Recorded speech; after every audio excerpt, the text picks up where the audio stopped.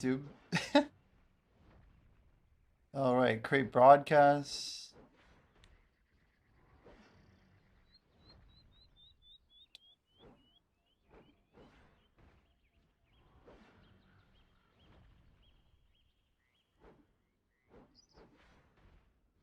All right, live on X. Do we go the full gambit and load the Insta up as well? I don't know. I don't know if I do. All right, officially our first day. I said I would check the VOD to see what our XP actually was in the morning. We're gonna start a little bit ahead of where we were because we grinded till 3 a.m., 4 a.m., 4:30 a.m. I grinded late last night. Early? That's not that early. This is a little bit later than I'm gonna be going live every day. A little bit later, honestly. So, yeah, it's weird because we got like almost 2 hours, 3 hours after midnight. I'm just gonna go ahead and put 18.3 as our start for the day. It's a little bit under that. Ooh. Let's go set up our farms real quick. I want to get the grind going ASAP. We need to be doing like at least 6 hours a day. I want to really tightly track a lot of things. In fact, I'm gonna do myself a favor. We're gonna look up our VODs. Our VOD from yesterday. Let's look up our VOD. Yesterday I streamed for 15 hours. It's crazy. It says my VOD on Twitch has 1.9k views, but I think that's cap. My guess is maybe it says that long ass number because yeah, basically at hour 11 it would have been about midnight based on my math. So at hour 11, you have 3 viewers. Yeah, I just went live. I just clicked the button. I'm talking about my VOD yesterday, yeah. Yeah, I'm definitely not talking about now. That is true. Guys, we're gonna plant our first old moon fence. These are the new badass fences. We're gonna do 2 farms. I know it sounds crazy, but I'm gonna do 2 farms every day. Coordinates are invalid. That's not good. Let's try it again. Okay, at 11, man, I'm just like pure in the nodes. Okay, let's try and find the best point. So we're about 12 hours in on my alt. 68,18146. It's pretty good. So I'll say 18.1. I'll say 8.18. That's when we started, right? All right. So our first old moon fence. Let's try and go adjacent. It should work. You know, I think I usually go a little further west. That's okay. All right, let's get some purple hyphus going. And I can't go more, right? Yeah, same deal. 5 points apiece. We need to breed these though, so we have enough. Yeah, that's it. I could have put them next to each other. Um, we should pop a bunch of shit on here. Let's grab 10 of these. Let's go 10 florins. And then let's go a 1-day book of life. We'll pop this after.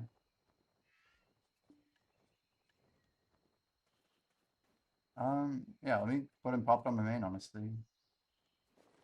We have +3 farmers. Let's see if we can get better than that. The 9er. Yeah, let's try and get a 4 at least. Alright, so that means we need to clear our trash out. How much trash did I have, though? Let's see if I can get the number. Ooh, it's gonna be tough. I'm just constantly doing quests and stuff. Trying to see if I can find them when my weight was over. It's tricky trying to find a deposit in the VOD. And now we're watching a video. Okay. Yeah, this is tricky. Did I ever push? 1 second. I'm just seeing if I ever hit a maid. God, I didn't even grind it to like freaking 14 hours in. That's whatever. It's whatever.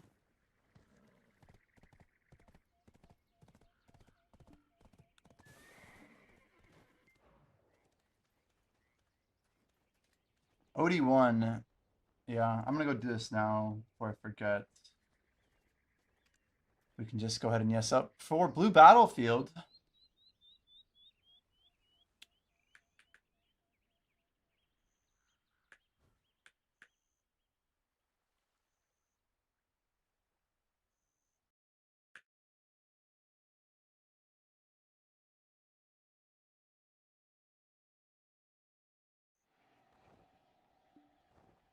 It's hard to see if I can like find like a single frame. Okay, we're like power leveling the boys. I did not have that much trash in here. My goal is to like figure out what's the actual like number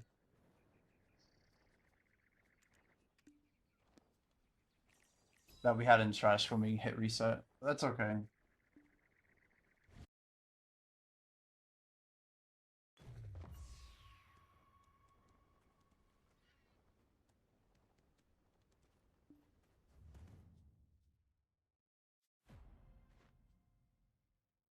I'm curious how much trash we can get. Maybe I should start a timer. Let's go to storage. And if we need to wipe it out, I'm okay with that too.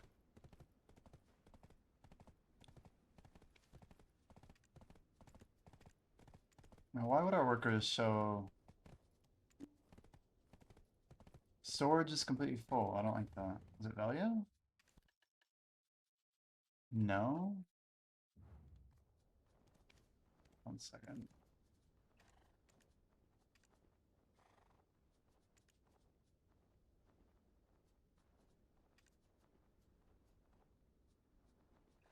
It's not Rommel. Maybe Altanova? These are close, but they're okay. Grana. Val. Medea. Close again. Ah, it's Glish. Glish, Glish, Glish, Glish, Glish. Chronar furniture, so much furniture. So much of this stuff is old. Red seal, isn't that like the old version of the RBF seal? Is that our only one? We got some more in Ovia.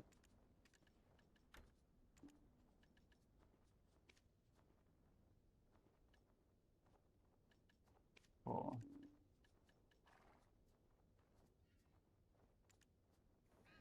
Alright, that should be at least set up now.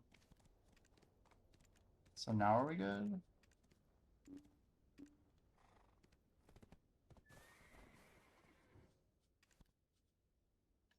We might go a little bit more into the EDM side of things.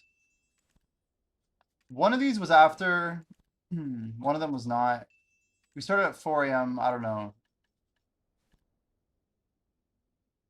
We got like 3 hours in after midnight. So let's go like 37.5. 7 would put me down to like,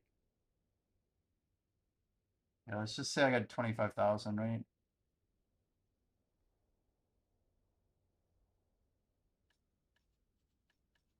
Seems about right. In just one of these. Now we'll kind of set this as like a, I don't know, like a starter fund.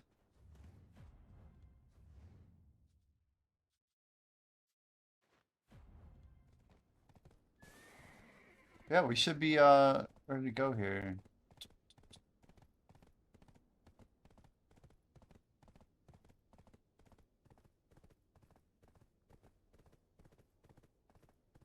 Hmm.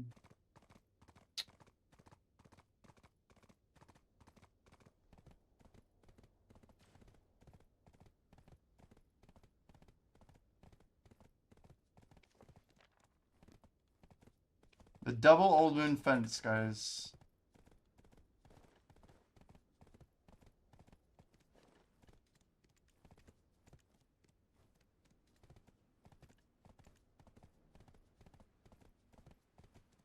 I saw copper and palm timber at max right now. Let's swap you.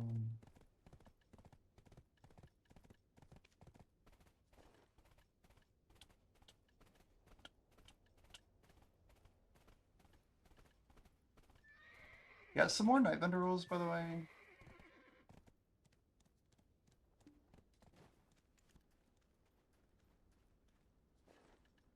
Yeah, I was thinking about clicking some trader clothes. I kind of bought 2 of them just for fun. I think we're at like some crazy percentage each. We Valk this guy.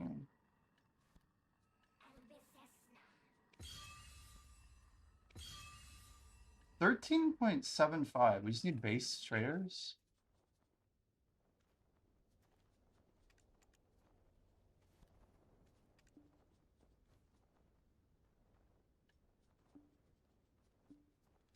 That'll be fun to try and like make a +5. But yeah, I don't know. 1 in 7 is not that bad. 20 attempts would cost us about 25 bill, which isn't great. I was thinking like, could I overstack it? Like, do we go for like a 300 stack? But I just don't think it's the play. 17% on a 334. It's really not that great. I'm gonna move these around here. I gotta make sure the stack moves correctly.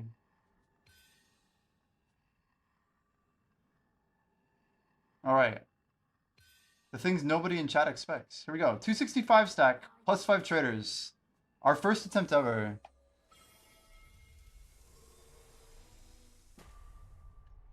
And number 2. Can we do it?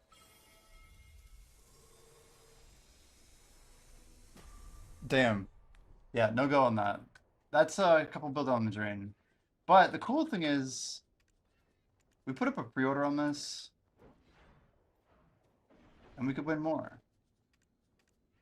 It'll be a work in progress. I'll always kind of keep one just in case.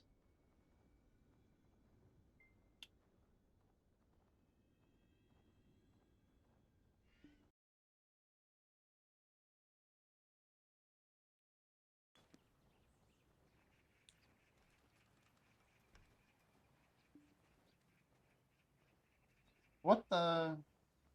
Oh, I grabbed the wrong one. So we're gonna need some more rhino heads soon.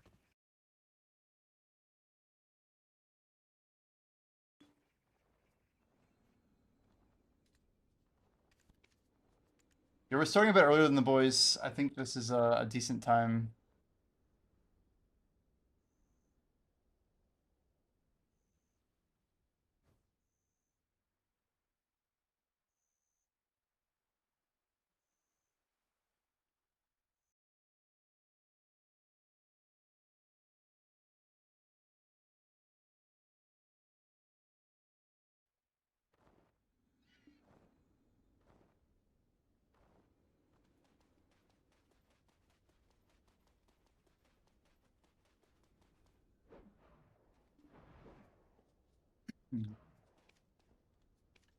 All right, let's get going.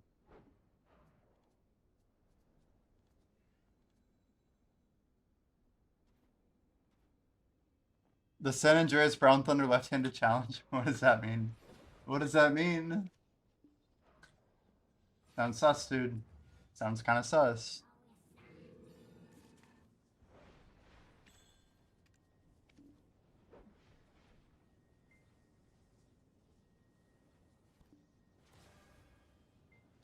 My headphones are like, there we go.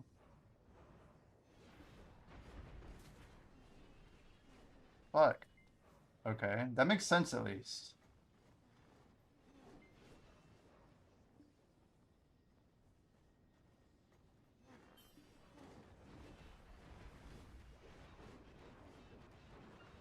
Elkstone's not on.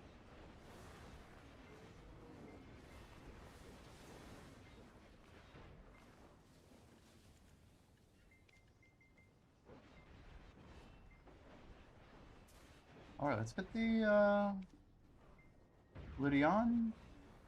Our first hour begins, 2 o'clock.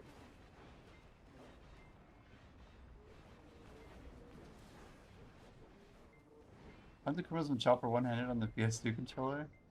Okay. Is this on GTA? Like an old GTA, San Andreas?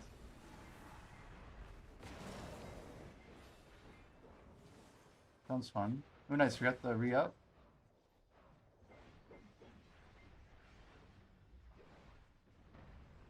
I think the play is always going to be drop one level of mobs and then pop aggros. Let's stick with that. We will stick with that.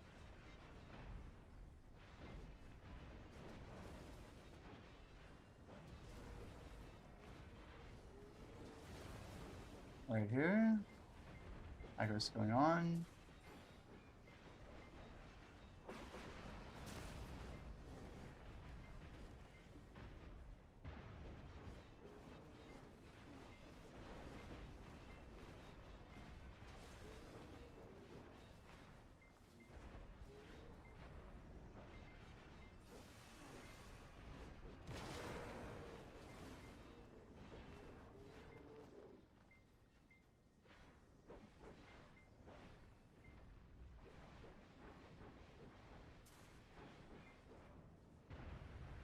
GTA San Andreas.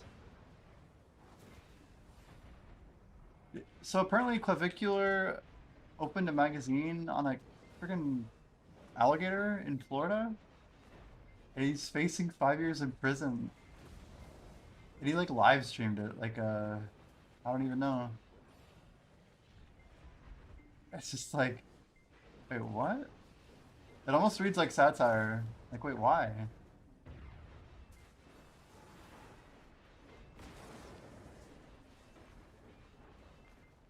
It's kind of like GTA San Andreas, but in real life. An alligator.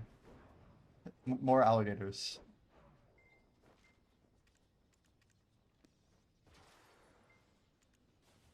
Let's go ahead and add a 50% scrollaroo for kicks here. A little bit more, you'll drop it. See, now I can just drop the rest of these smaller ones. Turn on the aggros. Turn off the aggros.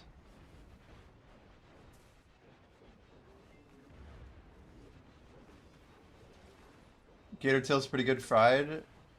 Dude, I actually got a 9-footer. 9's pretty solid. They get real crazy long. Like, they're massive.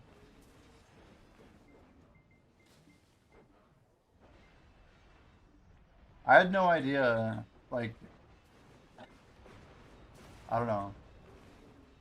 Florida's a different place, that's for sure.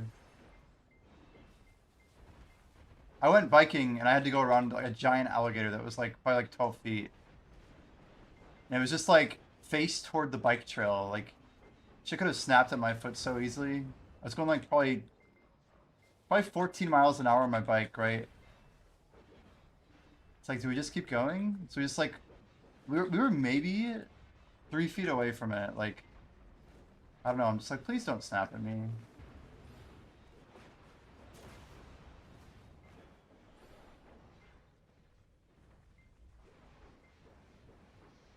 Swampy chicken fish. Gross.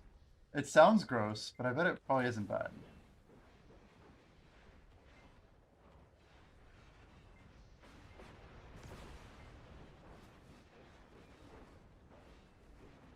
So I should have a lot of my workers in my worker empire hitting level 20 by probably tomorrow night. I think we're pretty much all set. I'm gonna do 2 farms until PA puts farms on sale. At which point we'll probably change up a little bit.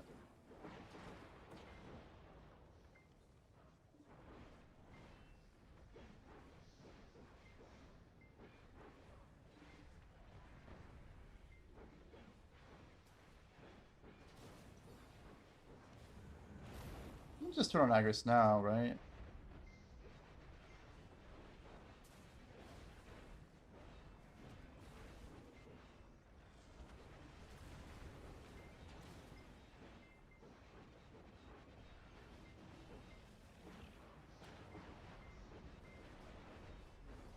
Smacked one on the head in the middle of the road with the shovel on Camp Lejeune.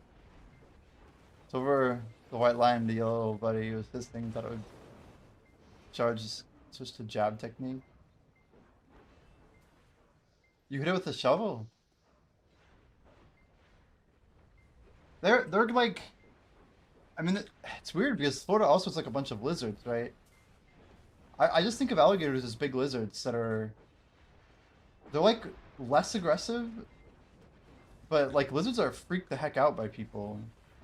And in general, alligators are the same way. Like they're when they're hungry, whatever. But I feel like most alligators in Florida are doing pretty good. They're they're well off. You know what I mean?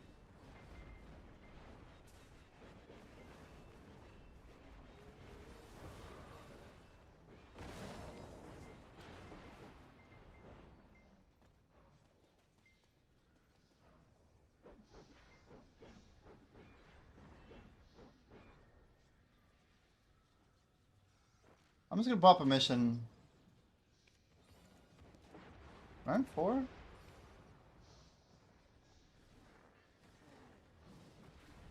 Let's see who shows up.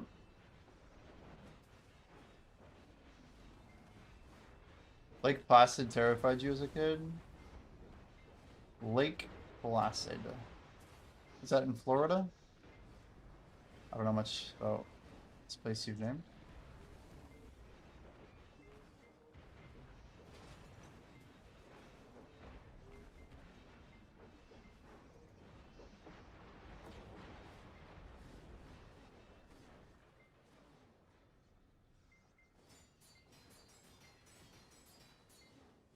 I just realized I'm live on TikTok and I forgot to say hi to people. Damn, I'm a bad streamer. I have to like read multiple chats. Yikes. Yikes. A 30-foot gator series. Okay. I see.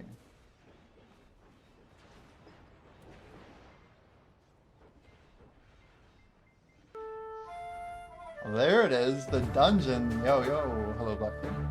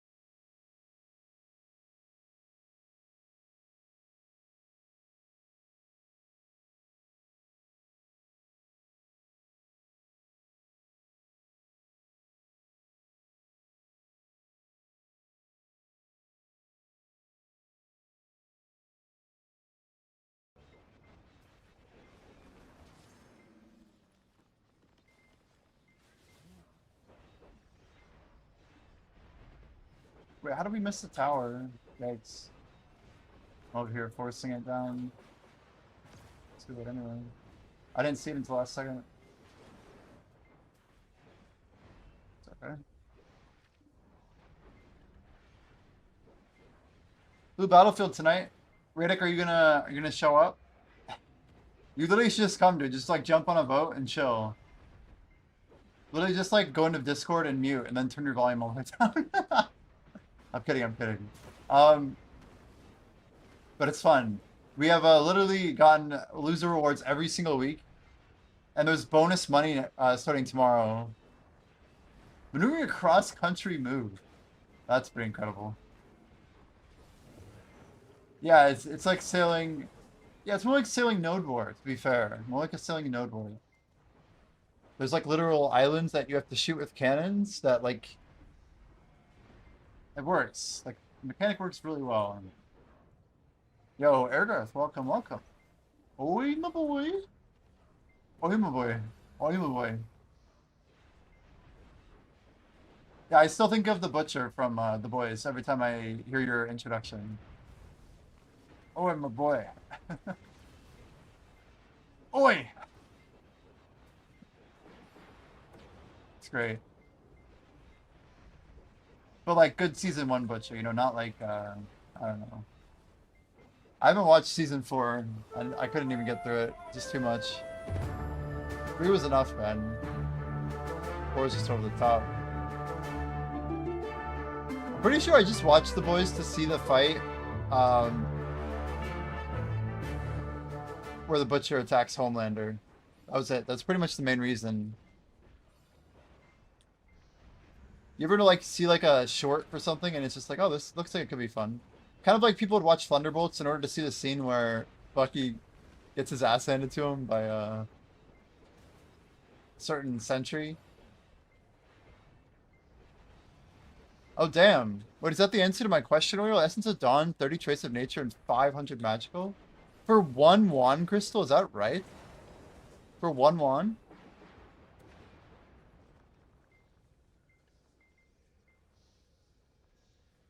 Wow. Wow. Grant with the deets. Guys, I asked that question almost an hour ago. But I appreciate it. The late answer is an answer. Amazing. You just answered that, right? I don't know. I don't know why I'm just seeing that. Maybe you're behind in the VOD. But either way, thank you. Thank you very much. I don't know, someone should tell the dude on YouTube that he's behind, but you know, it's cool.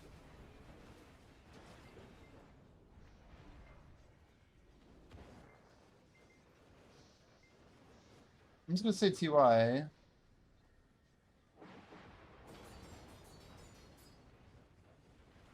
Just throw a little message onto YouTube there, make sure he's taken care of.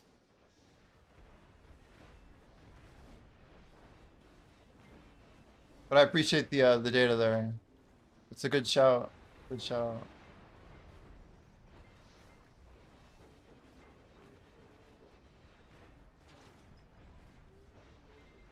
Andre, welcome in.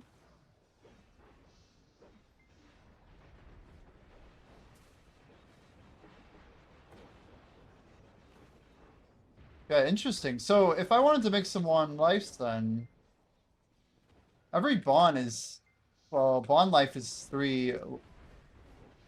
Geez, I need 6, so is the answer that I need 54 1 lives? 54 total 1 lives to make 6 Jindons?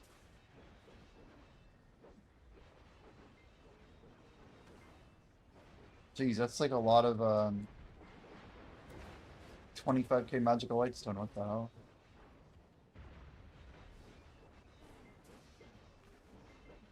So where do people actually get ones and bonds? The 1 in bond life, like where do they actually come from? Speaking of in bond 1, why don't we have Jin Thrillers? Because they're insanely rare, I guess. That's good.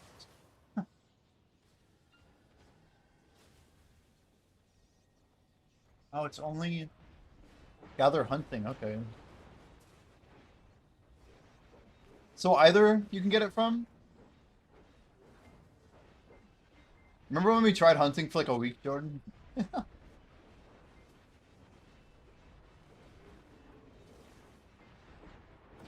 Good to know though. Dude, we rolled a bunch more. Our number of workers in Calpheon is steadily climbing, steadily climbing. I also assigned like 6 soul trash crates, like Napa cabbage, the Scarlet Rose, and I want to say rice and something else. Radish. Or no, yeah, radish, Napa cabbage, Scarlet Rose, and rice. I have 4 trash crates going in morning light. More crop workshops. They looked like they were all super cheap.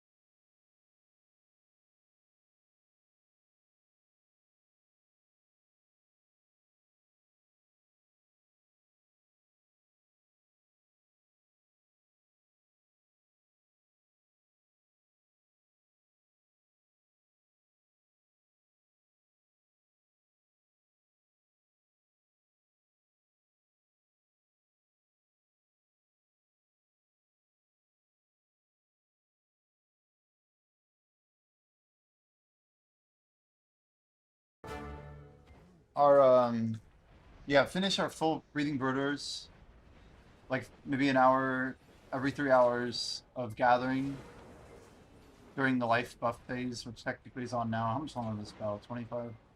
Yeah, I could do like 20 minutes of coral. Travel time would kind of suck though. I don't know. Maybe I'll do it later. But yeah, I want to do my breathing brooders ASAP. Like free mastery, free life XP, which is gonna be huge for farms. And then yeah, I need to basically make a bunch of guru crates. Trying to buy up cheap Valencia meals.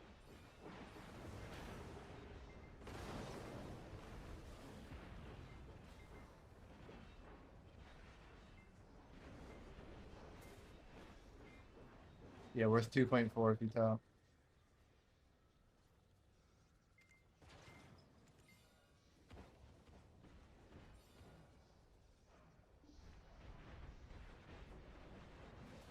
So there's no chance that anyone's gonna like list a bunch of refined feasts, right?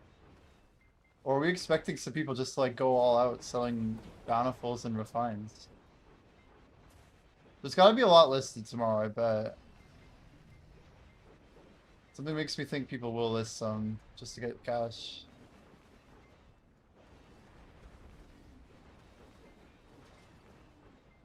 God, if there was any chance in the world that I could burn over 30 bill, I can find money. I can find.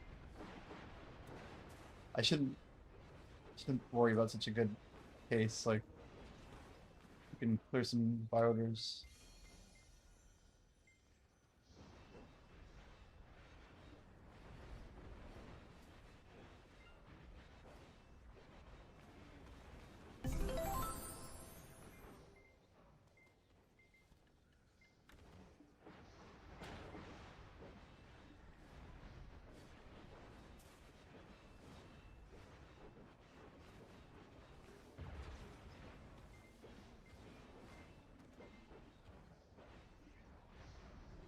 You think people will list some at max?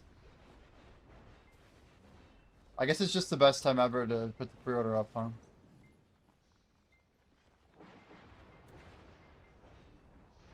Like, do you think we're gonna be pretty likely to win like at least a couple yellow grades, pretty much of everything? Probably a few oranges. Even a couple would be nuts for me. Those are like game changers. 3 hours of like bliss.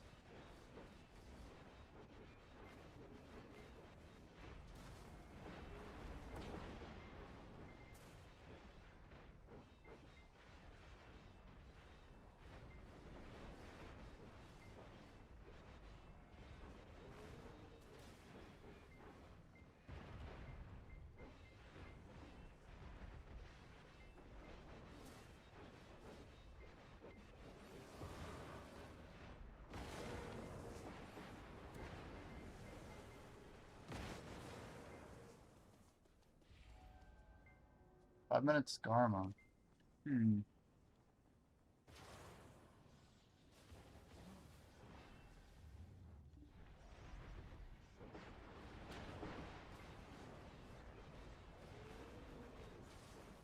No, I think I actually have a character. Martial God. Didn't move her. I didn't move her.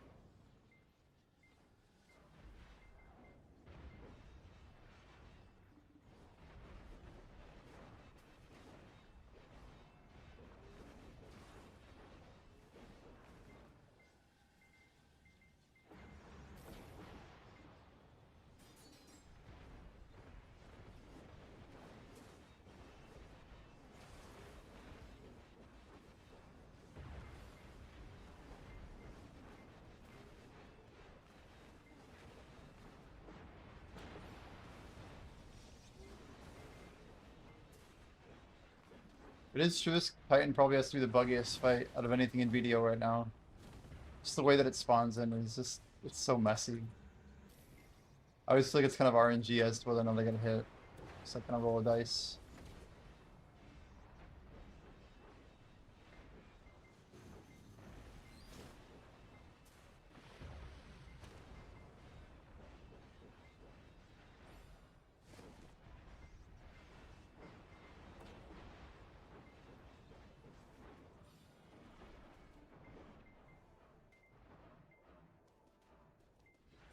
DNS cache, 24 to 48 hours.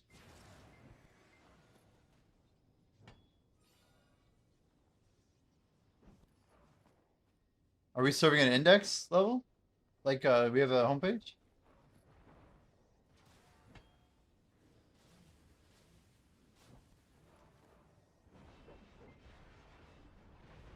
And I haven't done site propagation in a long time, yeah. It does take like a full day usually. I remember that. It's been a long time. Yeah, once it points, sure. I see what you mean. I forgot about that. Yeah, it takes a long time. 24 to 48 hours. That's good, man. I mean, it's good.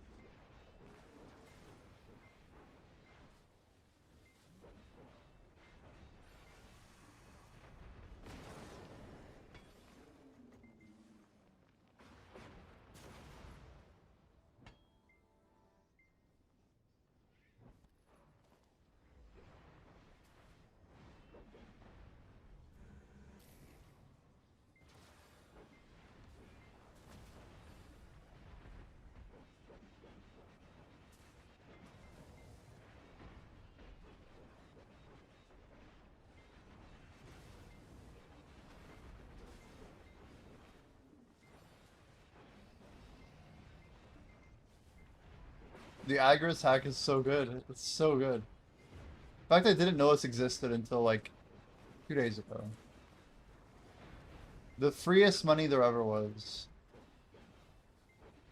Erigarth, if you're here, did you do any more taps? Any more big clicks?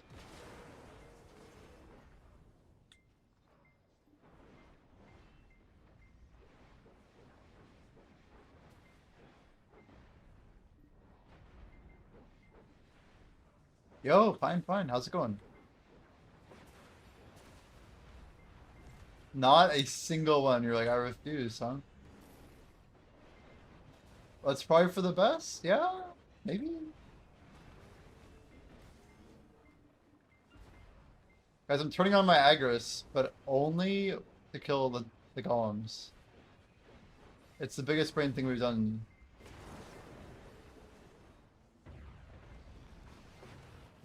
That was a little early, but still.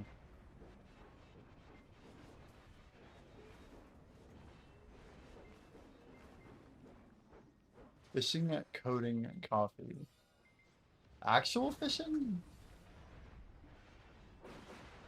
When I hear fishing, I think of like IRL fishing, but you probably just mean VDO. Surely. I wish. Damn, I hit Alt D and it didn't work.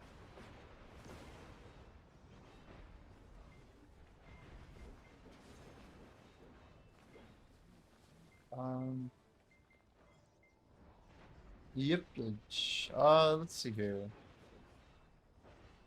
You live 5 minutes from the water. Nice.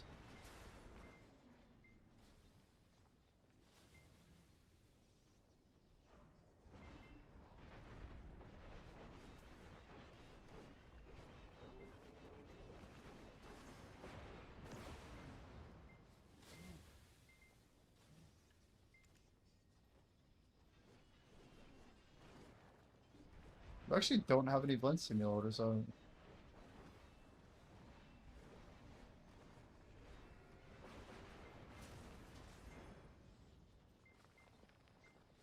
I streamed for so long yesterday.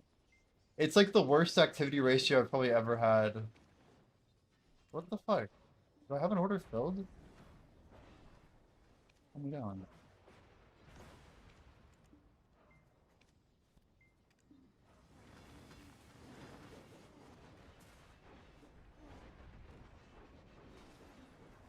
Yeah, we somehow had over 15 hours of uptime yesterday. I'm like, wait, what the heck, dude? I was like legit confused by it. But I guess that's what I get for streaming till like 4:30 in the morning. After starting at 1, I don't know, I didn't like put two and two together.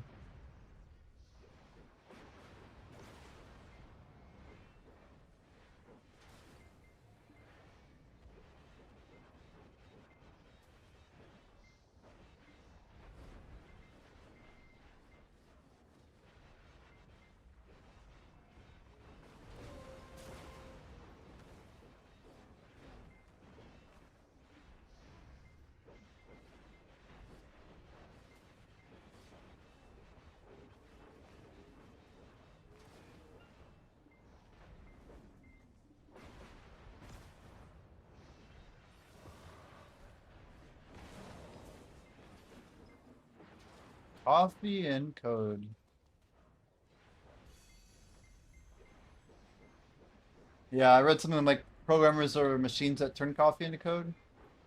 I think that's the old adage. It's probably fairly accurate. Where's that Ken just going?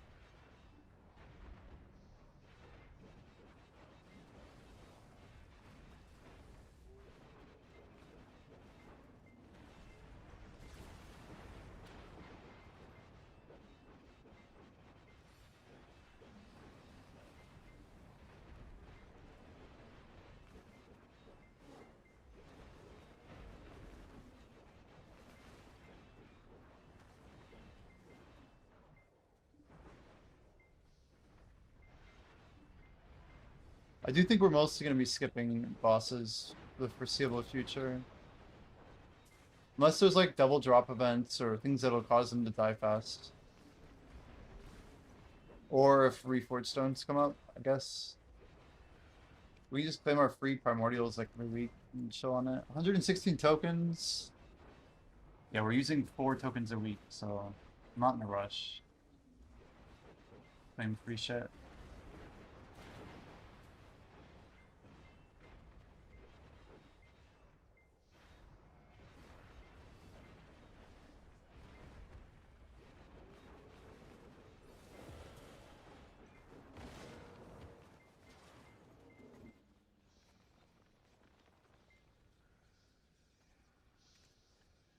I have like the most mild stomach ache.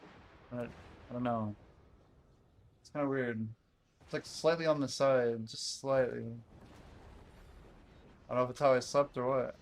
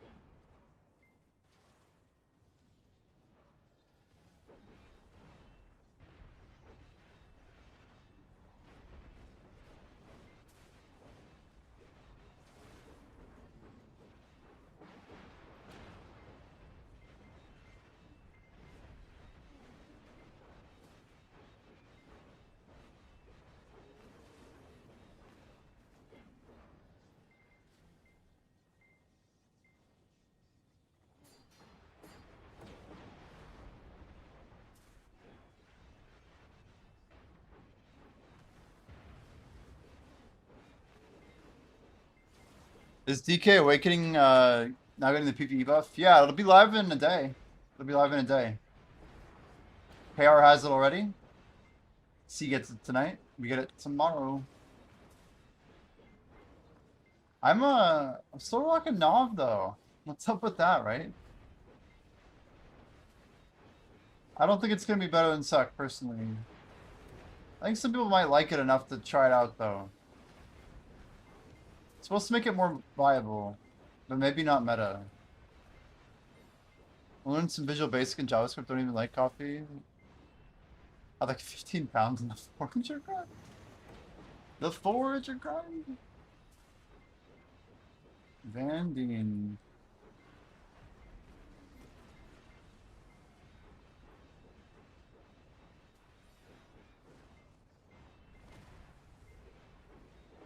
They got 19k in Zephyros. On Awaken DK? Really? On Global Lab?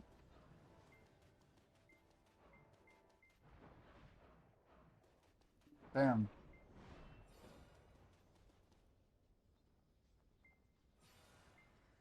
So it's probably gonna be insanely good for Star's End, is my guess.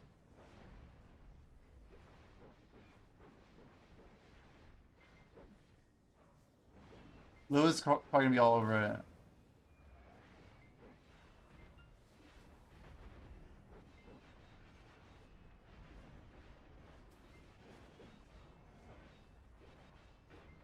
I don't know. It'd be fun to try it out, I guess.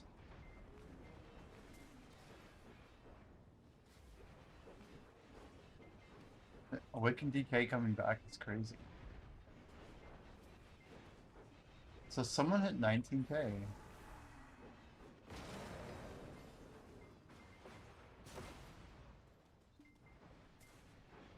I mean, it makes sense, all the DPS checks. Including the frogs.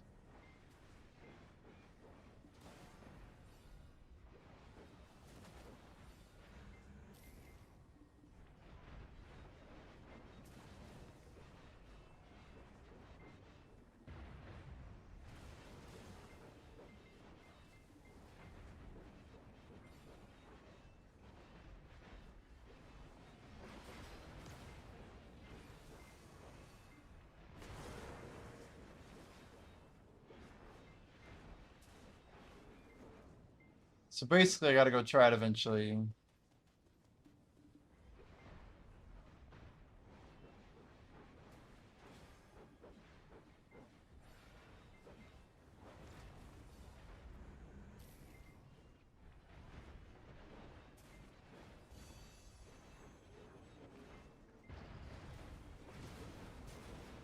not gonna lie, I didn't really know Awaken was that good of a spot.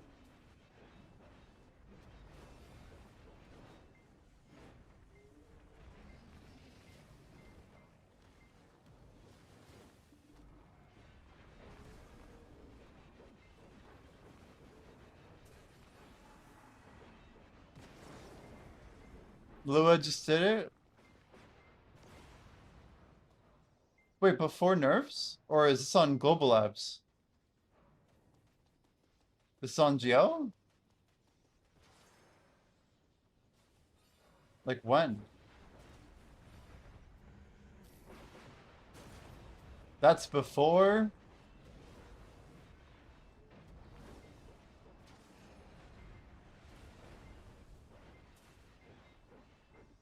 Dear Lord.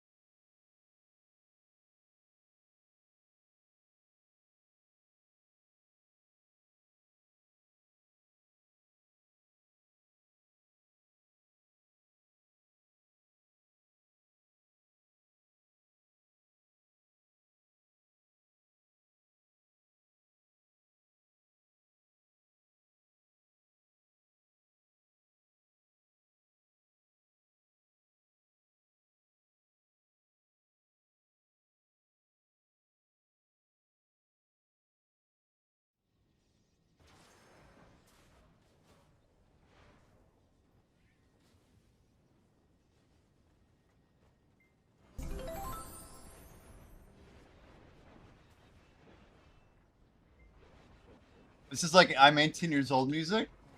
This song?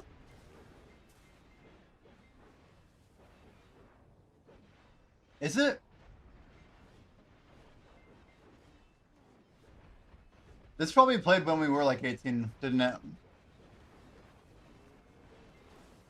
I wasn't listening to it when I was 18, but it probably came out around then.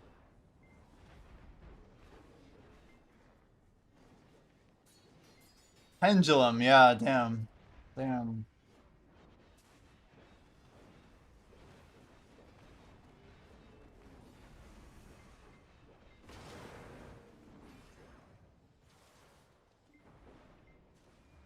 I don't even know what music I was listening to back then. Oh, damn, I have glasses on. We're going hoodie and glasses, apparently. Let me swap these, though. I don't want to... We don't want to be going orange yet. It's not that late.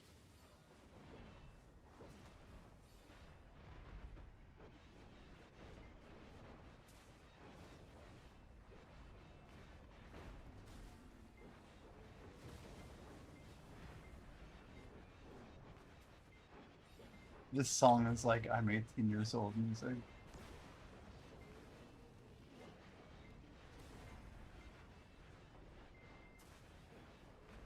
Hmm.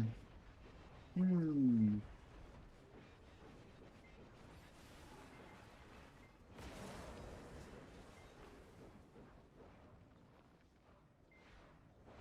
Jordan, we have just enough XP every day that if we get exactly 0.5%, it's like literally 0.50012 or something like that percent every day. Then we make it to level 70 on exactly April Fool's 2027.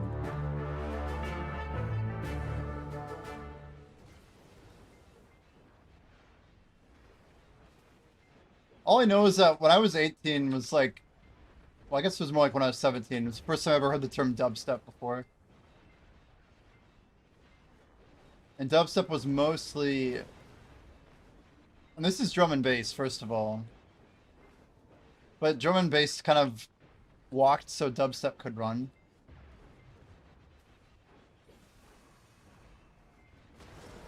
This song's probably 2008 if I had to guess. Pendulum. The name of it is Watercolor.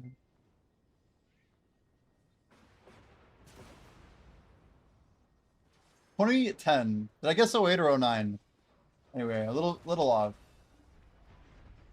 So that song literally came out when I was 18. 2002?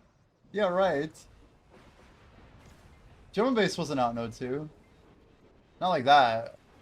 Not the faster drum and bass with the bass line and stuff.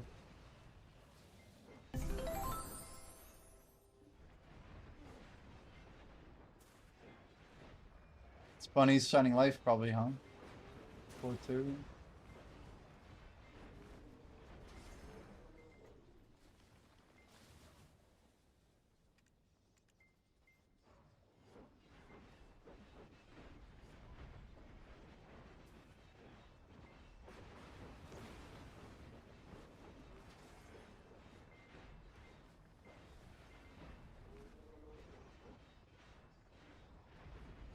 Remember blaring that in your car?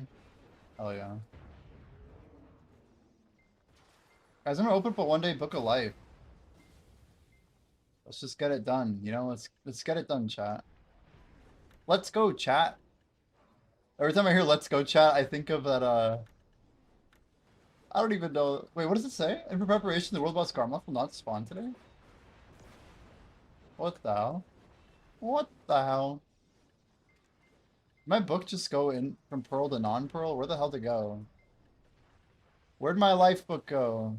There you are.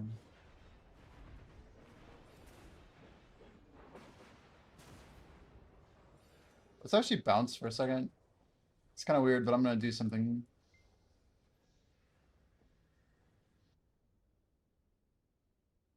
You remember blaring it in your car at 21 going to the hookah bar? Damn. The year that came out, I was listening to Pandora. Spotify really did not exist yet. Like, it was out, but it wasn't popular because they hadn't ran their college student promo yet. I'm gonna actually grab that of life. Go ahead and pop it real quick. Buff check says Verdur's okay. Swiftness is in trouble though. We need like a stack of these guys. I think we're gonna pick up, is it Mastery? Life XP, okay. And then the book, then the turn in. Good enough. And then let's grab, well, let me make sure this guy has it as well.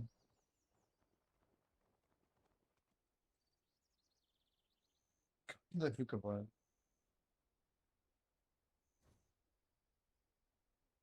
It's crazy. Yeah, my roommate, he liked his hookah.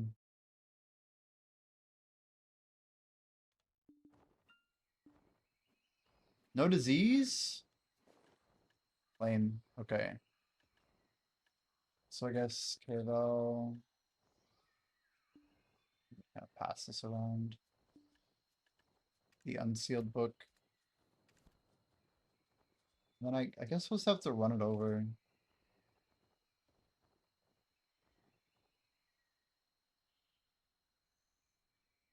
Yeah, Skrillex was a little later, right? I feel like Skrillex was like tail end of dubstep. It was I could show you the YouTube playlist from back then. That's what I know of. Check here.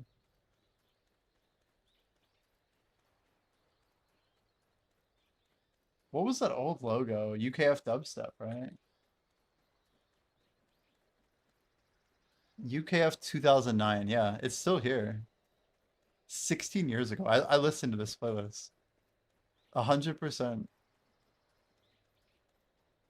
Yeah, look at this. But you want a throwback, dude? Check this out. Check this shit out.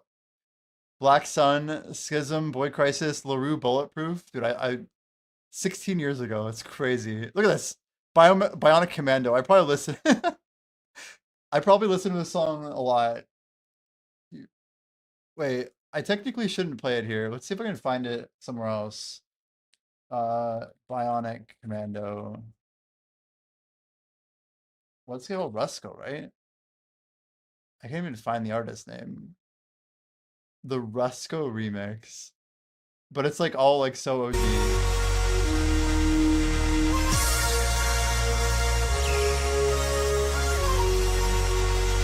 And then it gets into wobbles.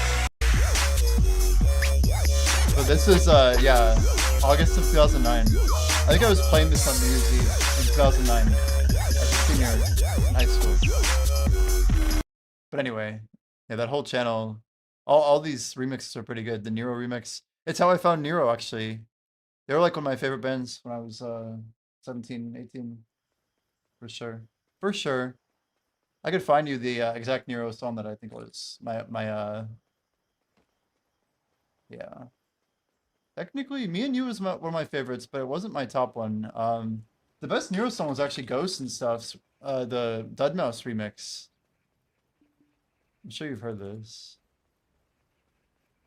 There it is.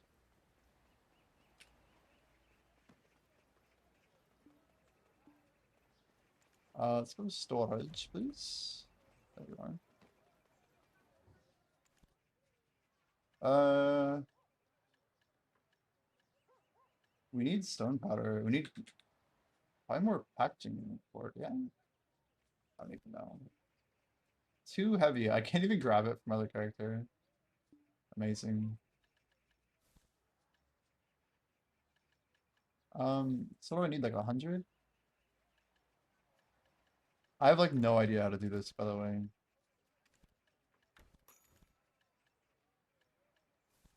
Can I grab like 2,000 of this? So then how many of these can I even grab? Like 6,000, 8,000? Let's grab a burger real quick. Let's grab one of these, better yet.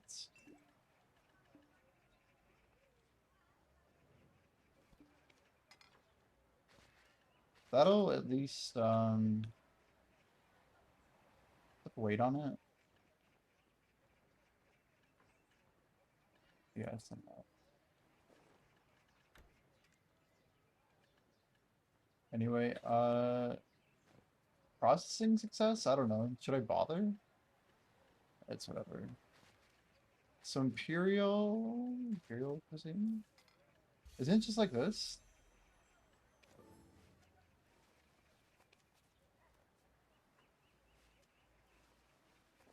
I make 100 at a time?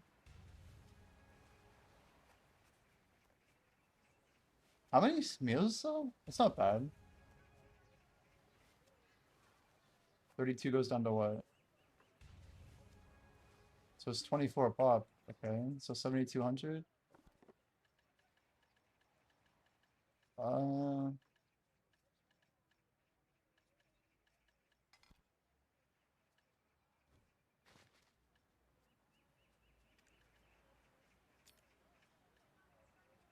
it's cool. The new UI is nice. Have you used that at all?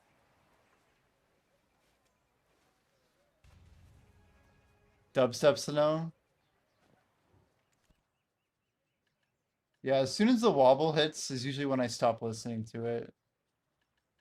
But I like the I don't know. Is this too much for you? Just generally curious. I feel like this is a very tame example. 1, 2, 3.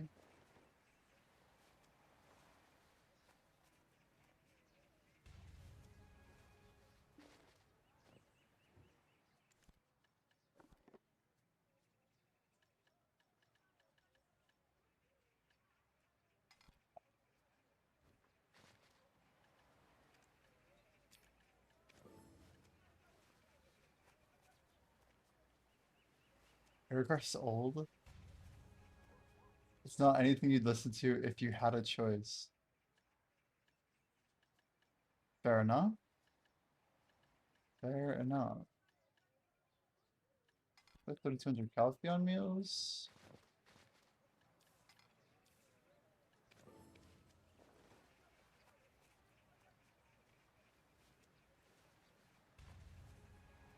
Wait, why is this thing proccing one at a time? Wow, it's a lot of Calpheon meals I must use. What the heck?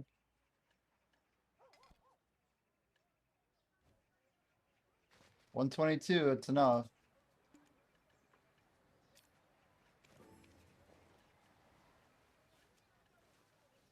It's gotta be at least 300, right?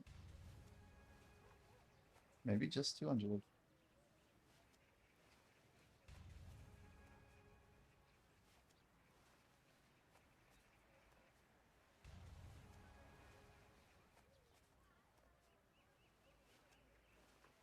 You can't like mix and match, can you? Be sick.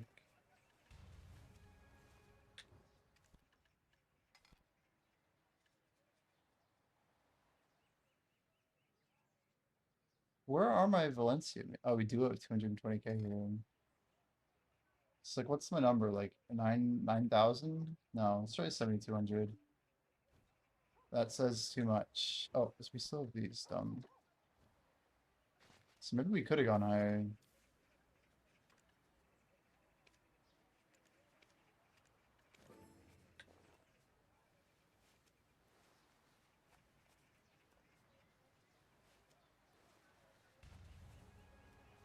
Two pack. 2-pack.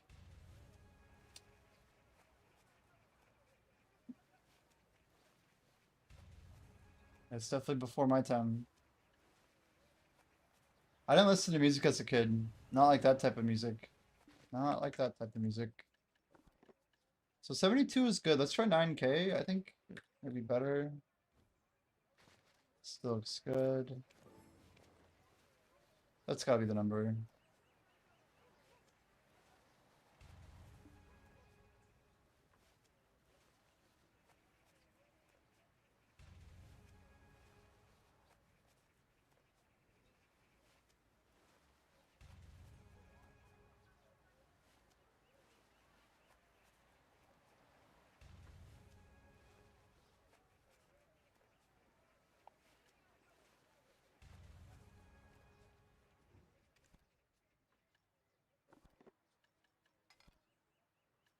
We could do this for a long time.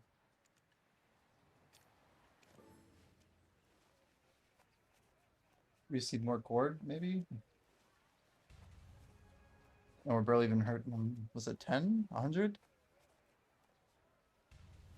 No, it's only 10. It's great.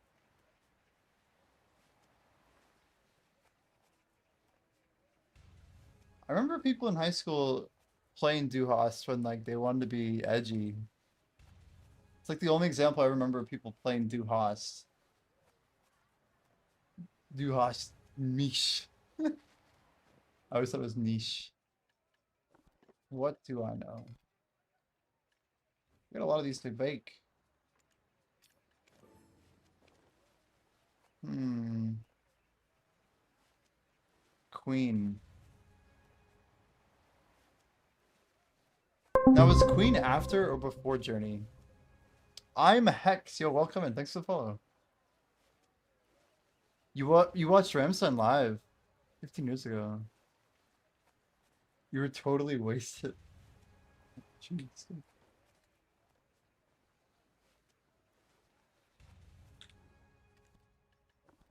Well, it couldn't have been that bad then, huh?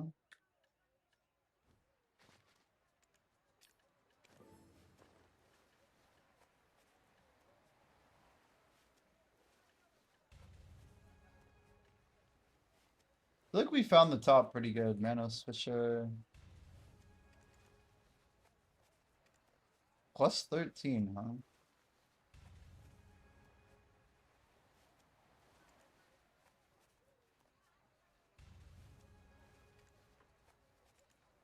Why would a plus 13 sit? I feel like that's just like very... Who sells a plus 13? Like what's the case where you sell a 13? It's like you could have spent 5 more minutes and be worth like 3 times the price. I guess they really think memes are going up, maybe. It's the only thing I can think of. Are memes going up? They're trying.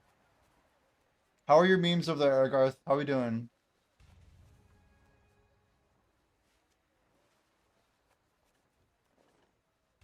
Ramstein.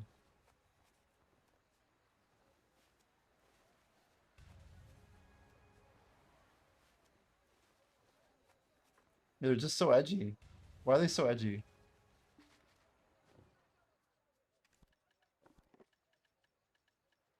The thing I liked least about them is just like the idea that, I don't know, that their music was better than other people's music. That was about as much as I can grab. Okay.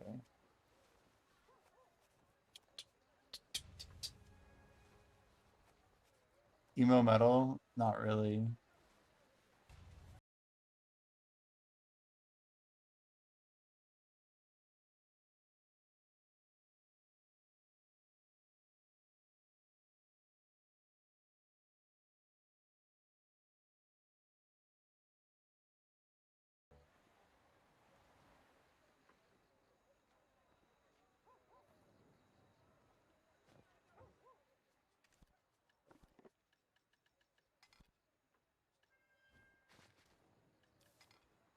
Um,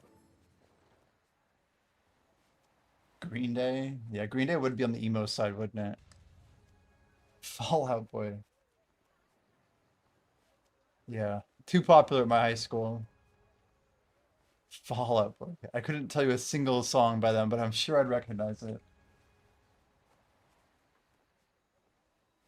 Out of Illinois, of course it is.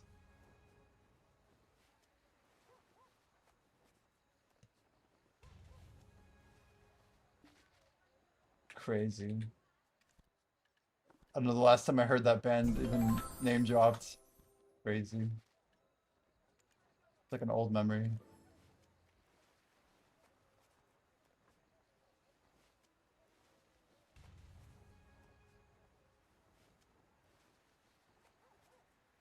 Thanks for the memories. Is that actually their song? Oh God. Yeah, that would be Fall Out Boy. Some songs you wish you could like get them out of your head. All-time low. Wizard Girls. All-time low sounds like another song.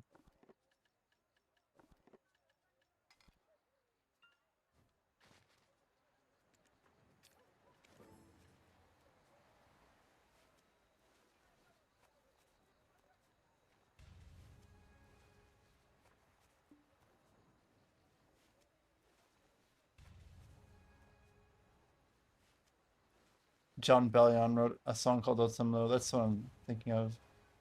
So all-time low. Interesting. Bring Me to the Horizon. Green Day also watched live. It was boring. Yeah, it's funny how some bands are just horrible live, huh?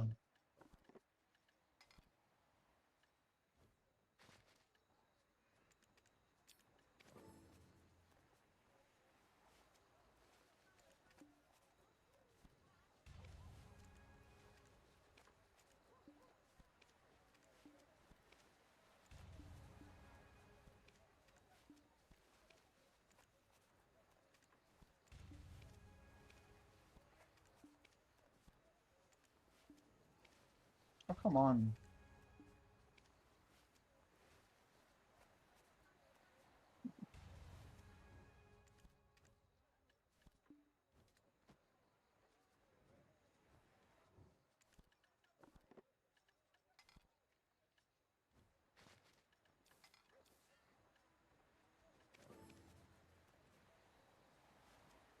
Balenciaga's chat.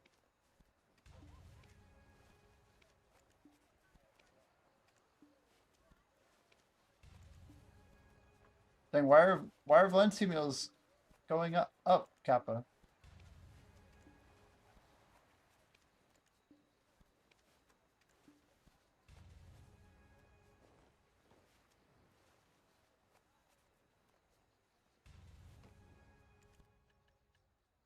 Remember bands like Systems Fail?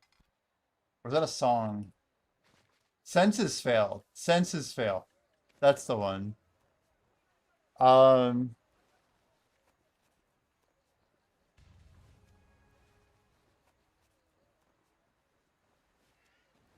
who wrote Second and Sebring? That's like the most emo song I've listened to on my Spotify. Of Mice and Men. Yeah, that's like more my early college though. Like 2011, 2012-ish. You probably know them. I don't know who Kill Switch Engage or Suicide Silence is. Like pretty good.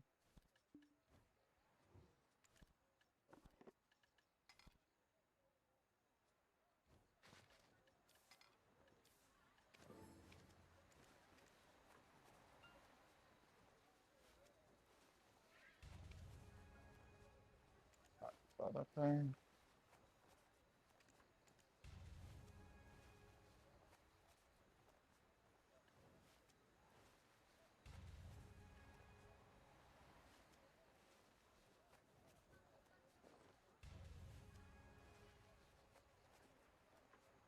So every 9,000 Val meals is basically 2 days of Imperials for me right now. It's not a whole lot. So 365 days would be like a million plus, just over a million.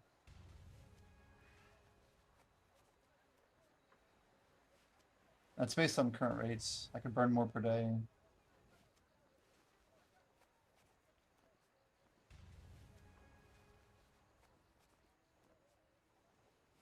And just say it averages to 2 a day.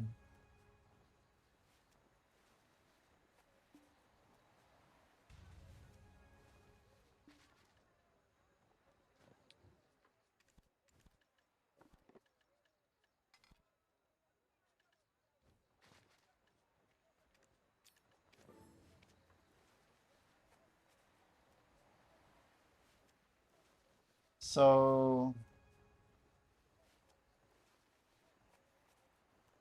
really we're just doing this times this, right? For 250 turn-ins a day. That's how many total val meals I'd need. So if I make 1,000,000, that's not crazy.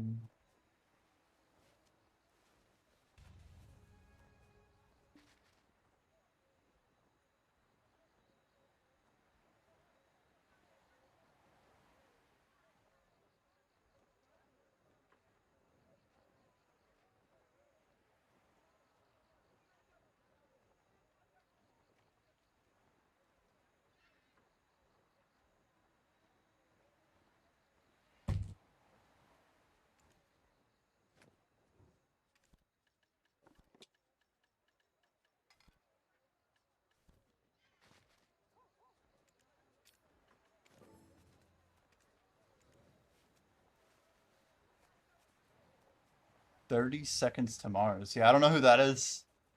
30 seconds to Mars. So when I look up Fall Out Boy, what even comes up?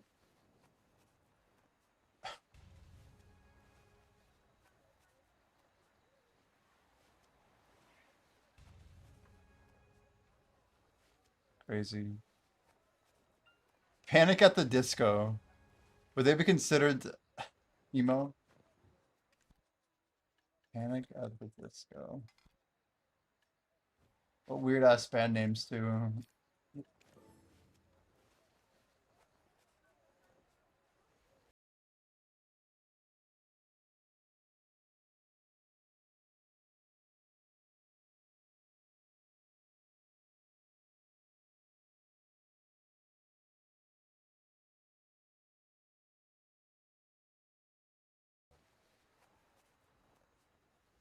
They got the makeup going. The Kill. They look so emo. It's crazy.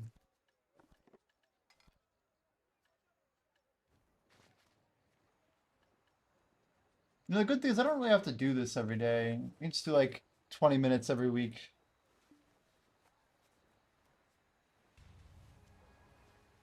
Oh, this song's hella famous. Yeah, I've heard it.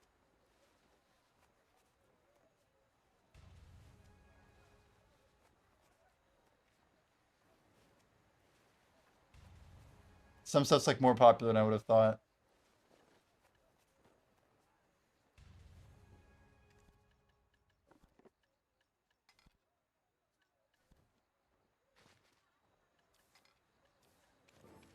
Are we up yet? Yeah, I guess I just popped it. And my wife isn't even on. Well, let's just finish the batch, I guess. Meme song. I don't know, dude. I blame Jordan.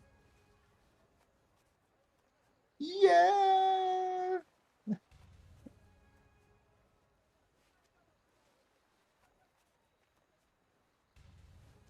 Where does Linkin Park fit into emo? I feel like they kind of also went through. No, I don't know the meme. I gotta hear it. Oh God. Then what the fuck is stopping us from just throwing ourselves off a bridge and giving up and saying, yeah, the planet is dying. The government hates us. The animals are leaving. The aliens aren't contacting us. We might be alone. It just might be you and me. But that's okay. Because do you really need anyone else? Yeah, kill shot. I've definitely seen it a long time ago. Like it's gonna go into like a video game stuff. I can't remember what. The 360 no scope. Yeah, that's solid. That's solid. That is a classic. That is a classic. All right, back to grind. Back to grind. Damn. Do we really need anyone else? Uh, see now my things all over the place. I've been playing like 25 different genres in the past 2 days.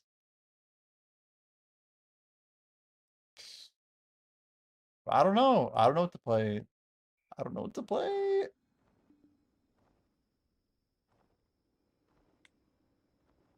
All right. Let's go back to like 2022. Chill, chill.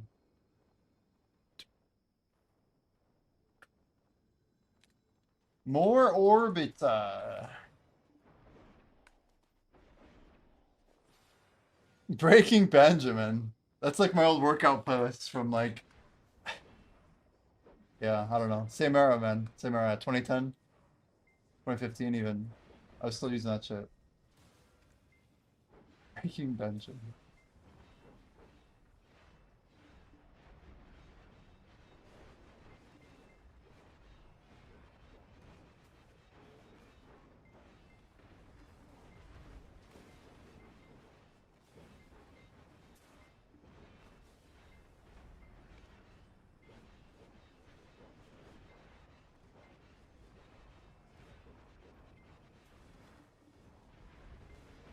Pretty cool. Some of these songs kind of just swept the world. I feel like good music definitely can just like, it's like a virus. Someone hears it, and then you find yourself like hearing it everywhere. It's like, wait, is there a place that isn't playing this song? Can it be Escape? Of course not.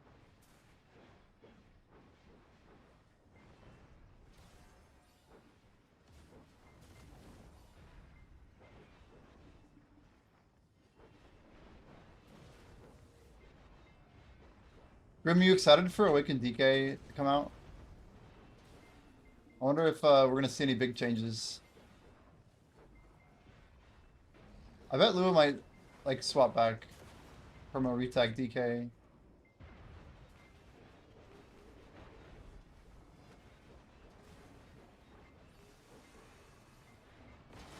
So Jordan, when do you think PA is actually gonna follow through with the farming changes? It can't be that far, right? Yeah, someone told me, Grim, that like they thought the patch was like just full of a bunch of dead changes, but I mean those are all classes that like I don't know, people are fond of, I feel. That have maybe not been super relevant for a while.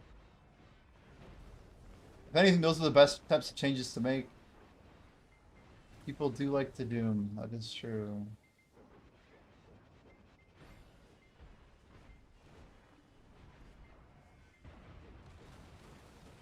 Oh god. I'm trying to swap my Agris on every single golem. I'm curious if I can like just really be efficient with it. I'm also curious if literally anyone ever does this. Level 1 plus Agris, but only flick it for the golem. It's like less than 200 points per golem. Oh god, what is this?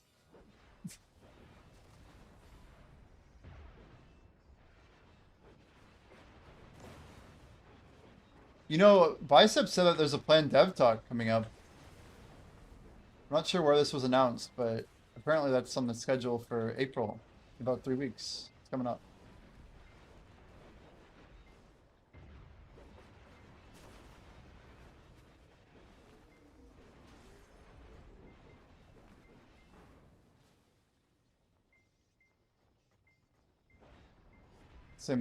Same Tilly. Is that really true? Don't we usually have a Festa though? Like, it seems like we're not gonna have Festa this year, right? People were saying the same defense, like, of there being a Festa. It's like, oh, well, there's always been one. It's like now all of a sudden I don't hear anybody talking about it. It slipped into oblivion. Fell into the void.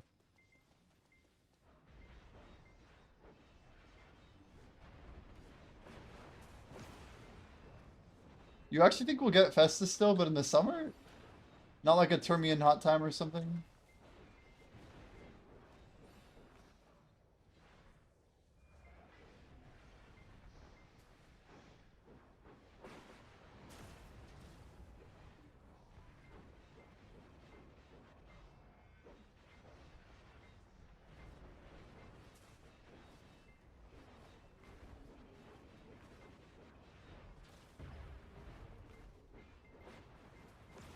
We do need a dev talk though. All that being said, I think a dev talk would be good. I want to hear about progression. I want to hear the thoughts. You look like you'd listen to Lil Wayne in 2010.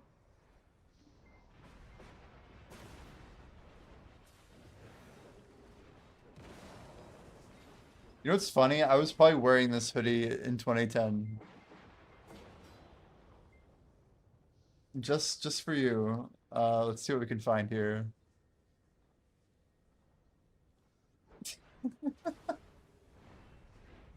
Chat. It's September 19th, 2010. Jordan's driving his car to the hookah bar. It's a green light. Wait, no, it's red. Time to grab the... Anyway.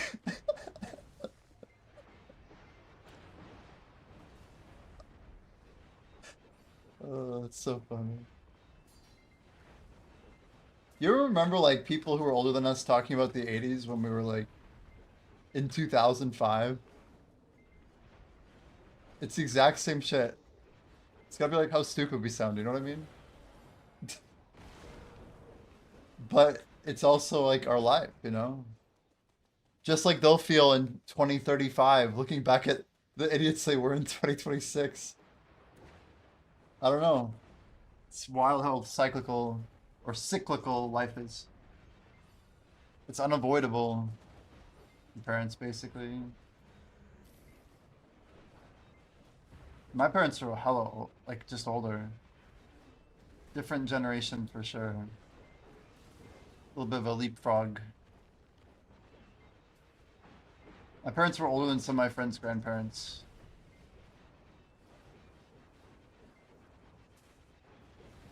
Oh god, that's a lot of damage.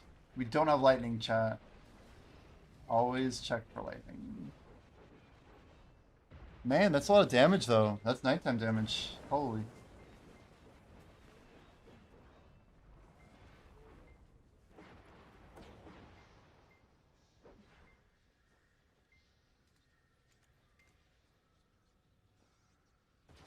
Your daughter's age group, she likes some old music, but her music, I'm like, what the heck is that? The Zoomer music?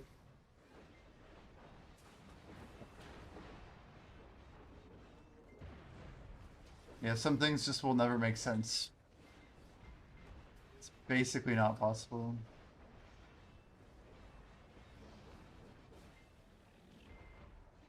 So we got an extra like 50 trash from each column. So it's like maybe 300 trash from Agris every hour. But I can do it for like a lot of hours. So that's what makes it weird.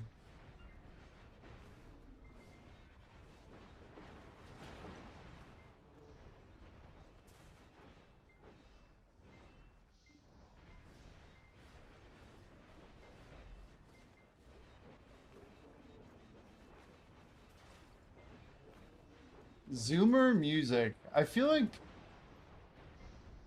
it's just crazy. I feel like half of Zoomer culture is just literal brain rot.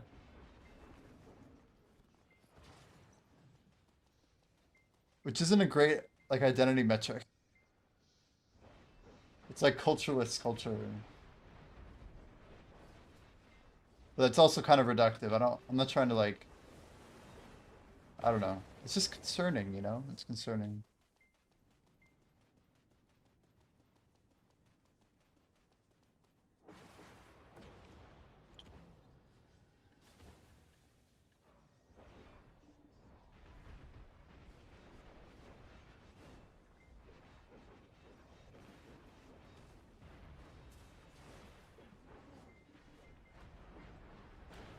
Harder memers, yeah.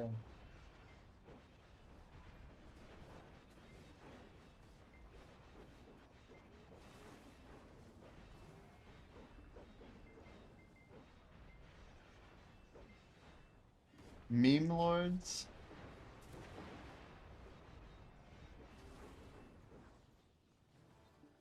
There's always someone who walks so someone else can run, you know what I mean? You can be the runner, you can be the walker. It's kind of up to you. Whether you take something old and make it new, or take something that doesn't exist and make it old, basically.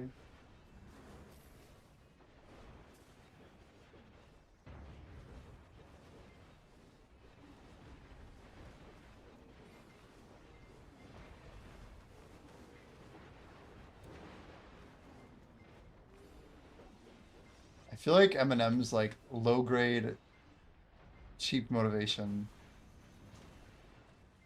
It's not made for motivation, but maybe it is. I don't know. Some people definitely feel a need to prove themselves more than others. Barter streams. Yeah, bartering just doesn't work out with combat. It really doesn't. If it's not like moving forward while I'm, you know, dropping some mobberoos, kind of harder to justify.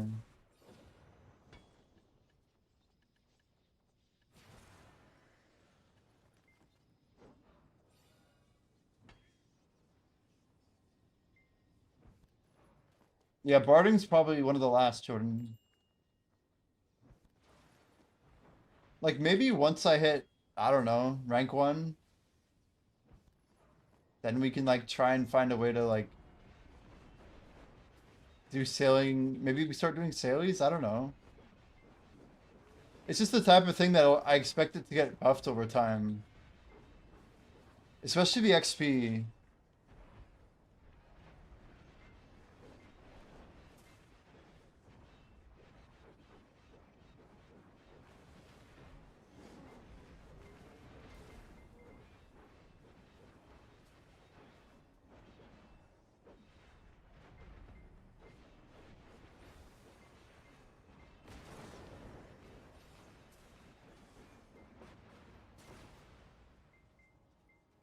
Is he name dropping Jimmy?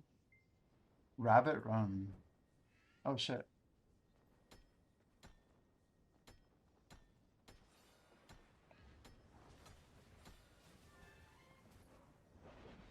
Oh, how many fairy breath? That's like 50 or 40? It seemed like a lot. Take it. Hella money. Hella bread.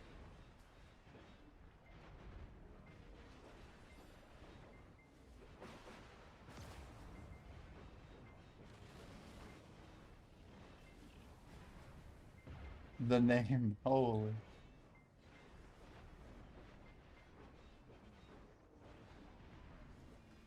Fort Minor.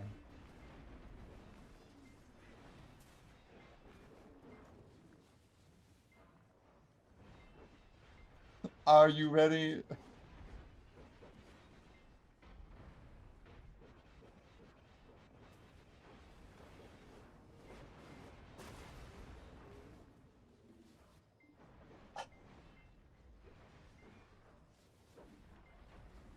Uh, one monster AP.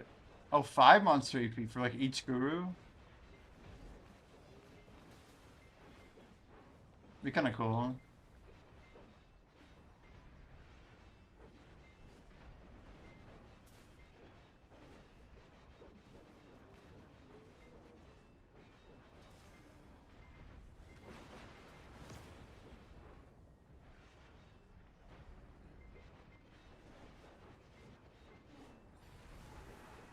Call of Duty 4.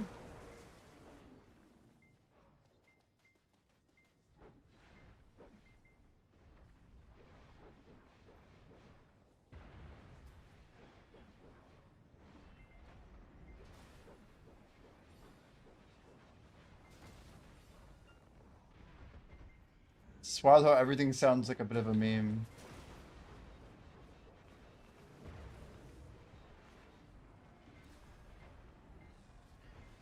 I just can't take it seriously.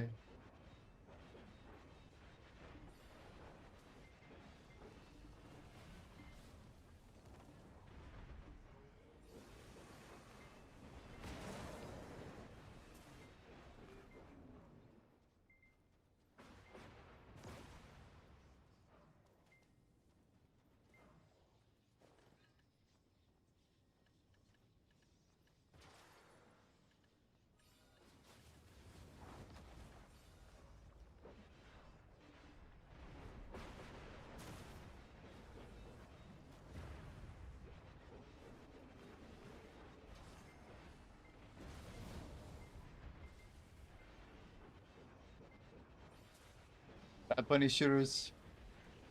No, not really. My brother was more of the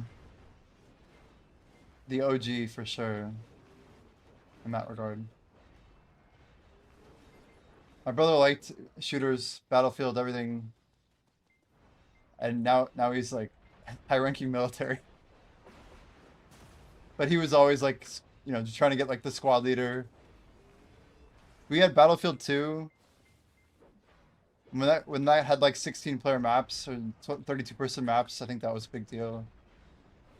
You had like squad leaders, and they could talk on like a separate voice channel and stuff. You really like that. But he got Call of Duty 2 on the GameCube, like very OG. Nobody plays Call of Duty 2. Maybe it was 3. Let me check 1 second. I recognize the cover. Yeah, it's 3. It's 3. 2006. 100%. Back when it was getting big.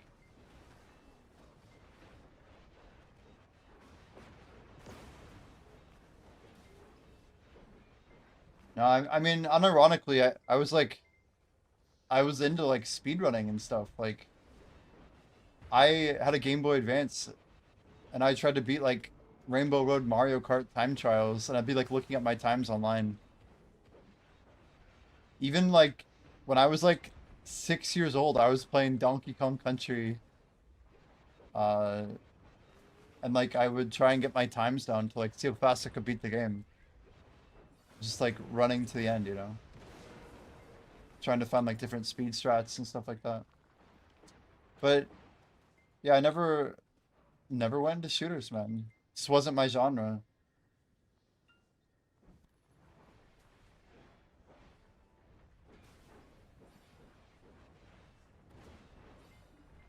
Probably, I don't think I was really allowed to play a lot of shooters, to be fair. I'm just thinking.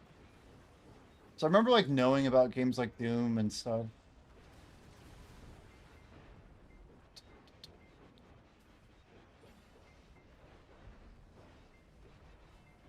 How come I don't do that in current games? It's just kind of lame. And frankly, it takes a lot of time. I say that as I'm like spending a year to grind for this, but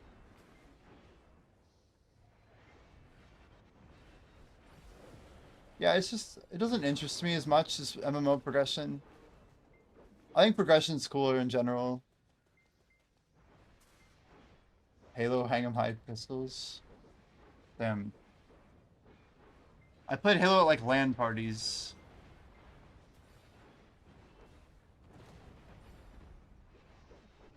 Played a lot of like Halo 3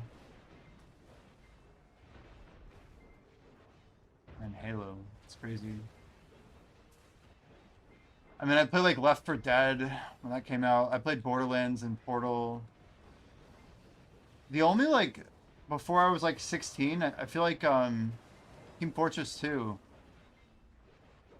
I had some pretty sick plays on geez, was it called Scout? It was fast. Whichever one was fast. I liked the class meta in that game though. It was fun.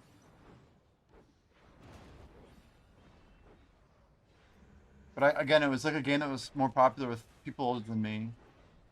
I had like friends in their early 20s when I was like 15. And they were always the ones who were like playing all these like more tactical games.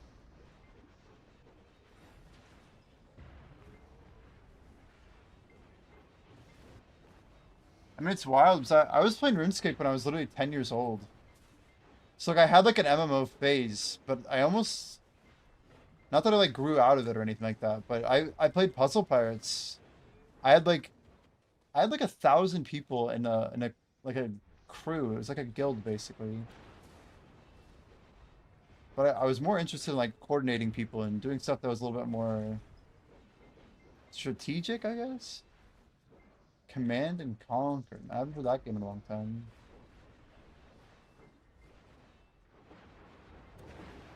Yeah, Counter-Strike was really big when I was in high school.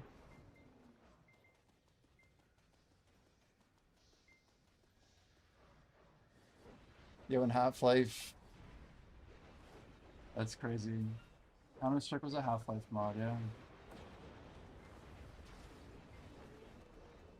What was it? It was like Gary's mod? I'm trying to think of all the games I played on Gary's mod.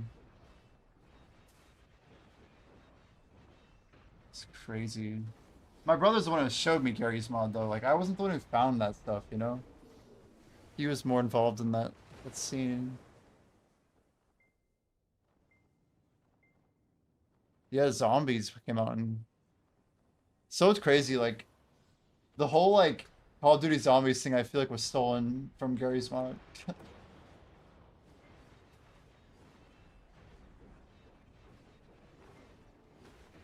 The phone on your shoulder? Playing with your friend? But couldn't you just call people with, like, MSN or AOL or whatever? The phone on your shoulder. See, we couldn't... I don't know. See, if it's early enough, I couldn't do internet with a phone. And if it's late enough, I had a headset for sure.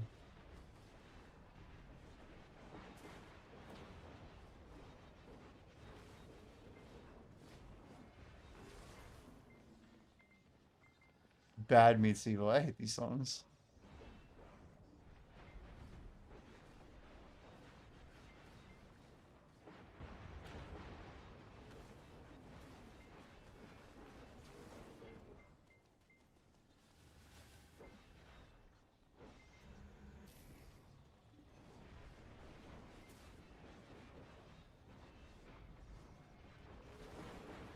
Okay, I've been too dumb to figure out some voice chat. Yeah, we had dial-up very late when I was a kid. Till like '03, I think. I played RuneScape on literal dial-up. 100%. But RuneScape ran just fine on dial-up. That's the crazy thing. 56 kbps.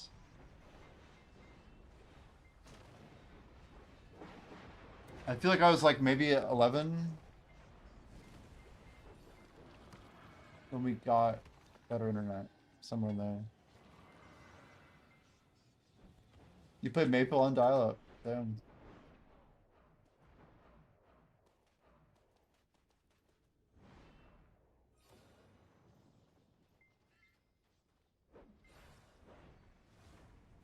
Hmm. Yeah, I remember MSN Messenger was pretty crazy. I remember like the first time I added to like a gigantic group chat. I don't know if you guys ever remember this stuff, but like, just it was insanity. Like there were like these massive like, just like wall of text, like hundreds of people, and it was just like pure memes.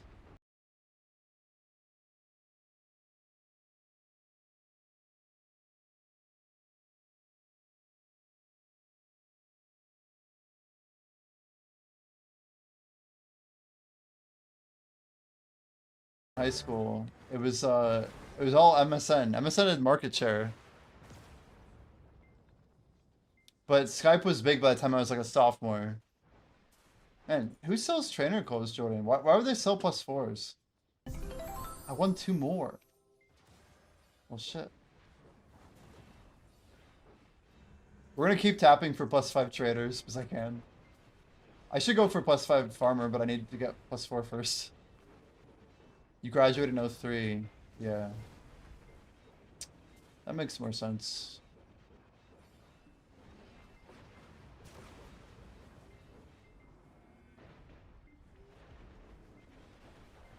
Is it profitable to tap?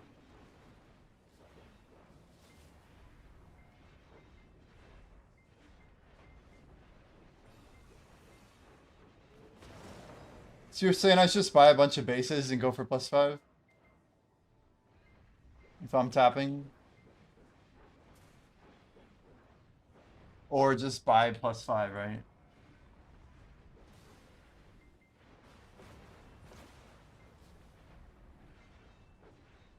Also, it can't be that bad.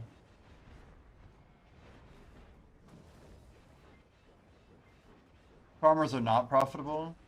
Is that all you're saying? The Black Store post about tongue guard. I don't know what are you talking about? I don't think so. Well, guys, we're gonna do 3 more taps. Screw it. I only have 1. Trader. Oh, come on.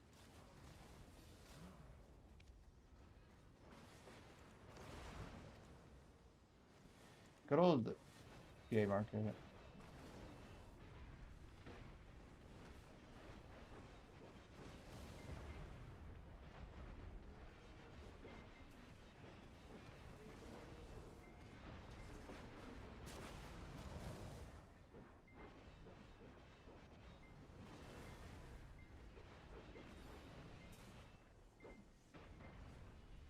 Wait, what?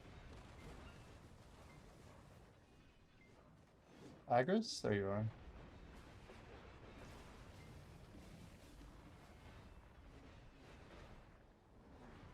Why would Spectre's energy be at 4.5 bill each?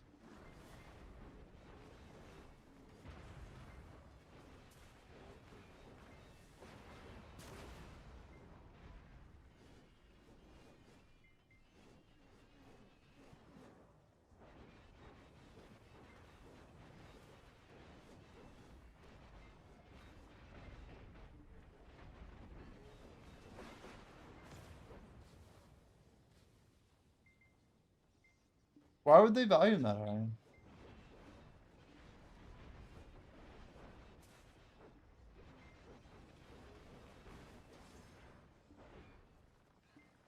Yeah, but Black Star isn't worth that much a try. It's 3 bill?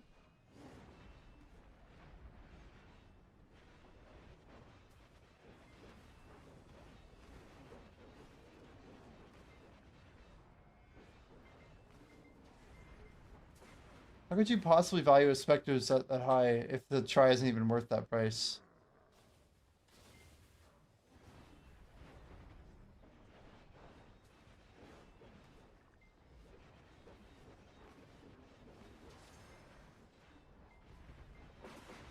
The math just doesn't check out, that's all.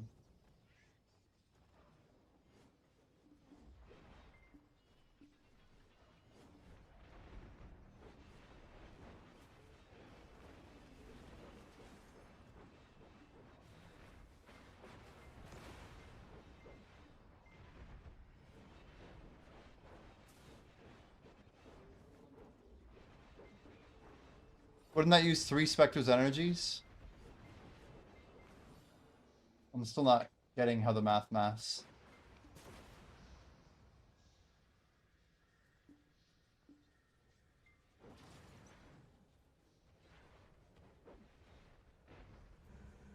Don't forget what day it is. Yeah.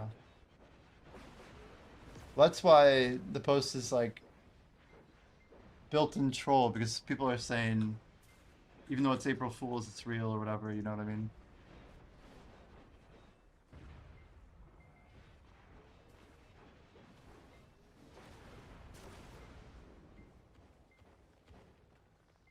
Anyway, maybe I'm missing something.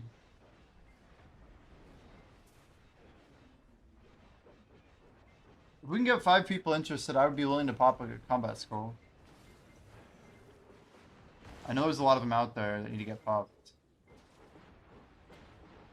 I just want to make sure I have more hours grinded that are active with them up.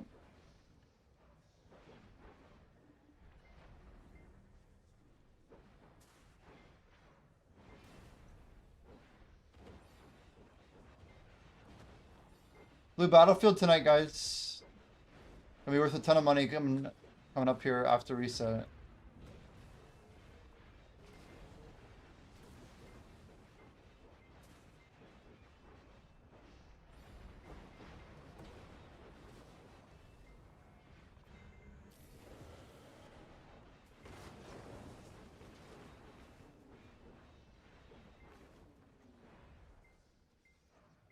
Do we know how many people can yes up for Blue Battlefield?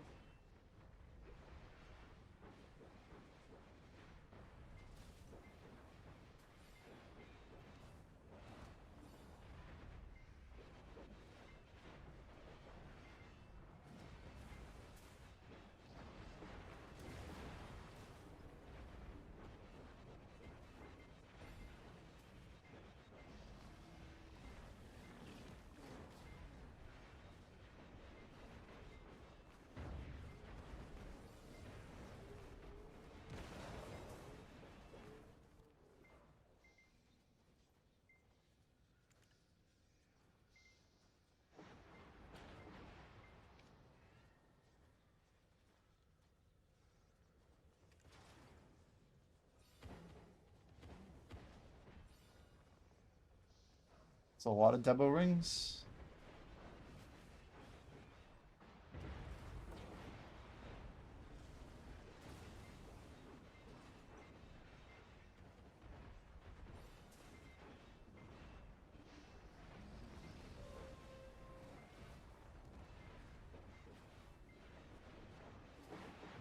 Oh, by the way, Jordan, I don't know if you're still here, but I got 3 Duskies yesterday. Like 2 of them within like almost an hour and a half of each other after midnight. And then one was like 12 hours earlier. But yeah, crazy game. Crazy game. 3 natural Duskies.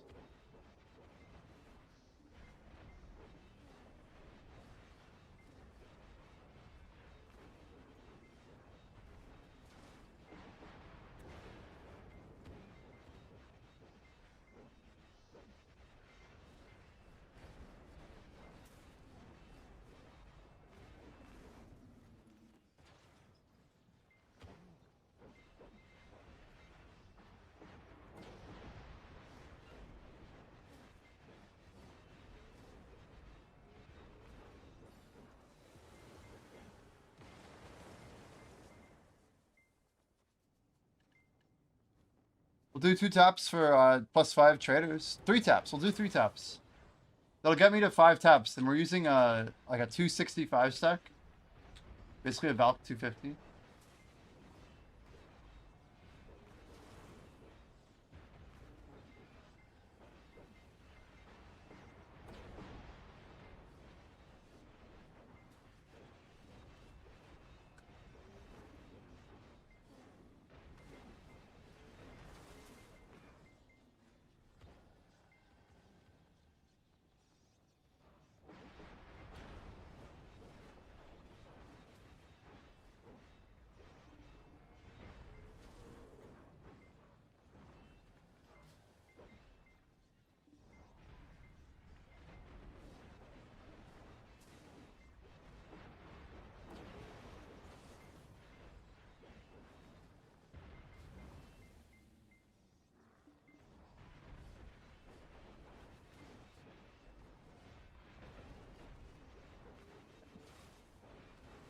Another 10th down.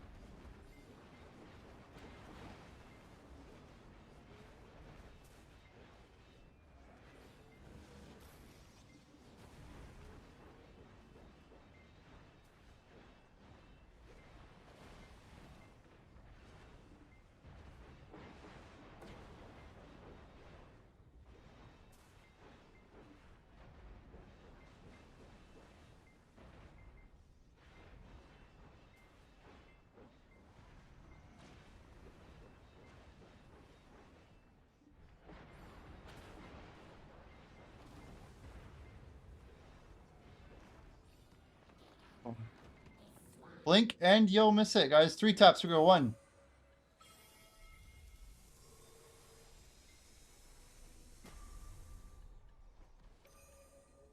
This one goes. Bing. This one goes for sure. Oh my god. Dang, we couldn't even get it when we got raided. Yo, Bayrog! Hello, hello. How's it going, Bayrog? We were tapping for Trader's Close. We just set up a bunch of node stuff yesterday. How was your stream? Yeah, just some Trader's clicks. Using like a 260. Little overstack. But, how you doing, dude? Make sure you guys drop some love for Bayrog. We, yeah, today's like day 1 for me. We're trying to get to rank 1 combat globally within 1 year. So every day, 0.5% until we get to, until we get there. So you have a big stream coming up soon, right? I saw your, I think maybe Pistanity had you on there or something. That's, is it just in a few days, I feel, right? Or, no, May 1st. May 1st? It's like end of the month. Okay, 2 months. Is it like end of May? I feel like you said a date in May. I gotta like write it down, get on my calendar. I want to make sure I don't miss it. Yeah. Very exciting. Very exciting. So you're gonna tap armors, it sounds like, right? You have armor taps to do? Yeah, welcome in everybody. This is Succession Dark Knight. We're level 68. We're going for like the first person to hit level 73. I'm trying to get it by next year in April. It's always fun to set goals on April 1st because people like might assume that I'm making a joke or something, but yeah, we're trying to get some stuff set up. But I put like maybe 45 worth of workshops. Just like got everything set up yesterday. So we're trying to get enough that we'll have at least like Guru trading by the time next year rolls around. But most likely it'll be closer to like G2. I don't think we can make G3, but we're gonna stack up a lot of buffs and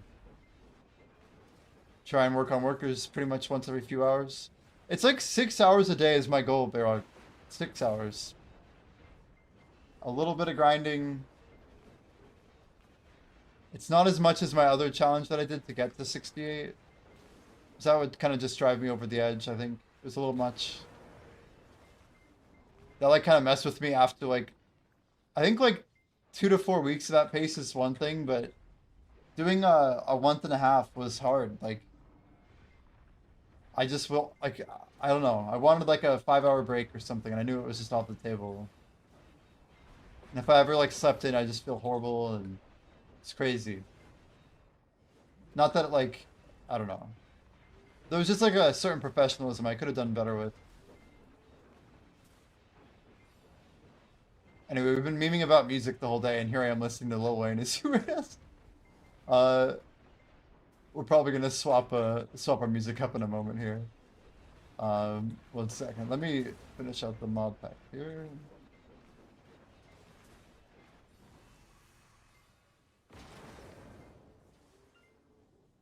Let's see. What do we got?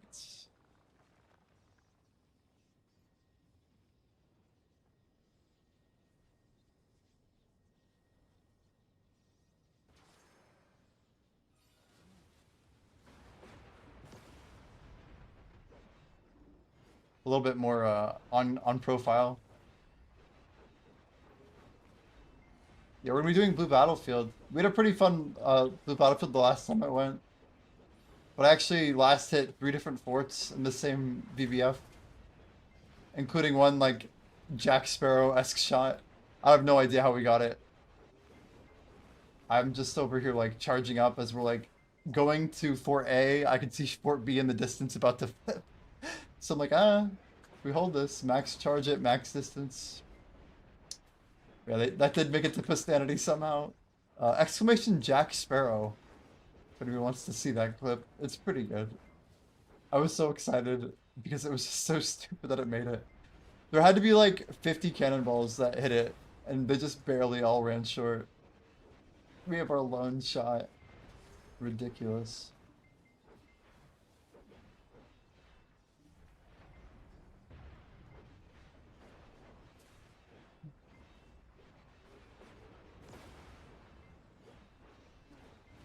Yeah, Bayrog, yesterday we timed ourselves to see how many like vendor materials we could buy. So on my character, I got to like 5,700 weight, something like that. We just bought some of the new weight. And what I would do is I would buy 46 666 and then 47,777 to hit 170 weight, right? And then throw it on the horse, rinse and repeat. Yeah, 1 hour I can do a little bit over 23 million paprika. But we did about 26 mil forest or fortune mushroom and 25 million paprika in like one sitting, just spam buying for like what felt like 2.5 hours. I never had made really any crates less than a few thousand. So we're just really late to the trading game, but I figure if I'm about to grind for a year, the least I can do is like spend 1 day just building a little bit of a trade empire. We had 9 workers in Calpheon, and now we have like almost 40, so got a little something going.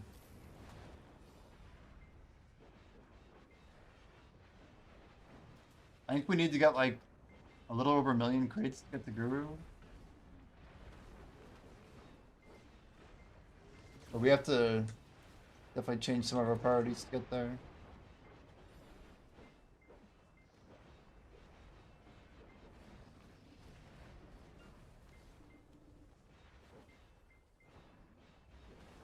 Guys, we're doing a strat called Double Orbita. If anybody's never seen this. But it involves running between 2 rotations after the AFK phase starts. So it's a little bit extra XP. We believe it's around 15% bonus. Reset is in about 2, I guess now 3.5 hours. Make sure you guys do your, Pit of the Undying, your Dania weeklies, including your Stone quest as well. Oh. Fun fact, did you know Jimmy loves listening to Lil Wayne in his free time, except when he gets raided? Jimmy also can throw a football 5 feet and can whistle the song ABCs while juggling. He also will put on a hoodie whenever he's ready to push the grind. Just like jogging in the wind, he's jogging in game, the grind must go on. It's good animation. Why am I grinding Orbita? It's the best combat XP in the game. So I'm going for rank 1 overall. That's what the day of one of 365 is. On January 1st this year, we were at 40%. I was thinking we were at 30, but we were at 40% through 67. So we grinded 78% so far since the year started. And yeah, we intend to go all the way. We want to hit level 73 before the end of April next year.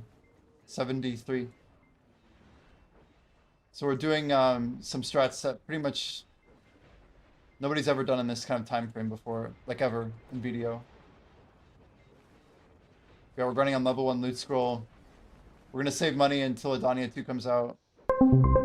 It should be a lot of fun. We're gonna be live every day, 1 p.m. Eastern time. And we're gonna be sending it. Should be a blast. Macarona Man. Macarona Man. Macarona Man? I don't know.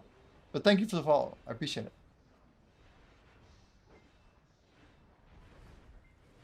Do I get health checkups? You know, here and there. For what exactly? Why would I need a health checkup? Do I get health checkups?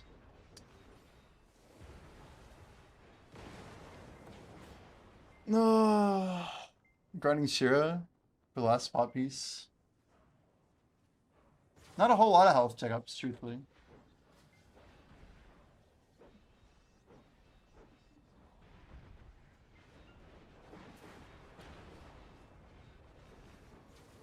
DVT?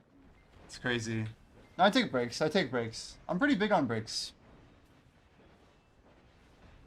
And I like jogging and stuff.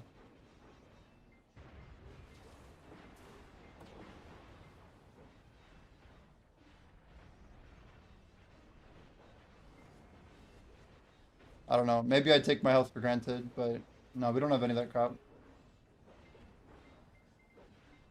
I'm also kind of like, I don't know, I like moving. I ran 3 miles yesterday.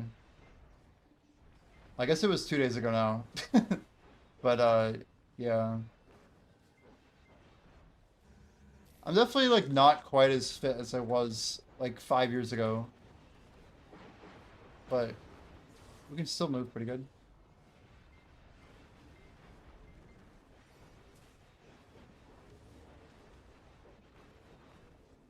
Beginning of last year, I was worried about some stuff related to probably just caffeine and anxiety or stress. But they said I had a really healthy heart, man. Like blood pressure wise, you know.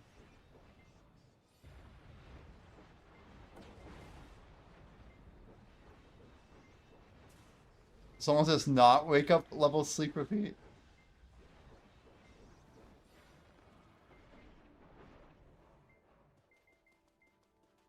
Yeah, I mean, I try to go on walks and stuff.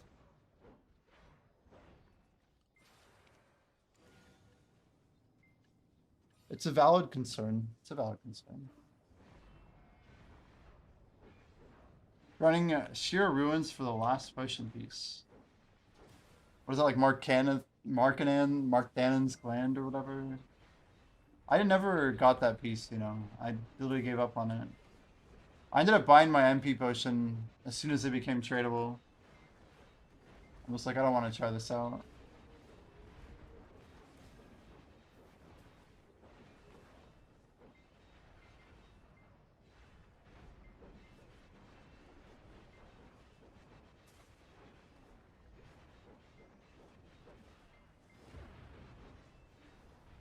Yeah, if anything, I worry more about like digestive issues. But sitting all day, your body doesn't have like you still have like the gravity thing working for you. But I don't know, like acid reflux and stuff. If you like lean forward too much, there's a lot of stuff with posture that can be pretty bad if they like if you're not keeping stuff in check. But I don't know. There was a period where I felt like I was getting a little bit less health going.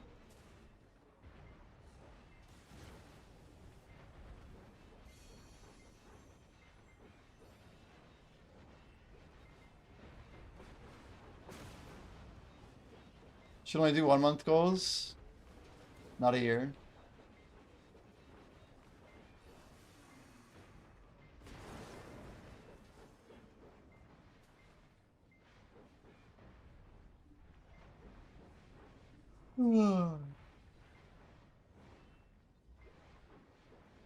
I know this goal is very doable, you know. It's taking me long to grind good.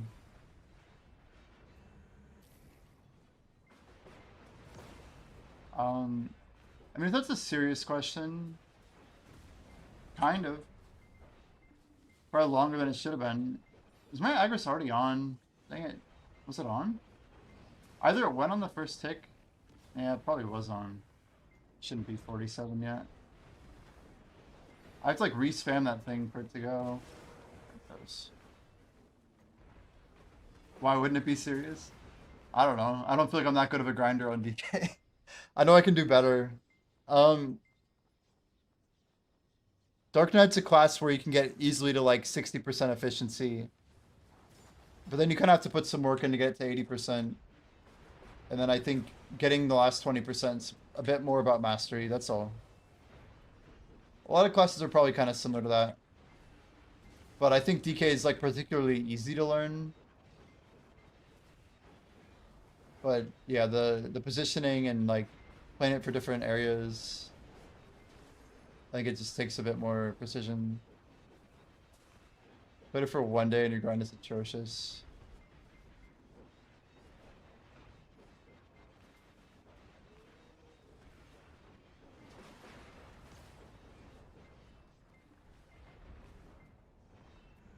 I mean,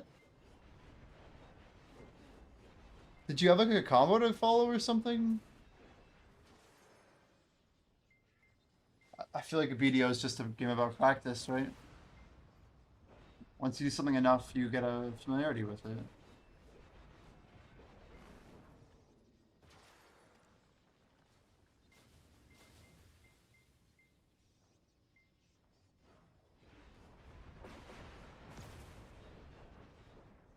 Level... Oh, this guy says 856 gear score looking for a guild to grind with.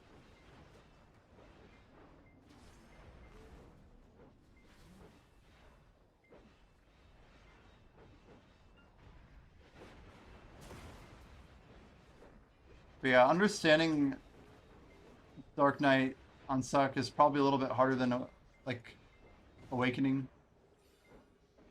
A little bit higher skill cap for sure. As for like how long it took to get here, I mean, the whole time, I guess, right? I've been playing DK for a long time. But like, I don't know, I also know like what's been buffed on the class, so I've like watched skills like Ravage Rake go from being like 80% useless to like, you know, a core part of the experience.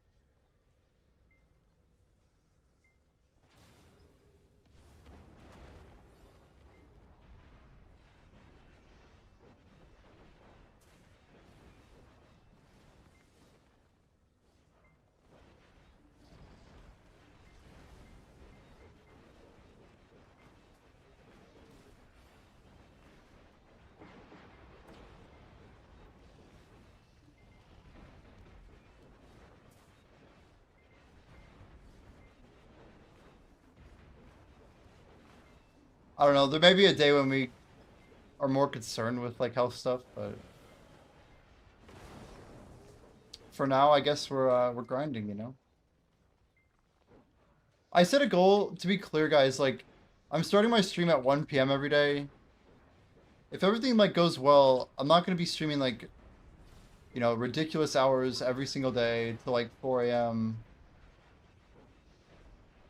We're gonna be able to like get up, go to the gym. Like, the goal that I have now is not what I was doing for the 55-day challenge, which arguably did get me to the point of throwing up, probably from nausea and like maybe like some sort of light or motion sensitivity that I may have developed in that grind. I really don't know.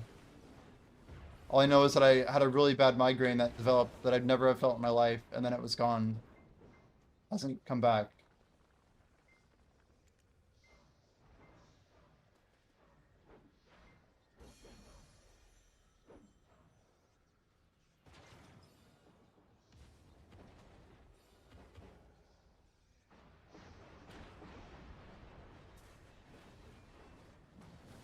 Yo, they actually joined.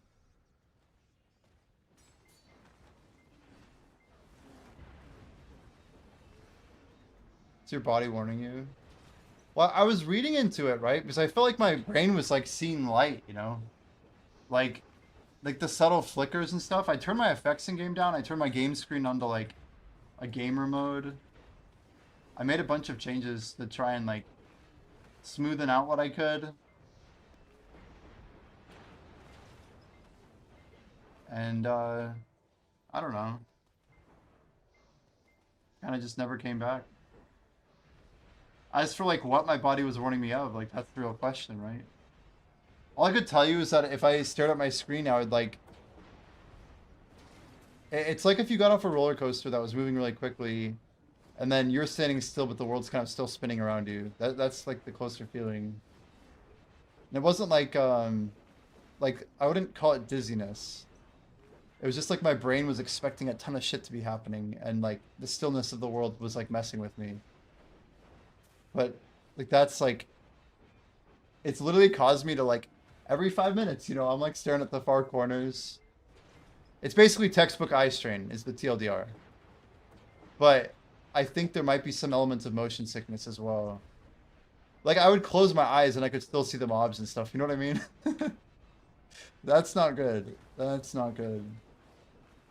Like your brain's still expecting things to be like turn, turn, flip, over, move, left, right, left, left, left again, left, left. You know what I mean? And you combine like the music and stuff and like the intensity and the we have to grind, like this is like my full time like ride or die. Yeah. So I mean I do get it. I do get it.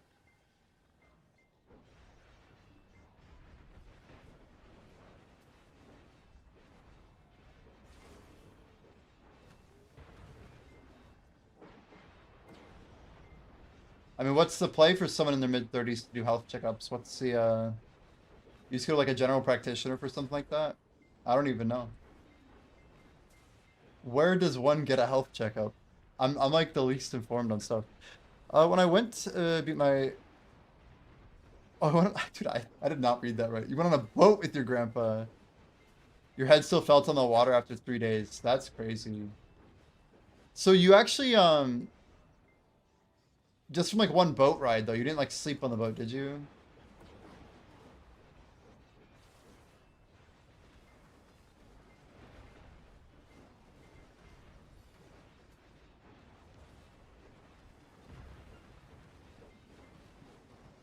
Whoa, I'm gonna die here. What's going on? What the fuck was that damage? Hello? Like, yeah, I was reading one message. You guys see that? I just almost got wiped out. Yo, Krovix, thanks for the follow, dude. And Nandy, thank you as well. Thank you, thank you. Yeah, I just like threw on the whale tendy and we're chilling. I've gotten better at like dodging some of these death scenarios, but that was really close. We took like a, must have been some back attacks from the main mob group.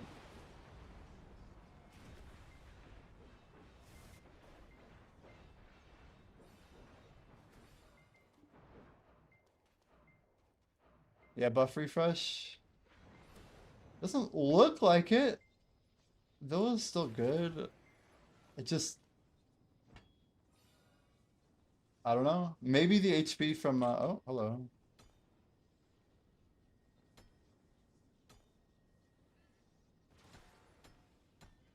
Four, five, six, seven, eight. They're asking for the Discord.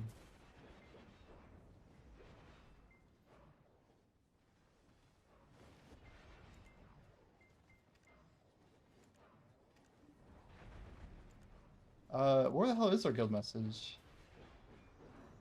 Yeah, same day.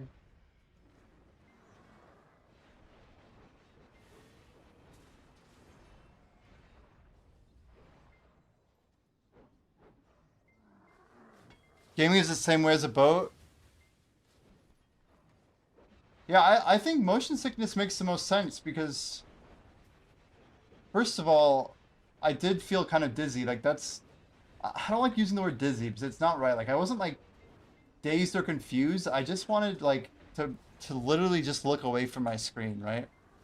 Like when I look at chat and I put it on my second monitor, so like I'm not looking at my webcam. Anyway, when I look at my webcam, right? At least I don't have to look at like this animation that's playing down here in my face constantly. But all I can say is the day that I actually vomited was the same day that we tried out, remember the green screen face, this guy? And I threw on not one pair of blue light glasses, but a pair of blue light glasses and a pair of sunglasses. I was wearing two pairs of glasses at once. So I had like a double garbage plastic in my face thing going on.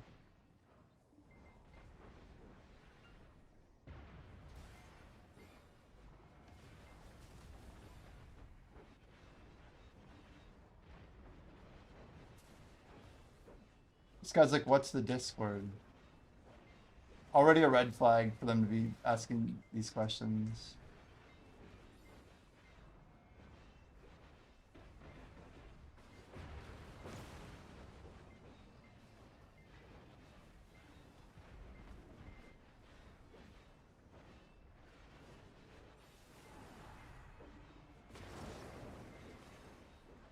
Yeah, all I can say is I've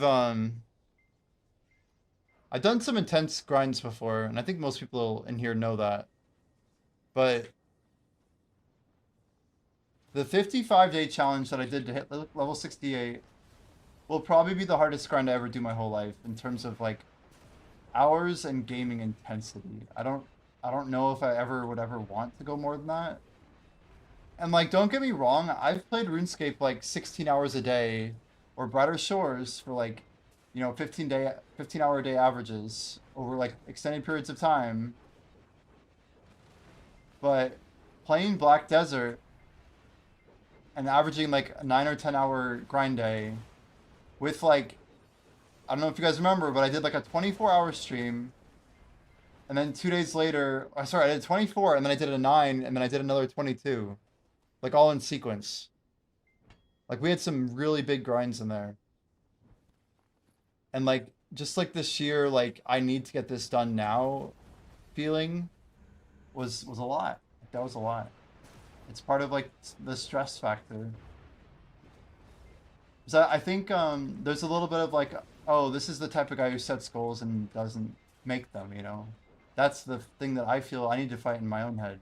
And maybe it's also for myself, right? I'm not proving it to myself. I'm just trying to remind myself who I am and who I see myself as. Like, you do these things not because you're motivated, but because you want to, right? It has to be rooted in passion and devotion, not just like feel good motivation. So it'll like never be enough, right? It'll never persist long enough. It'll never get you where you want to be. You'll be left with that sense of emptiness. But yeah, for a grind like that, I really brought it on myself. Like I could have not committed to 1.07% every day. That's the first thing I could have not done. But and the fact is, we may have gotten trolled by this guy, like Big Fat Beard.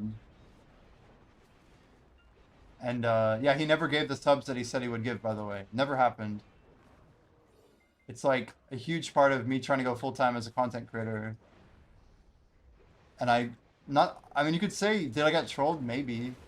But me doing that challenge was obviously really good for like our stream. It helped me get Twitch partner. It helped me do my first subathon, which was super successful. And even though he kind of, you know, didn't follow through, I'm grateful that he at least was here. I don't even care. I'm happy that he did it. And like every day going forward, I'll never really forget the effort that I put into that challenge. Because that was more important to me than anything else, was just doing what I wanted to do, what I set out to.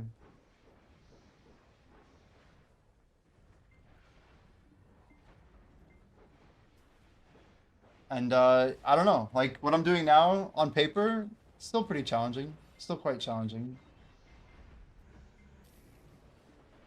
There's a reason nobody else is going to be grinding this much.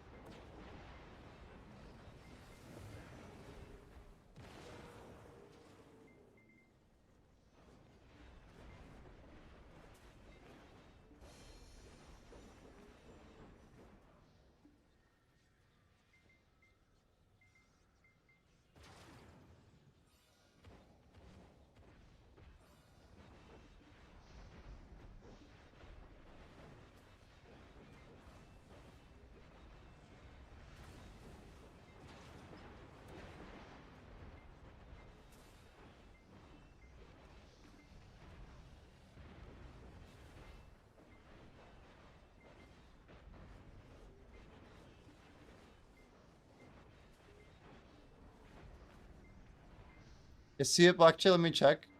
Thank you. You do remind me of this a lot. And it says it's connected. So why is it not showing? Hmm. Are we really not visible? Weird. No, it's not showing. Well, this is very strange because it's like a silent failure. No, it's not the filter issue today. I'm checking. It says the chat client's connected. Doesn't say connecting either. I can try disconnect. Let me try disconnect reconnect. Oh wait. Oh, it's something's off. Yeah. It wouldn't let me disconnect the chat like it would as it almost looked like it was crashed.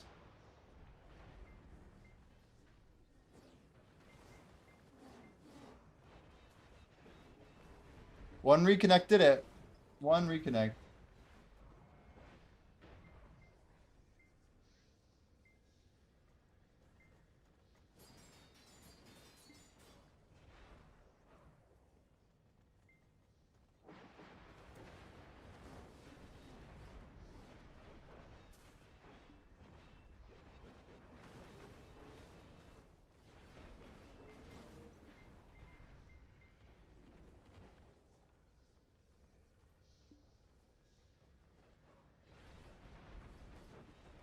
Now it is working.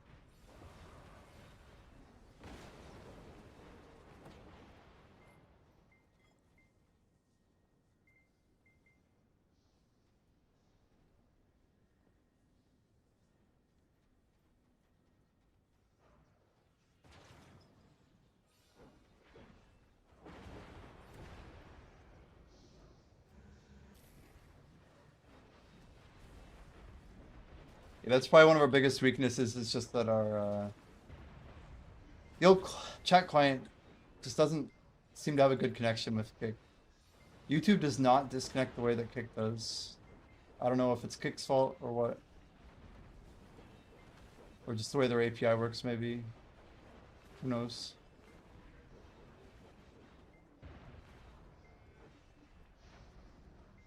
But I do always appreciate you letting me know that it's not working.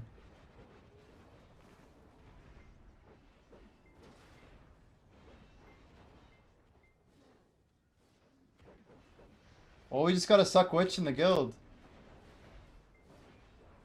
I don't know where man is at. But, yeah, Jabberwock dropped guild this morning, I saw. On to other things, I guess. No hard feelings, they said. But it's okay. I mean, Jabberwock was never a combat person. They're kind of helping us with numbers and stuff. They came along with Grimkill and, yeah, Sun Clan and Fug.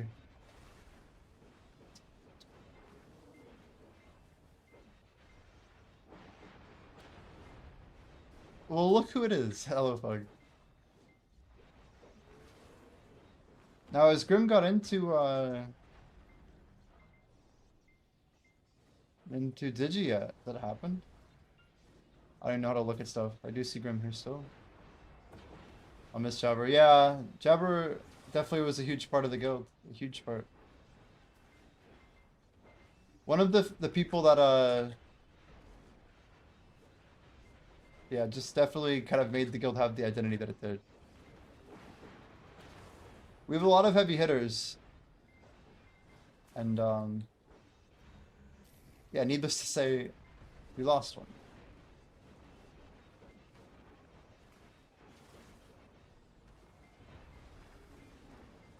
Taught basically everything. Damn. Yeah, I mean, if you have people like that as mentors, you could get pretty far, you know? The people we surround ourselves with become part of who we are. The big 07 to him. The big 07.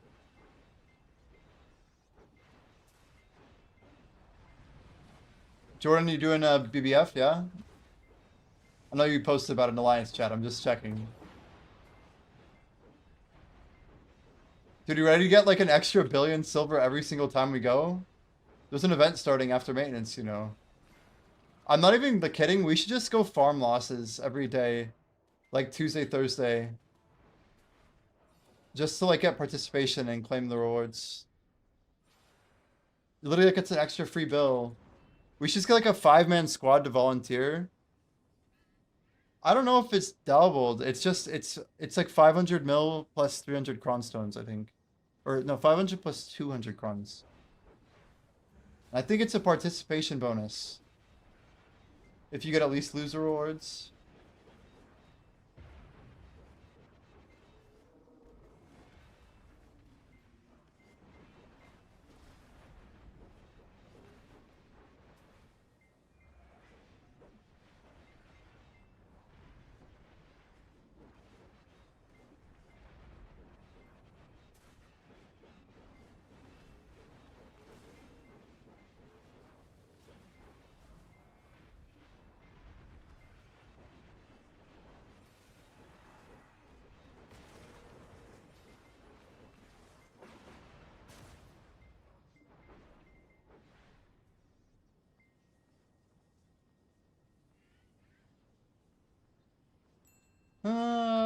Maybe I should go to DM to this dude.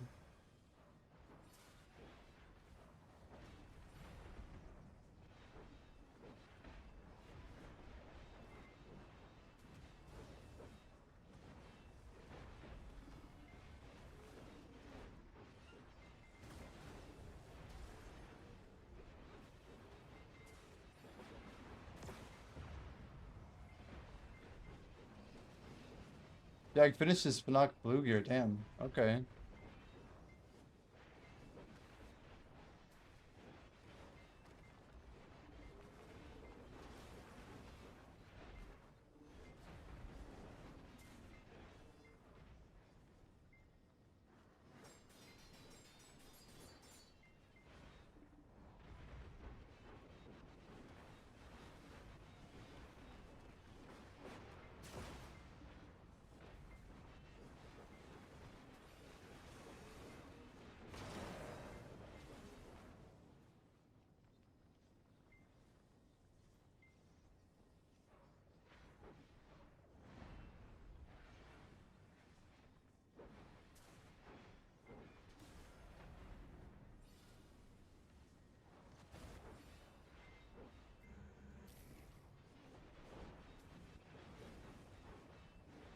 Own with the copy pasta, dude.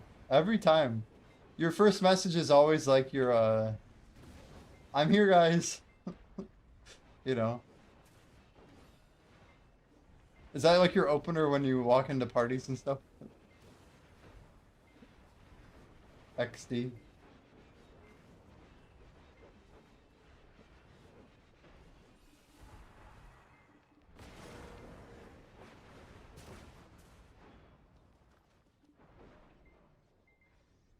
Oh.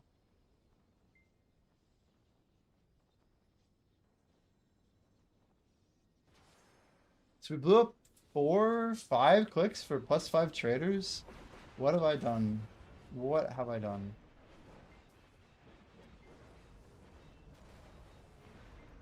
It's like all for like what, like 5%? It's got to be something horrible too. It's more than 5%, right? 15? Surely the next one. Surely. Our odds are pretty good on a 260.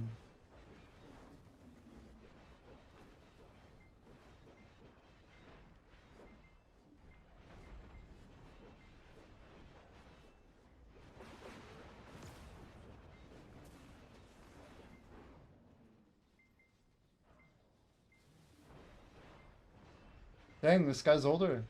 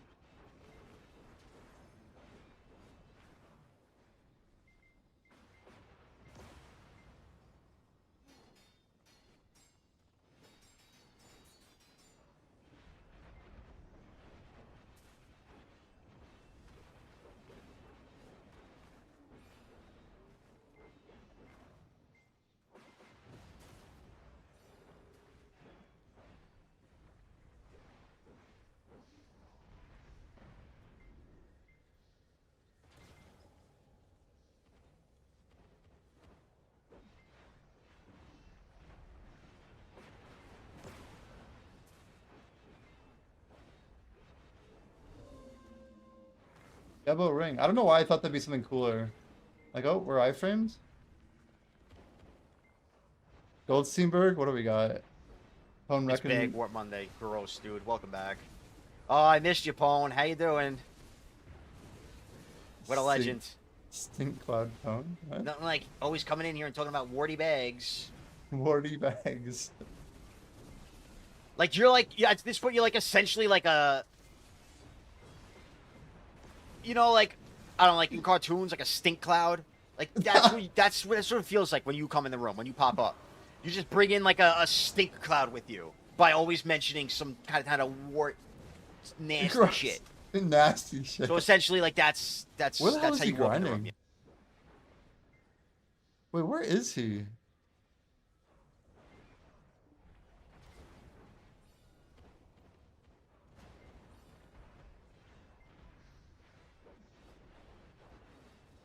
I don't even know that spot. He's like Desert Ackman mobs?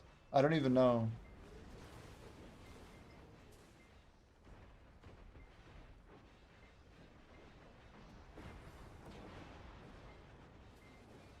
Are those even still there?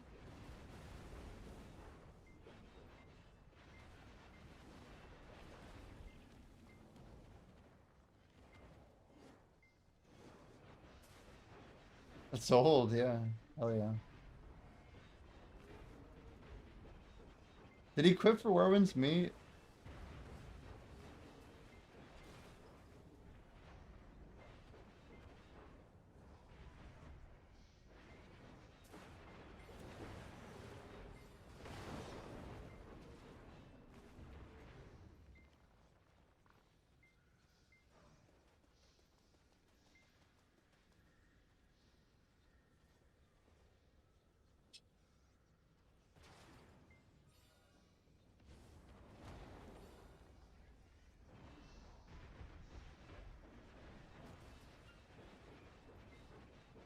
Why the...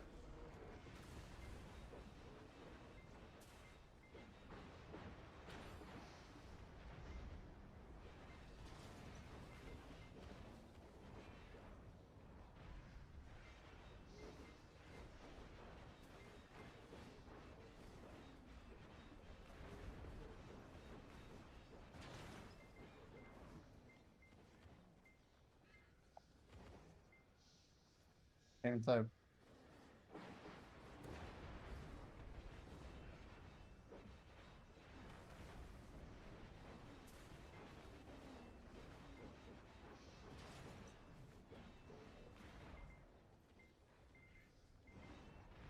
Bug, is there any lore behind your name? This dude's like older. I feel like socially it's so strange. But like I don't mind. I just am it's more of a cultural thing, you know? It's a cultural thing. Yo Aurora, thanks for the follow. Welcome in. Aurora.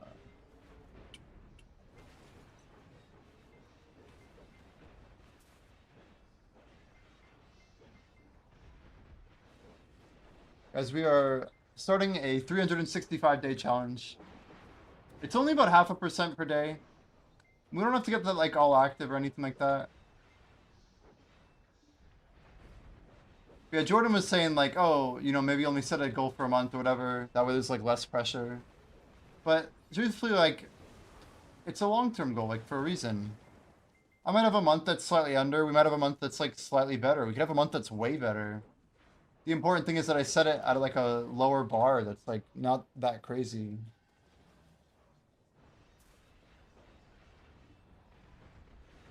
I don't know. I don't anticipate feeling like massively stressed because of this. Like it's more about setting it at a very reasonable amount of time. That makes this like a, I don't know, just a good goal, a good healthy goal.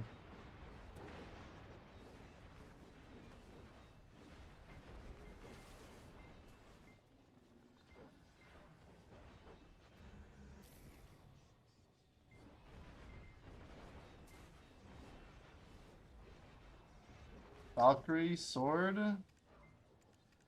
Get the shoes. Oh, come on. Get the armor. Got the armor, okay. UI glitch. Shoes take 2. Dude, why is nobody going after these? Gloves? Dude. Crazy. No way, dude. And it's asleep right now, bro. What? Armor, shoes, longsword, gloves, Lancia? So the only we didn't get is the helmet.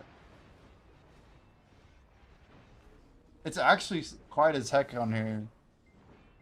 It's 5:11 p.m. Guys, am I on a private server?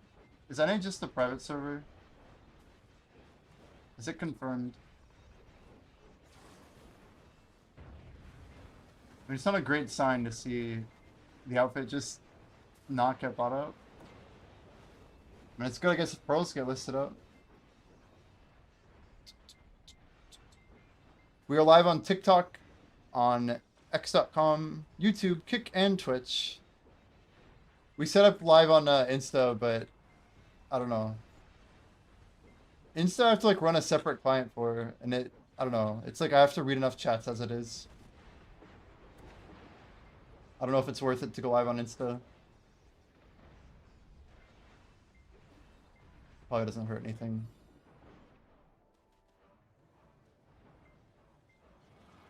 Let's do a quick lap real quick. Stand up. The dude mentioning DVT. I'm like, oh, let me just do some of these real quick. I don't want to trivialize it, but yeah, health is important. I'm scrubbing water.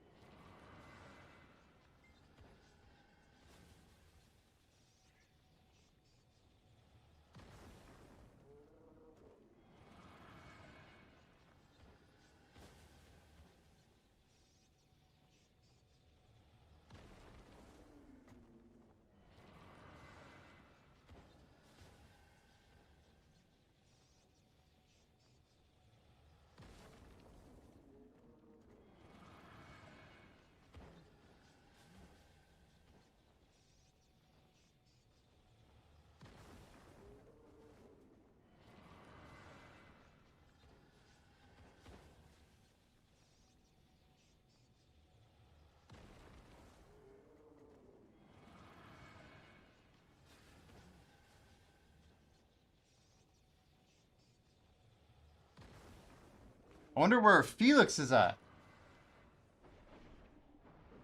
Who else we missing in here? Oh, we're doing good, we're good. Something we're missing here.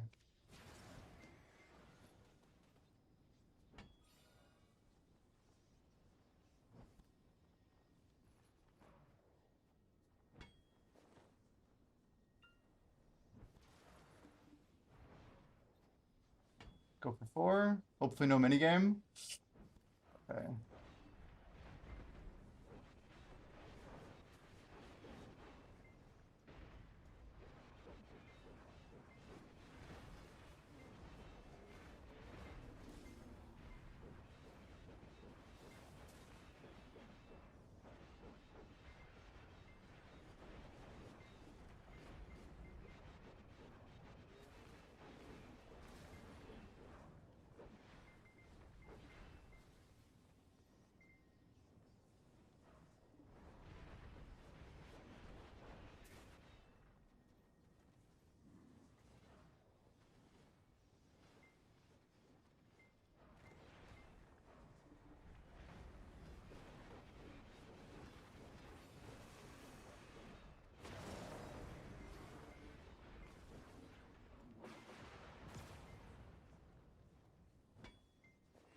It's online, I see.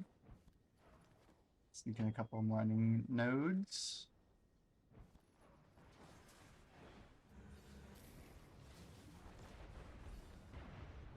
Pushing back here.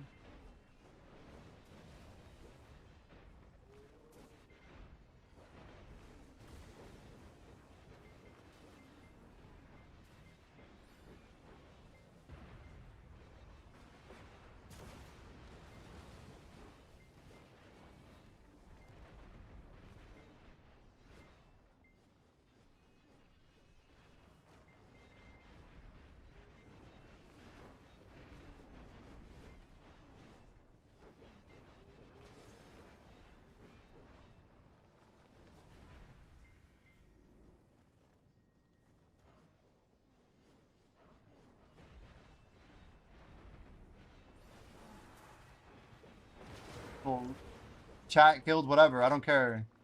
I just want to fill a party up with people who will, like, I don't know, value it, I guess. Use it.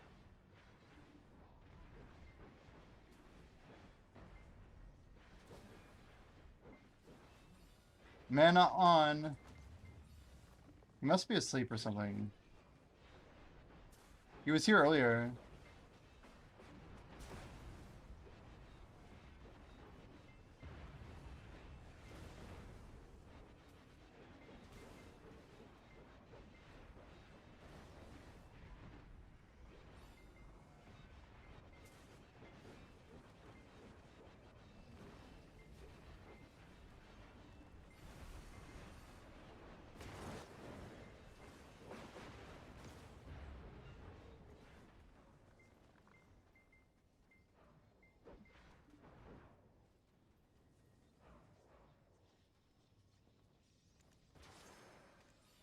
So we got a new dude here. What's the level? 62.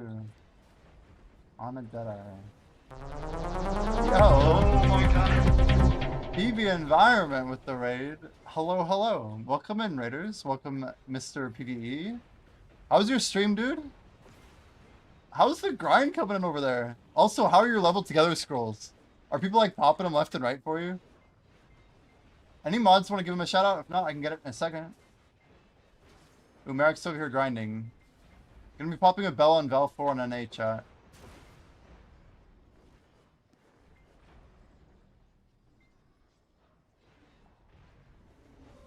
Nice Devo earring. We'll take it. We'll take it. Your community gives great support. That's amazing. You guys are following PV Environment. Another awesome streamer over on EU. Make sure you drop PVE a follow. Just click it at the top of chat.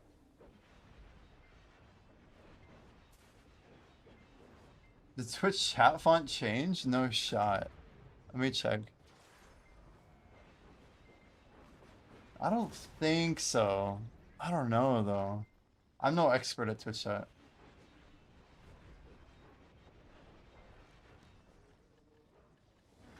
All right, let's get that bell out.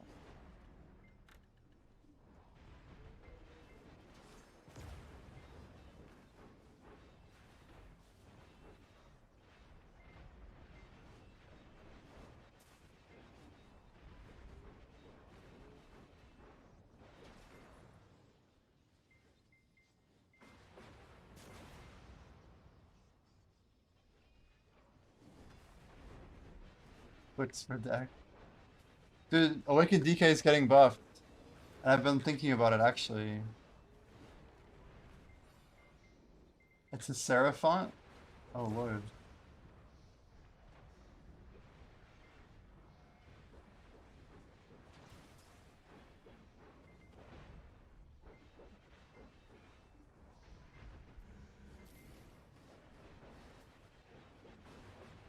Where the hell's the golem?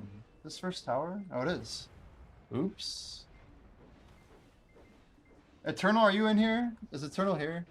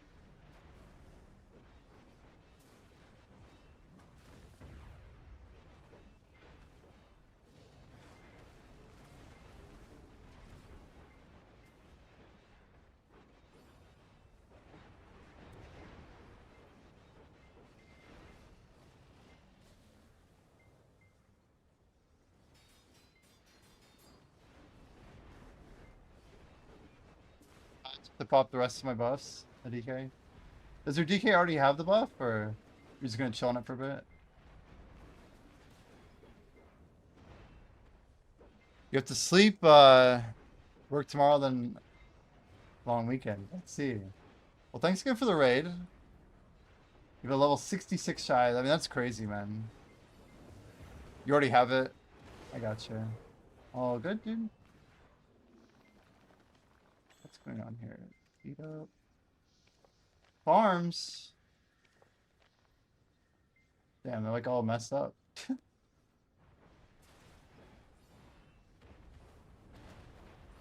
if I cleaned up in a couple hours here. You want to try DK? Looks fun. Yeah, it's worth giving it a try, man. It's worth it. I think after the changes tomorrow, Awaken's going to be crazy. My guess is it's going to be S tier again.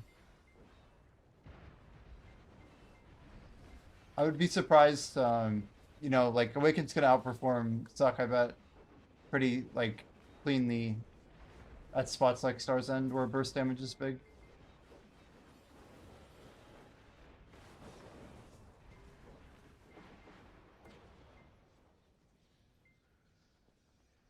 But I've always had fun with it.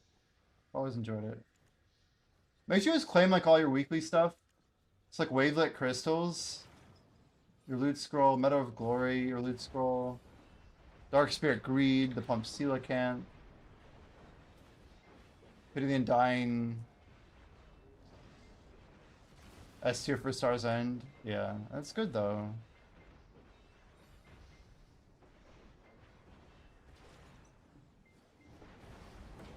You see that perfect Agris? 102 trash? Deactivate.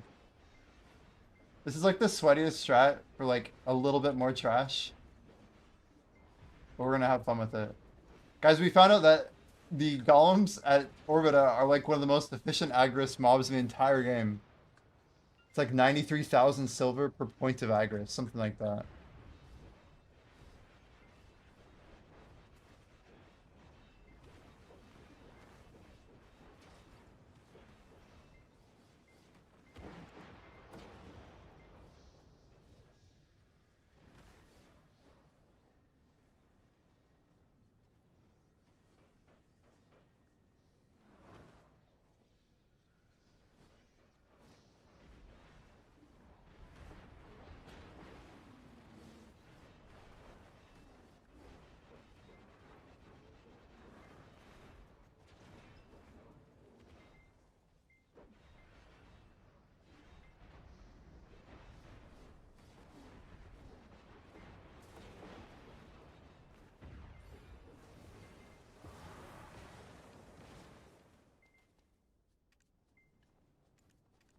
Well, we got some good pre-orders. Jinbon Wan. You guys ready for all of these items to go up in price? Bountiful Feast, traditional tea and snacks, kimchi, Yol, and mystical herbal medicine. All their yellow grades as well. Like, I feel like we're gonna have to be dropping like billions, man. Awakened Nova's the craziest. S plus easily.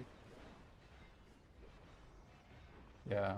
I saw, yeah, DM Yum was giving it a proper shout the other day. I'm like, oh my gosh. It's remarkable though. It's remarkable.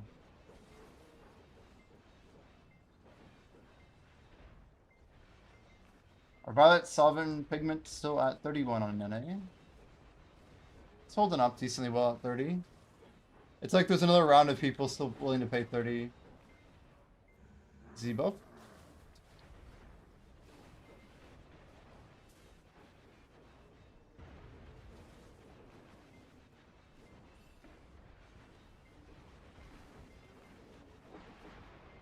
See, that's bullshit. It's just bullshit. I shouldn't have gotten hit like that there. Not to be the guy who complains, but the timing of the hits doesn't make any sense to me.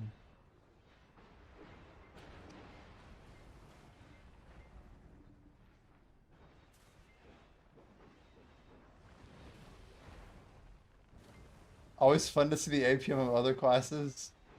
You have to actively work to avoid being declared dead at computer.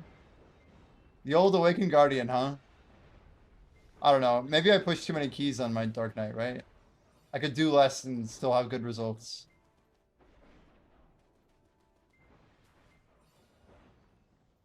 We're chilling. No way, comma. Got 42 energy pills before change 4.2 bill. After change 22 billion. Wow. That is crazy. Where do you get those from?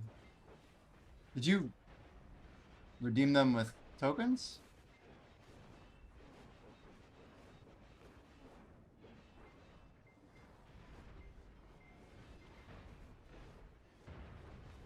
So tomorrow, basically, we have to make a video about how to use morning gratitude tokens to get refined feasts, and then basically publish that, you know, make sure we advertise it thoroughly. Just drop like 20, 30 grand, you know, make sure every player in BDO understands how to sell a refined feast capital. Give them like a ton of reasons why to sell it. XD.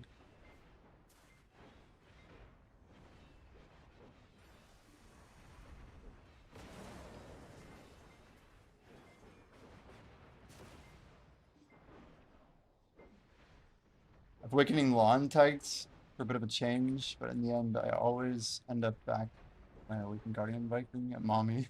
Awakened Guardian Viking mommy. This is the way. Did I finish the academy? I did Gathering. And I finished the combat course. I think I'm actually gonna go do farming. I should do farming just for Flaw almost, but shouldn't matter that much. I'm gonna get pre-on eventually. You're the same guy that streams BDO. Jordan TV is indeed a life skilling god. It's one of the best. So you got to about 200 bill on food buffs? True. Guys, I try to shout out Jordan here and there, but definitely drop Jordan a follow as well. You can just click the heart at the top of chat. He's one of the premier life skillers in the game. Definitely worth the follow.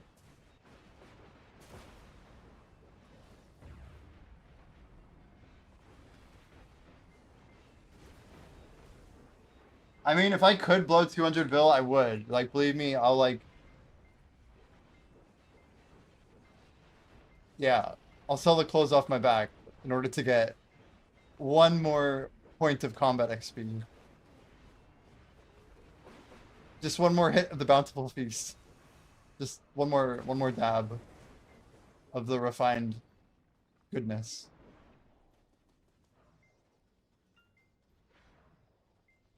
You were watching Jordan the other day, it was on boats. Very different. Yeah, we don't stream the same thing, but we stream the same game. That's what's important. Although Jordan has been doing Orbita lately. And technically I've been doing some trade stuff with workers lately. More overlap than lately. Than like ever before lately. I don't know why. I do not know why. Oh yeah, you're having fun with Floodlands. Yeah, I forgot about that. Yeah, you went with Couscous, right? Oh, chill.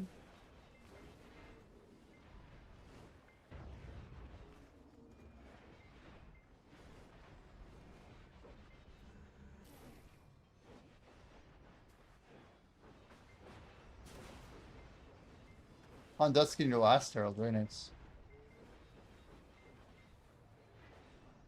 Yeah, I heralded a lot, Jordan. I have where the hell's my other lightstone at? Why do I count? Wait, what the hell? Where is it? Am I blind? Uh, it's almost shadows on it.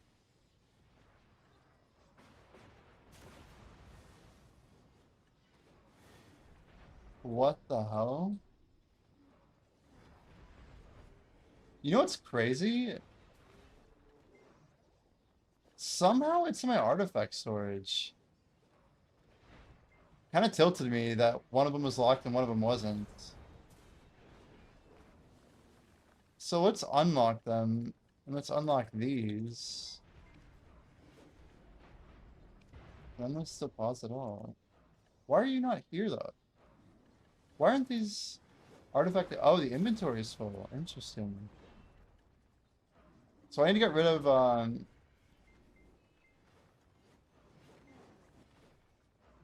trading XP we need, mount XP we need, gathering XP, cooking. I feel like gathering XP is a meme, so you want life mastery or gathering mastery, right? Life XP is a meme too. Anyway, we get the two in there that need to be in there. You can do Sakurai at 1800? I don't think so. You're way under. Sakurai is no joke, man. The whole like spot is based on speed. What are you talking about? 1800 AP, right? And that's pushing it. That's pushing it. Sakurai is what, 1920? Seems like a lot is all.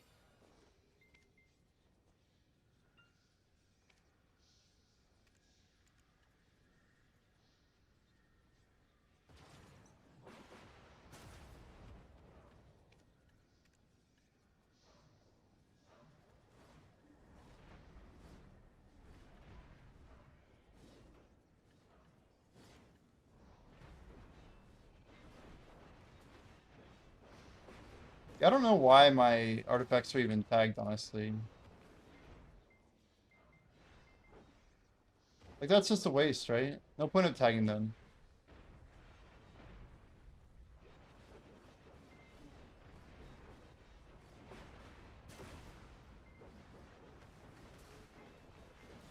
Yeah, 1935 with no species damage mod.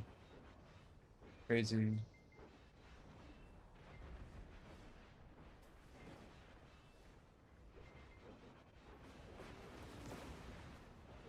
Oh yeah, if you're just trying to get seed, you could do it. Yeah, true.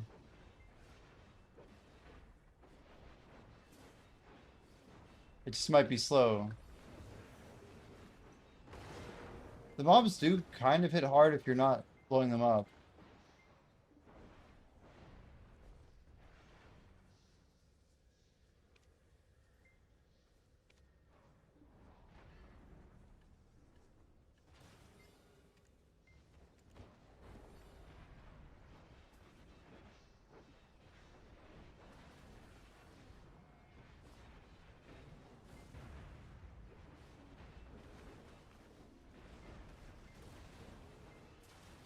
I feel like you're just gonna have trouble, like, killing monsters at that AP.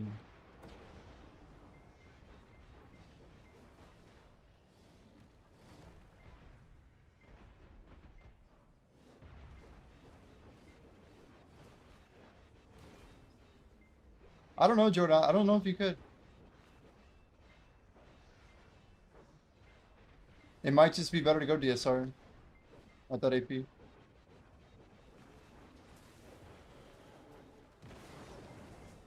we get it? We did get it. Look at that. Beautiful. Loot for days. Days and days.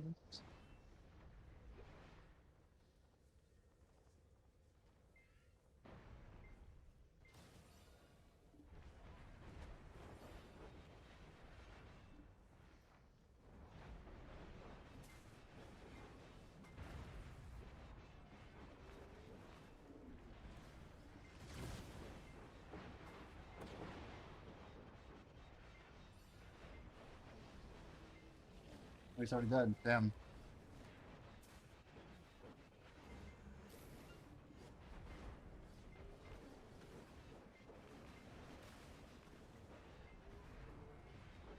Jordan, how many decks do you have left, by the way?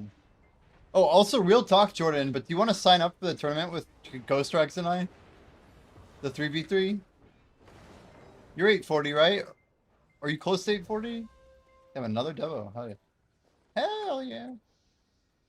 That is somehow 7 Devos already. Good start to the challenge.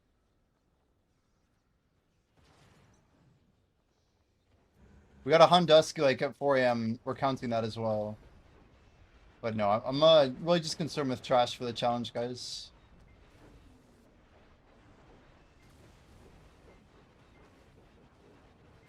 It'll be our job to get the actual money we make up. Guys, we're now 157 taps into Deck Awakening. The thing's been kind of absorbing our silver stack lately.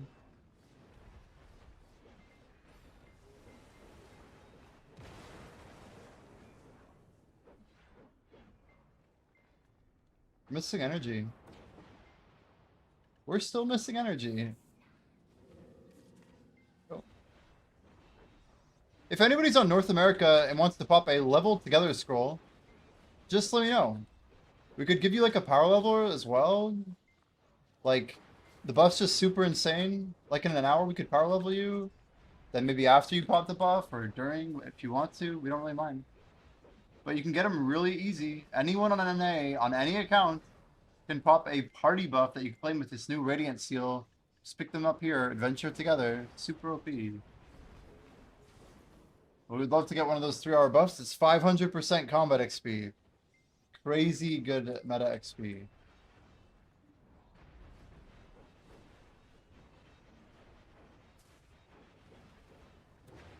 I need to pass that life buff around though, real talk.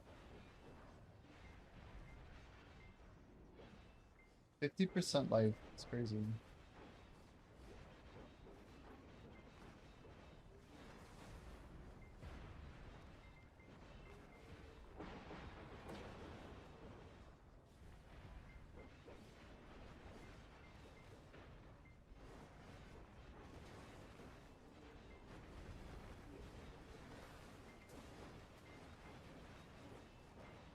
Wow.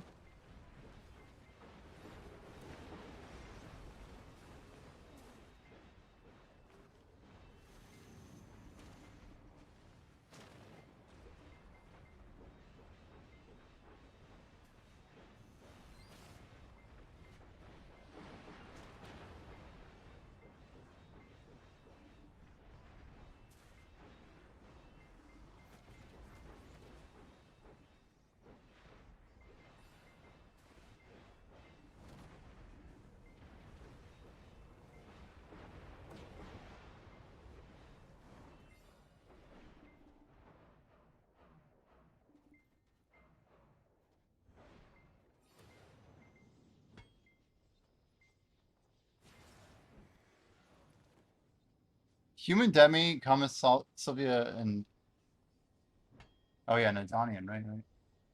Like, wait, what else is there? Okay, good timing. Shit. Unlucky.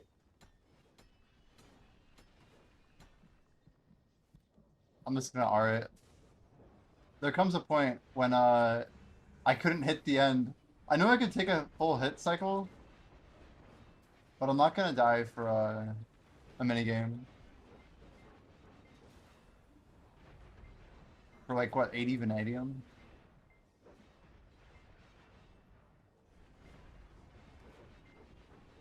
It's good when we can hit it on fairy breath or like a sharp or something.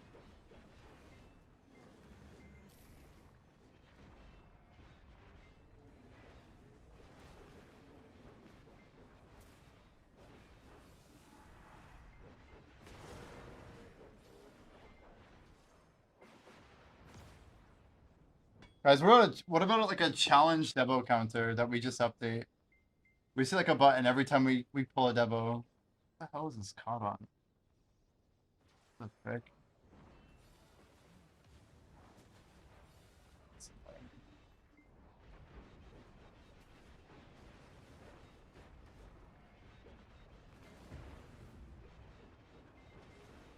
How many DR crystals? I only ever bought one.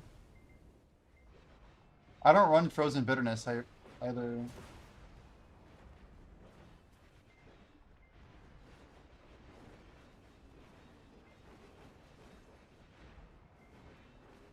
You're talking about this guy, right? Down here? Hondon? I'm gonna change my build up once I run out of scrolls. This is like my offensive, like, clear a little faster build. Without totally inting, of course.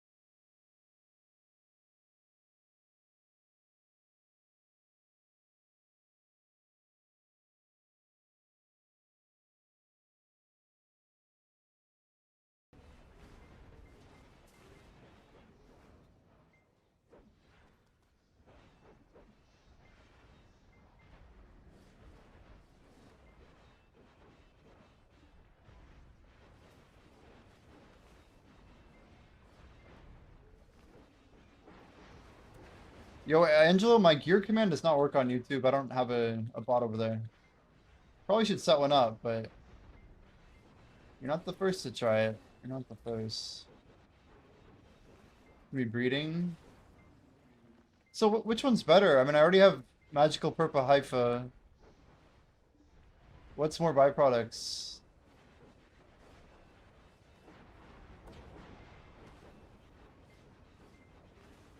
Damn, he's fast. Angelo made it over to Twitch real quick.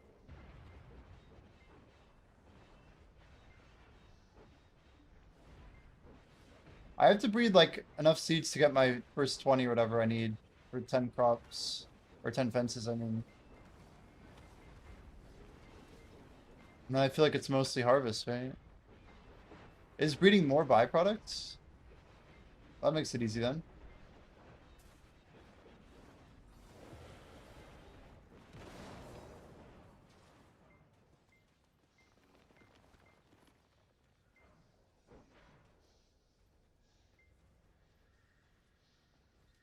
Orbita with the 2-man or 2 rotation grind that I do, where I go between 2 rots after the first Titan instead of like just sitting through the AFK phase, I rotate it. That is what makes it better XP than Sakurai.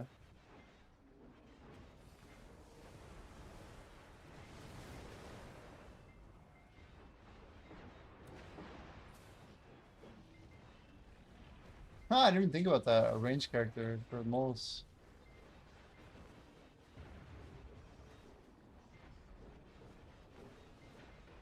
Yeah, I have a Meiwa over there. Not good. But it's always my farming character. I think I'll just deal with it. Yo, Danvers, how you doing, dude?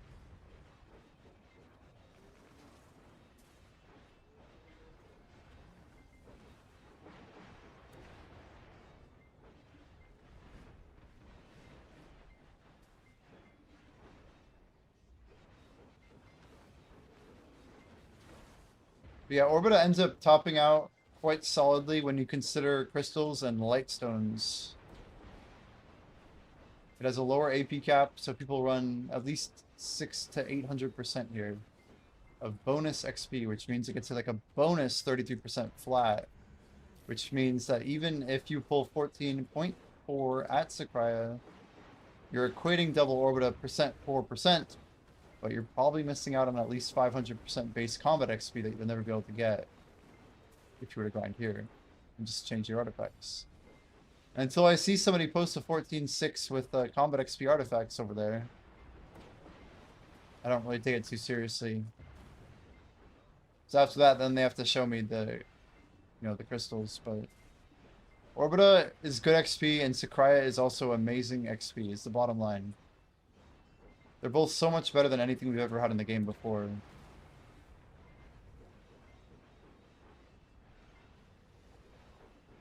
But it's good, Danvers. It's good. We're making some good strides. Trying to start this new 300 nice. The 365-day challenge. 365 days starts today. The journey begins with a single step. Yo, Kalamek. Hello, hello. How you doing, dude? Kalamek, we went till 4 a.m. yesterday, man. I was trying to, like, finish out my buffs. But, to make things a little bit more fair, I, went ahead and, like, basically any XP after about 2 a.m. I gave to, like, today's goal. Because we were gonna base our XP yesterday regardless, so... April 1st, April 1st. It's gonna be a good time. But it's still valid. It's still valid.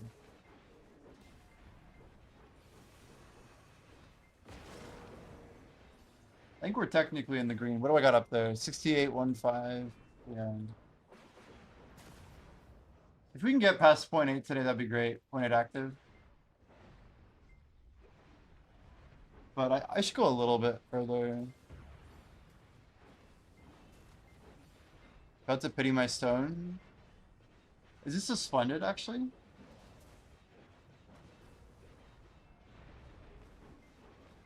I mean, hitting those stones is still commendable, you know? It's like, okay, you did the work. Now you get the prize. Good job.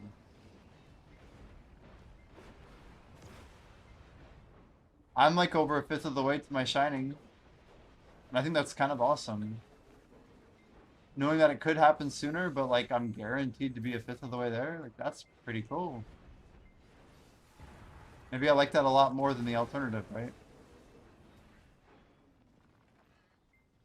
It's like, oh yeah, I'm you know, maybe 200 billion silver in, but I have no idea if this thing will ever go. That's old BDO for you. It's like, oh yeah, well, how many attempts are you at? Oh, that's cool. That sucks. That's cool, dude. Nice. Good luck. Hope it goes. Bye. You know. Gone are those days. The RNG fest.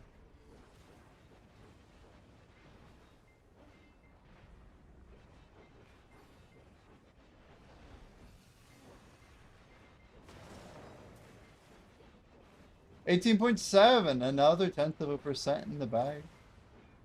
You love to see it.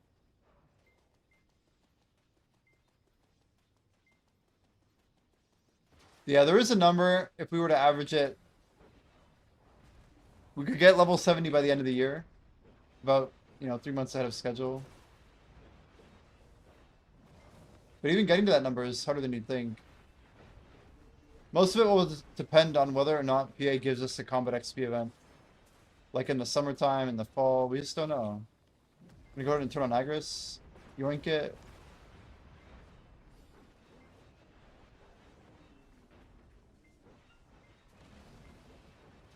It's very sloppy. I like ruin my combo to turn that thing off because I have to like hit alt and all these weird keys. It's tricky. Anybody in here play Crimson Desert? How are we feeling about Crimson chat? Did we all just bounce from it pretty quick? Surely we're not the only one who pre-ordered it.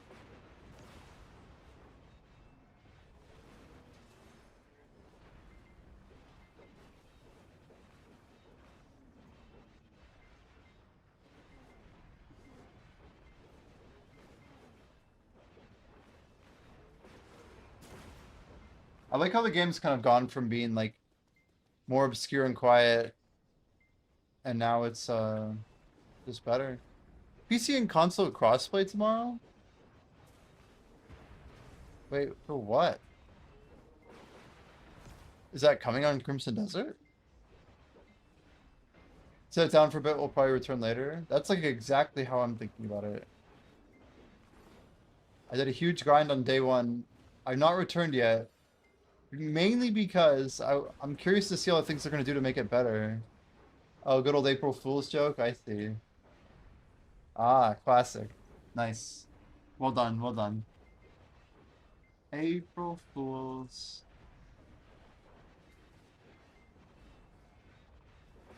Been saving now since you hit your first deck offhand. Wait until the ball and hope for a 400 stack. Up until then, I'm gonna just say, damn.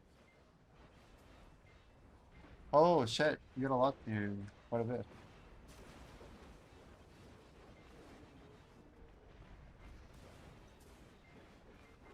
Yeah, I was thinking about making my own wandons. If I could just get some more magical lightstone crystal.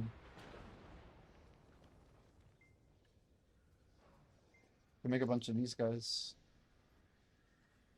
Why 500 lightstone crystal? Like, couldn't they just have made it like 100 lightstone crystal and like 100 magical shard? Crazy. I guess I'd make it too expensive. Ooh, chat, how do we feel about memory frag prices? It's quite a hot topic because some people invested in them. We've still got a few.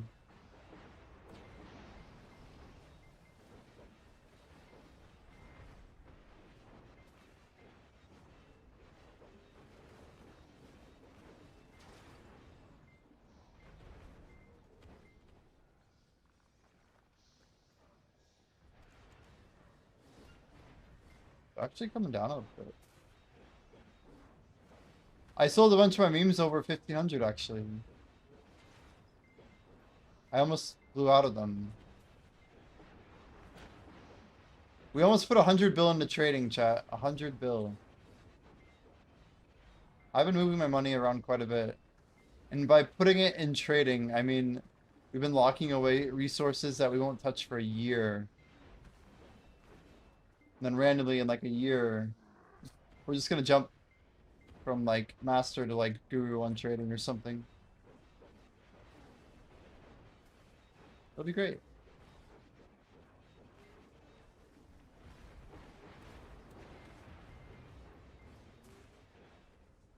And Disto's still holding 49. Guess that makes sense why the bonds are what they are.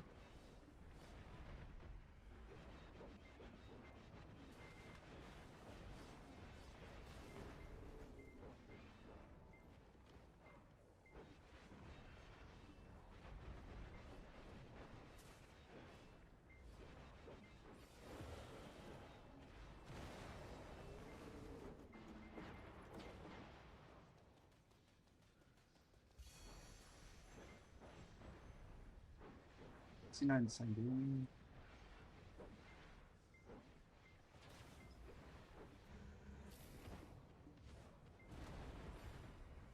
Migrus.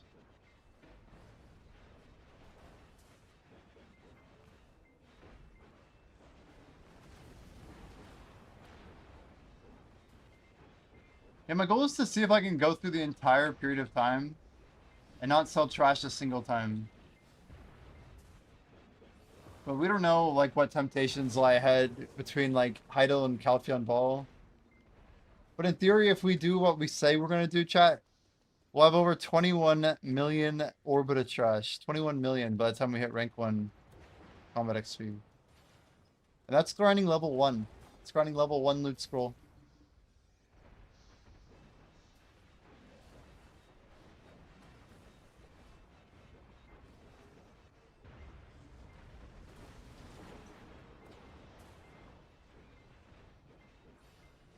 Yeah, if we can't make profit, then you'd expect it to go down over time. That makes sense.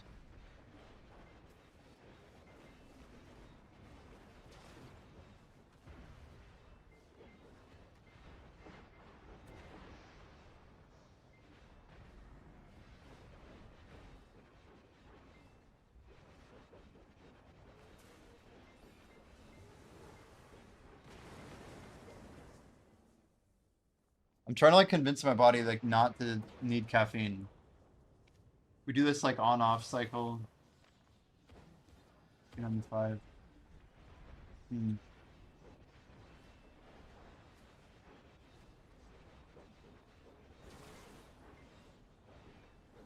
Like, yeah, I like caffeine, but I don't want to become super dependent on it.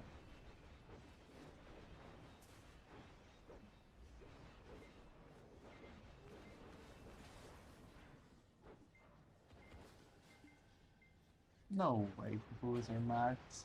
What? I'm straight to 10 bill. No way. That is insane. Oh yeah, true. If we get new accessories, anything that's tradable. Yeah, as long as they lose their ability. If it's like correlated with helping people gamble, right? Profitably gamble, then it will go up.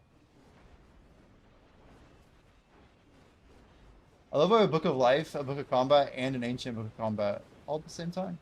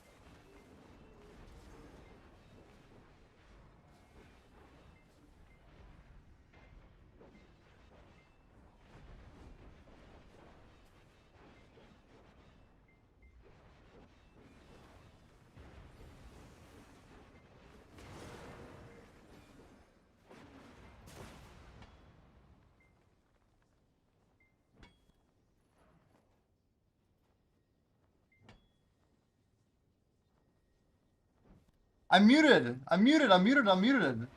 What's going on at Western Guard Camp? At Bal 3 Ser 3? I'm hearing something about Western Guard Camp. I didn't know I was muted. My bad.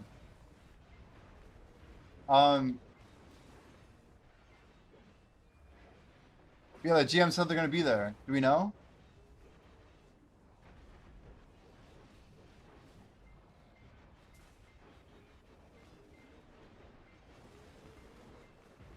Organizing an event on April Fool's is kind of crazy. It's like, is this a really, like, actual happening thing?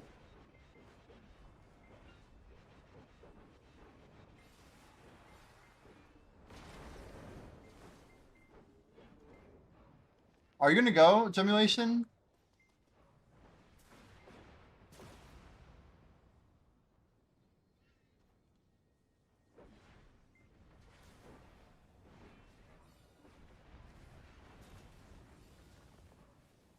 We could get trolled right now, but it could actually be a good reward, right?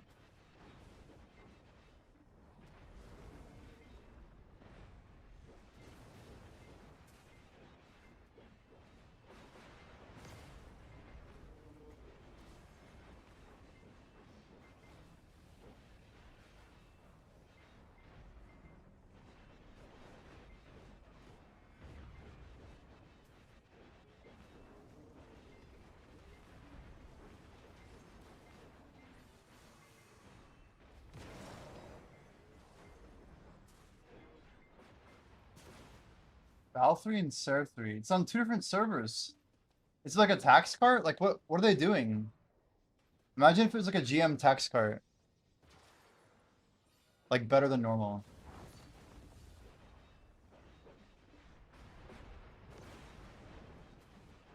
You're too far.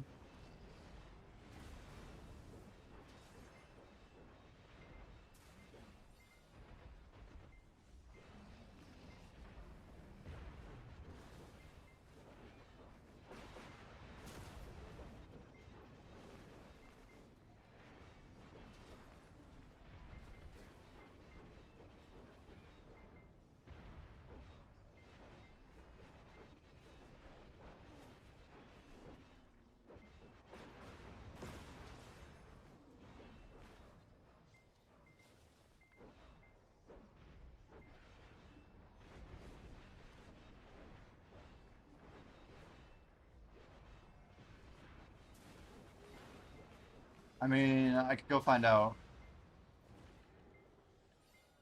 It's worth the risk, right? Surely. Let's go find out.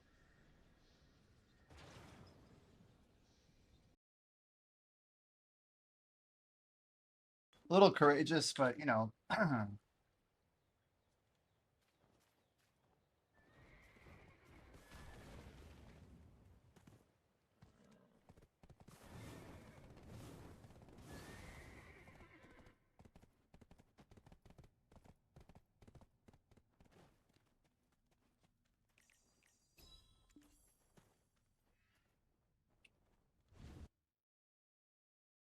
Just casually hopping servers, wrecking my own plans.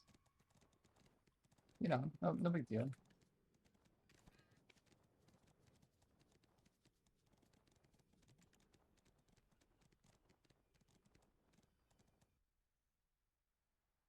Val 3.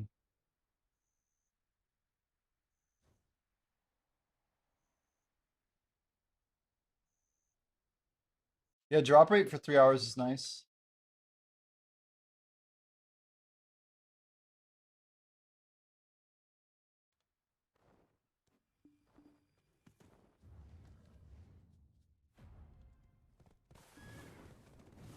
Usually a GM buff wouldn't be on 2 servers.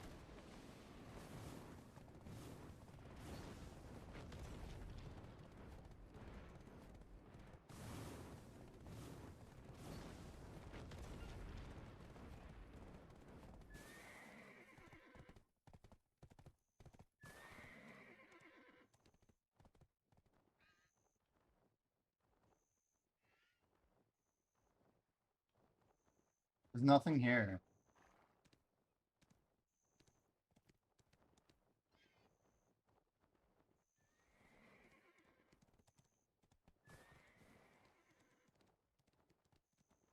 It could just be a giant April Fool's joke.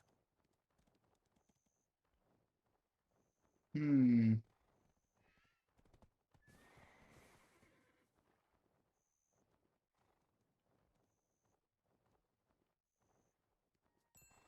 What do you guys think? A joke or real?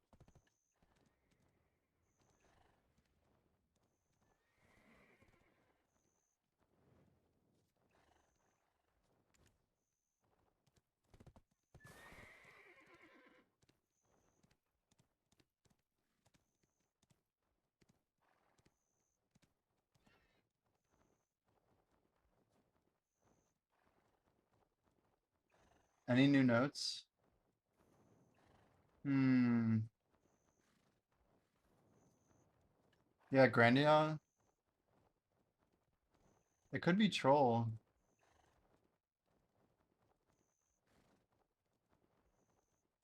My precious combat buffs.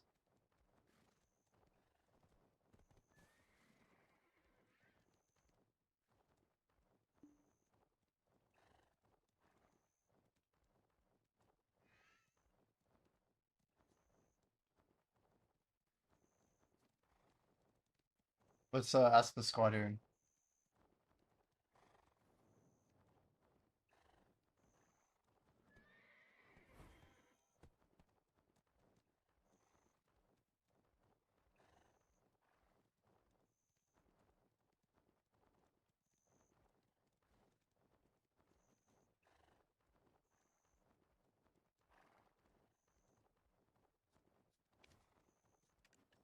I don't think anybody is like doing anything in particular.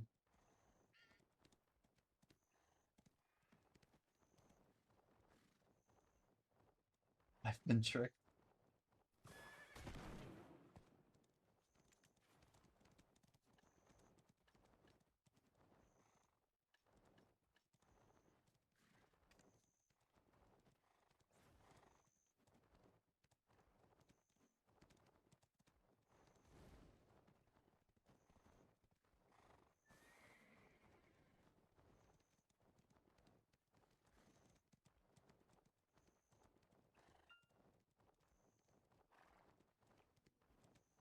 If it wasn't Pearl Abyss, you know, they're just the type of people to do cool stuff with their game. I'd be more curious to figure out what it could be. Get pranked, nerds.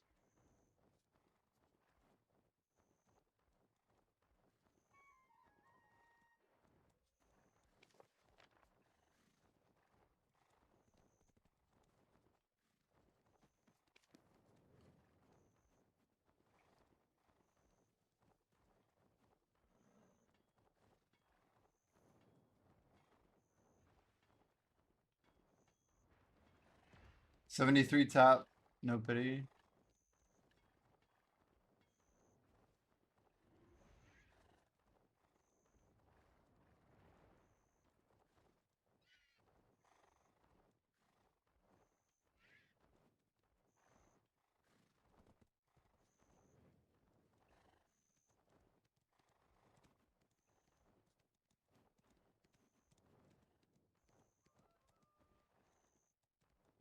Maybe Serendia 3 was the play and Val 3 was a waste of time.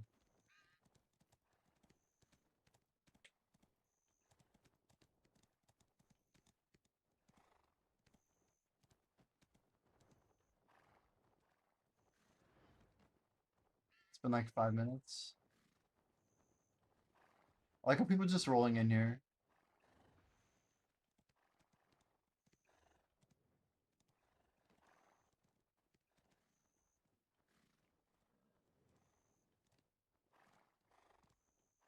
This dude's mad.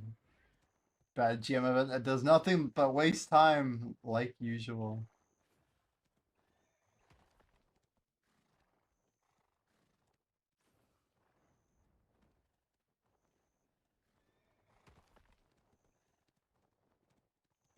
Hmm. I don't think I could do useful in here. Why do we not have knowledge on Crucian Carp?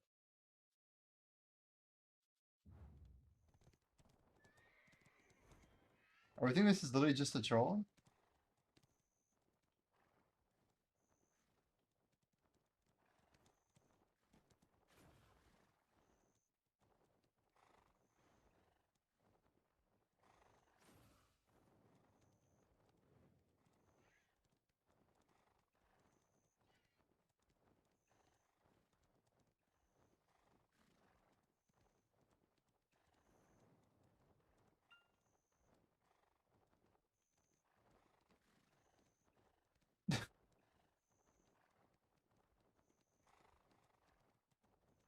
Well, for science, I gotta check their server.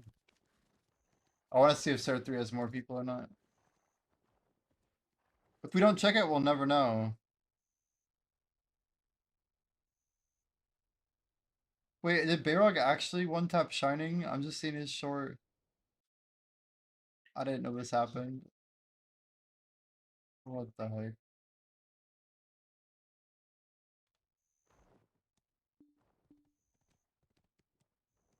Oh, he bought it. I see. That'll do it. That'll do it. What the heck? There's nobody here.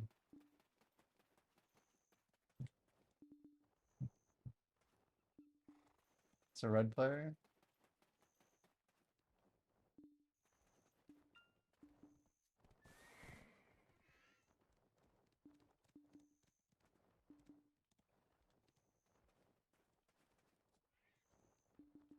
This is strange.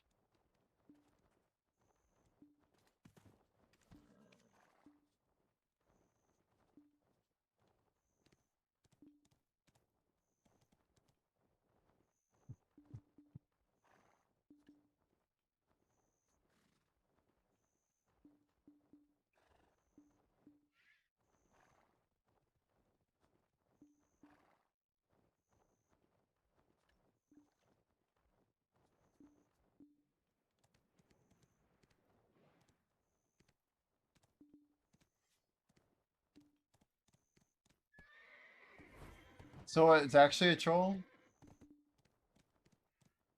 I feel like the rule is on April Fools, just don't listen to anybody. Then you're probably good.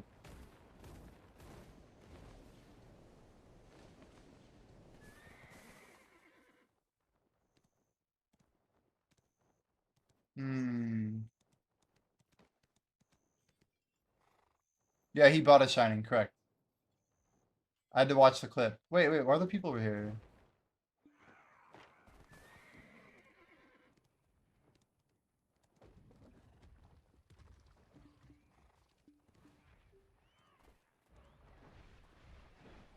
It's casual red nose.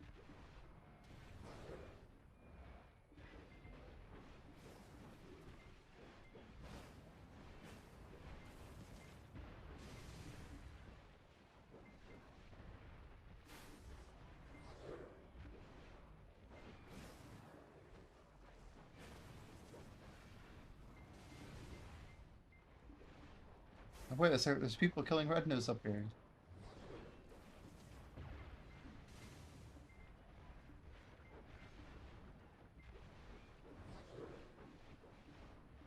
GL. Watch it drop like a Shining gold bar box. You sold the Shining? How much you get for it?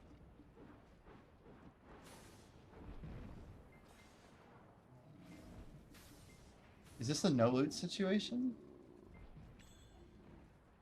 Wait, what? Did we actually get no loot?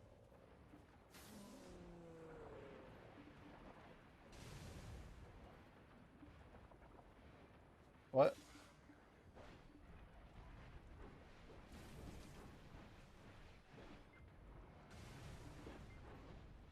It's a lot of evasion.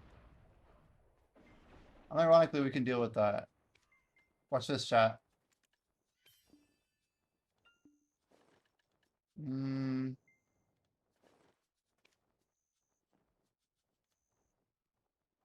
He's probably already dead by the time I swap over. But this is more fun.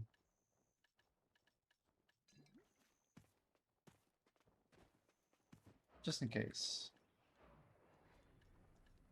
Where are my exquisites at? My exquisites.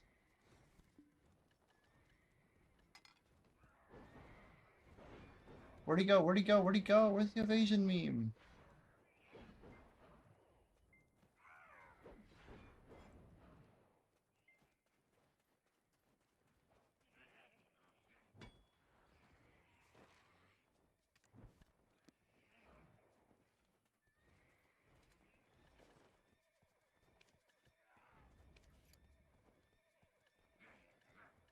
Well, in this case. But another red nose? Why would there be two red noses? That's not normal, is it? Guys, why didn't I get loot last time?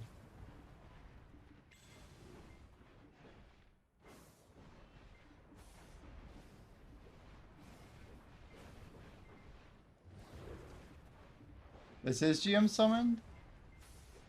Just as a meme?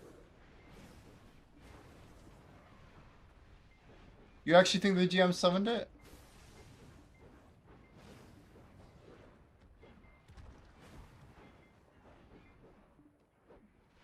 So it's like actually a meme?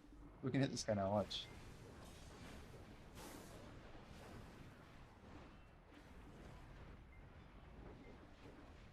We have Asian debuff him. See, that guy has GM buffs.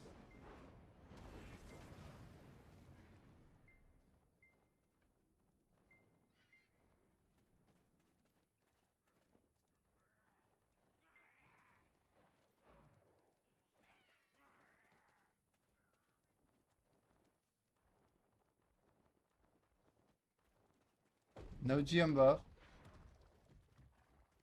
Just a couple red noses, huh?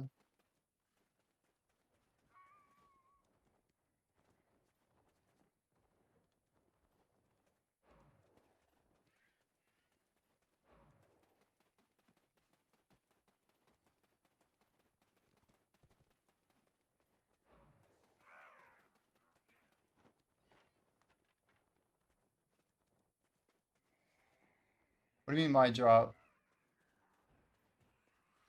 What are we talking about?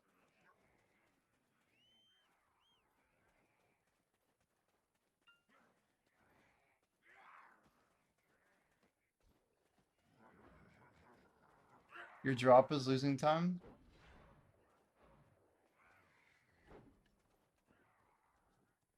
GM Weston. Where the heck is he?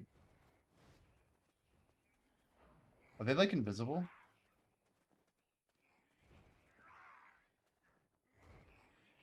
Yo, Spexa, how's it going? You come to red, blue battlefield tonight?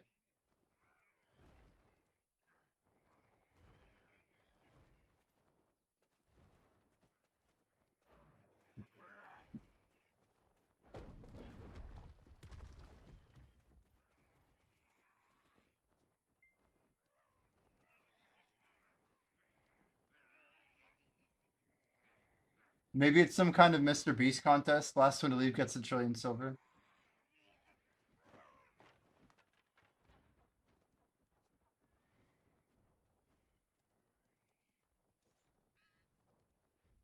Watching the chaos.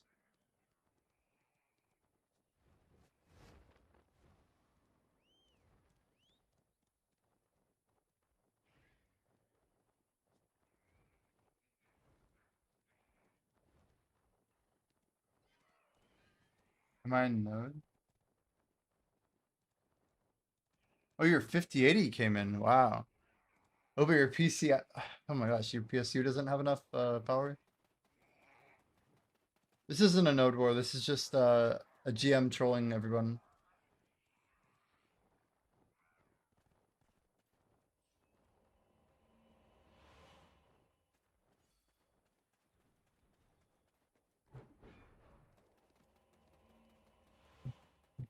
You're actually limited by your PCIe cables. I see.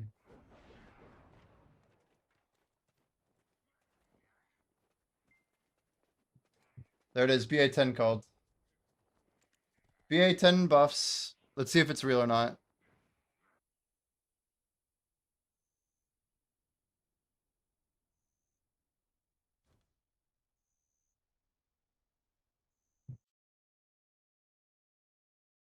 I'm actually gonna cycle this buff on like all my characters.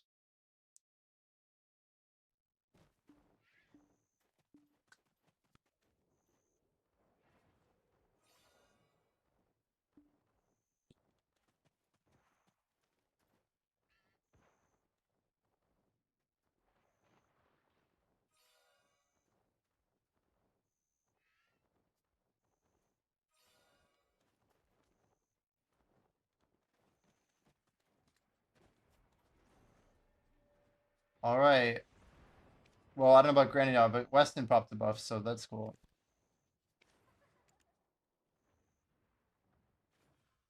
Giving old stuff to your sister for her birthday? That's awesome.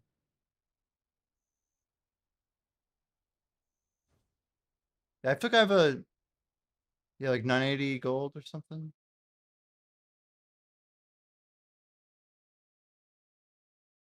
Maybe I have the 1000 one. I don't know. Somewhere in there. Black Spirit Quest? What is this? Anyway, we want to get our farming out GM buffed. Someone that actually needs it. I should grab it on my other character too. Hmm.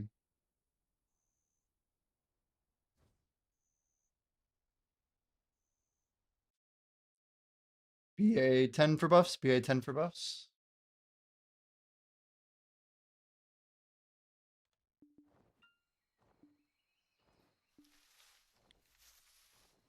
Wait, what am I doing? Kun first.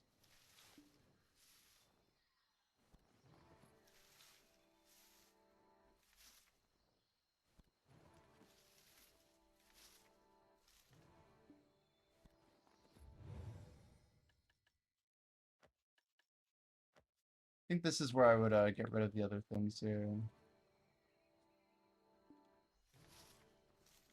Lots of pests, I guess.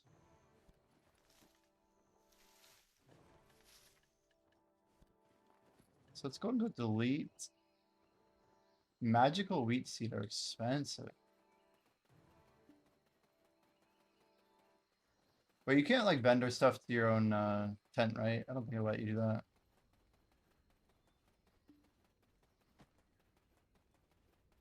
This character actually already has GM buffs. I wouldn't have thought.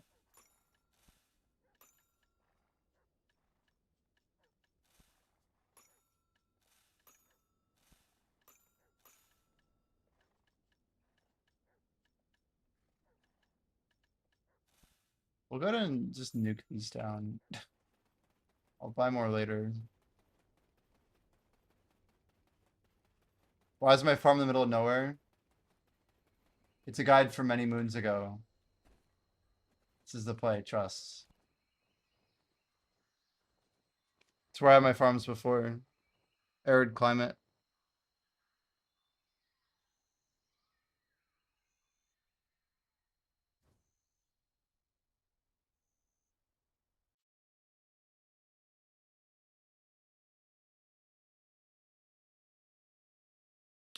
Technically, I'll never have trouble with people there, so that's also a plus. Like, literally ever. We have 24 minutes on GM buff. Yeah, good call to refresh, I think.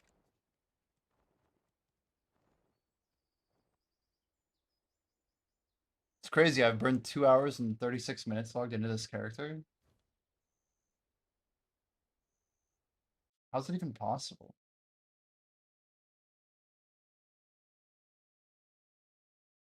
Means all my old 3-hour buffs are gonna run out.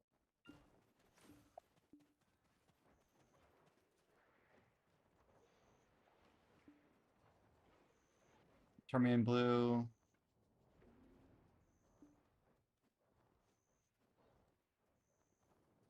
Seafood's almost gone. Well, my buff's gone, so I think we're good.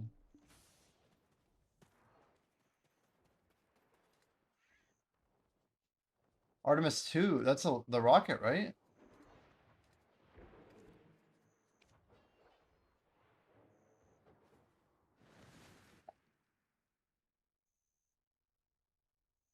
Yeah, I think I can watch this one. I just like literally walk outside and I can see it. There'll be people who are like, how do you even know like the rocket launches are even real? It's like, oh, I can look outside and see it. I've been to many rocket launches before. It's gotta be one of my favorites. People don't believe anything that they don't see. Sometimes I just don't really see a whole lot. 6 minutes, that's pretty soon.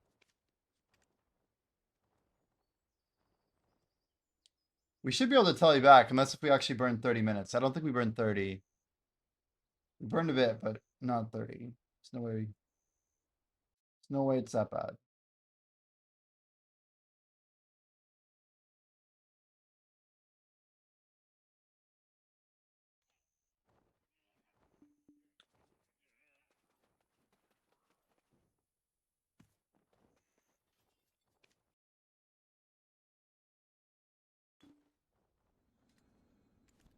Let's go more GM buff here.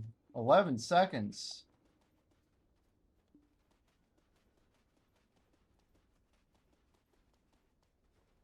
Well.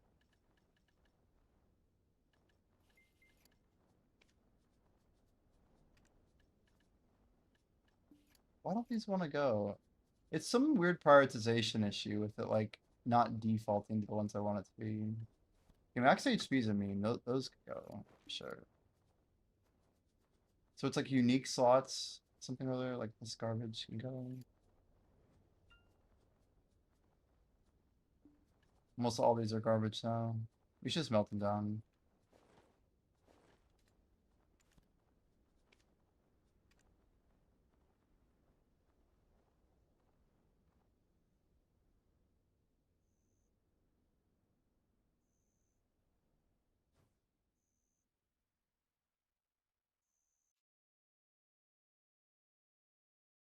New issue reported by NASA ahead of historic launch.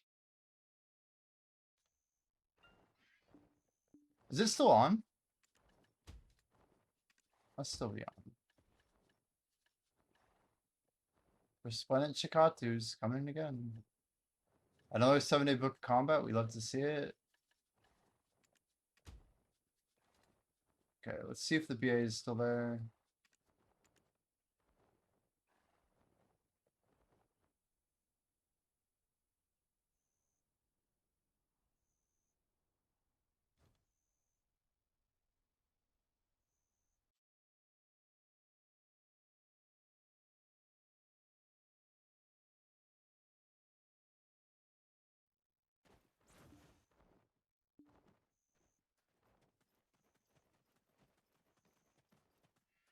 Just like quadruple dipping on this, but you know, that's what it's all about.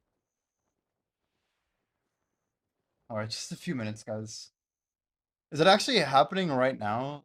I gotta hear a live stream or something.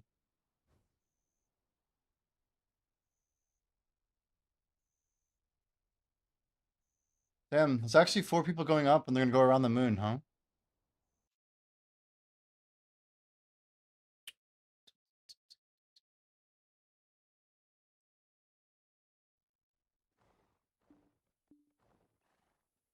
The first crewed deep space flight in over 50 years.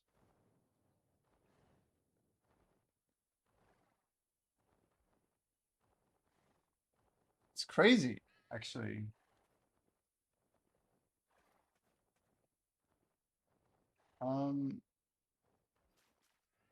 Okay. Let me navigate this guy back to Valley real quick. Poor character. Alright, I'll be right back, guys. Let me just throw up the BRB.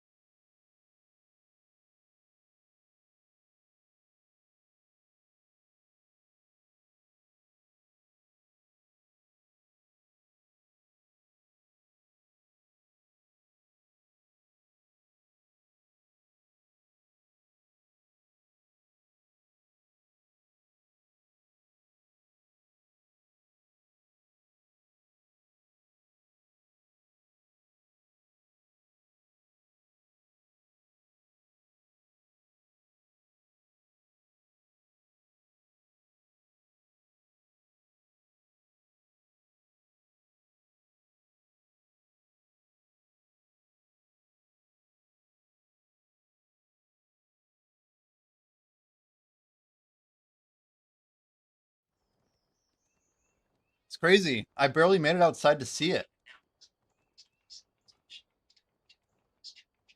Yeah, I literally just watched it outside. I can see it. Dude, 5,000 is crazy.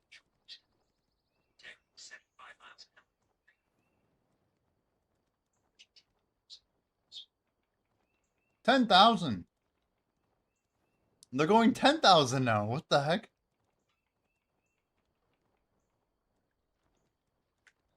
It's a 10-day mission too.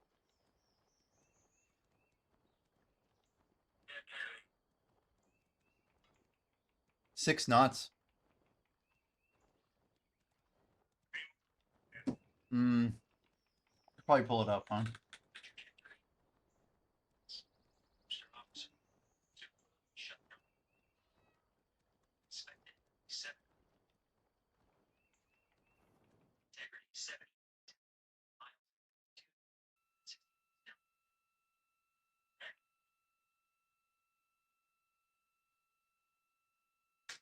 Seven minutes of mission elapsed time. Crazy. Throttling down as we approach the abort once around option. Milestone at the 7-minute 30-second mark. Now 84 miles in altitude, 650 miles downrange, traveling more than 15,000 So miles fast. per hour. It's crazy. Integrity, AOA open. AOA open. The window is now open for Yeah, no an air abort friction, once right? around option that would target splashdown in the Pacific Ocean. Still following nominal ascent at this time.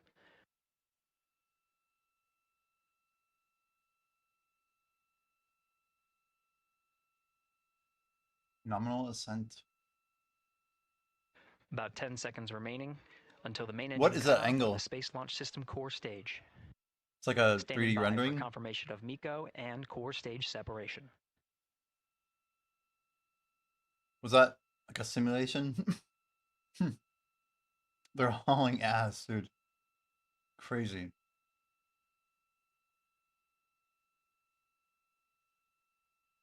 Six, seven.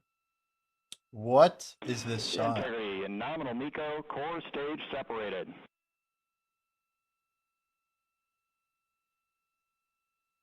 We see the same on board, Stan. I mean, it's crazy. It's a 10-day journey for them. 8 minutes 40 seconds into the flight, we have a nominal main engine cutoff heading in the right trajectory on the way to swing They're going around the moon. 19,000 miles Core an stage hour. has separated, done its job. The Space Launch System upper stage, the interim I don't think it cryogenic gets to the propulsion moon like stage, kind of or quick. ICPS, still attached to the Orion spacecraft. Yeah, in like 10 hours, right? Look how fast the 9 miles is minutes going of down to mission the moon. elapsed time. Integrity crew of Reed Wiseman, Victor Glover, Christina Cook, and Jeremy Hansen now in orbit around the Earth at the beginning of their journey to the moon.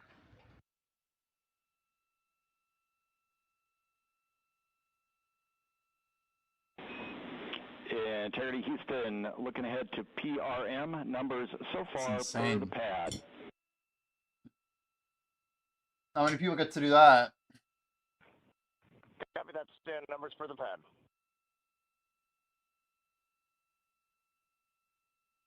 Capcom Stan Loves now reminding the crew that the perigee raise maneuver time of ignition is as expected prior to booster ignition. That time being 49 minutes, 50 seconds of mission elapsed time.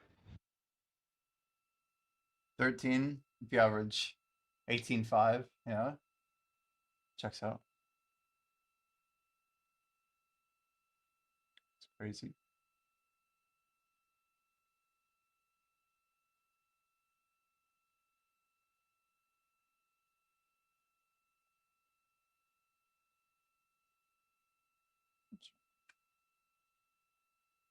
Like clean up my TikTok, looks all weird.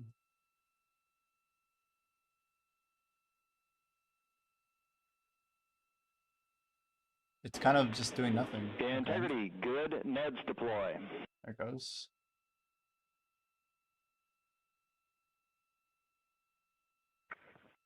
Copy that, Stan. Good, Neds.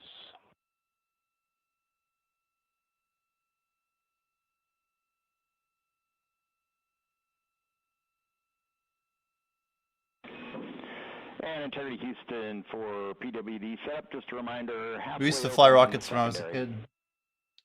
Like those really cheap motors, like 60-cent We copy motors. that, Santa. Halfway open. I definitely had a lot of fun. We used to like go to like a local field, just launch them. Passing 11 minutes of mission elapsed time. I remember like a couple times We're we do like the overhearing D grade motor, which conversation is like between they just Capcom Stan Love and Commander Reed Wiseman. they would take off, Already man. They passing would some really take off. milestones. We have a good nozzle extension deployment system. That is confirmed. Complete. We also have the visors are confirmed up now past the dynamic. Grandfather phase got of you flight interested in that is launches. He worked ascent. for JPL back in the 50s The, into the 70s. Their launch and Wow. entry suits I mean, it's remarkable that provided them an extra layer of the protection. work that goes into making this happen. Now not as needed. They're going to raise those visors. And later in today's mission, they will begin to egress or get out of the suits to begin some of their initial tasks of activating some of the systems aboard in the Integrity Great taste for the spacecraft. world, yeah, yeah. It's passing 12 minutes of mission elapsed time. Again, the perigee raise maneuver that's targeted near 50 minutes of mission elapsed time, 49 minutes, 50 seconds. That's what the crew is going to be working towards. The Commander Reed Wiseman, pilot Victor Glover will focus on preparing for that milestone. Reed Wiseman, Victor. In the meantime, Glover, mission Revo. specialist Christina Cook and Jeremy Hansen will start some of the activation of environmental control life support systems. You may hear confirmation of their activation over the Orion to Earth communication network.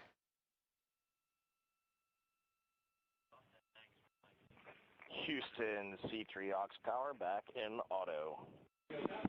Copy C3 aux, and we're 2 minutes to maneuver. Crazy. Just crazy.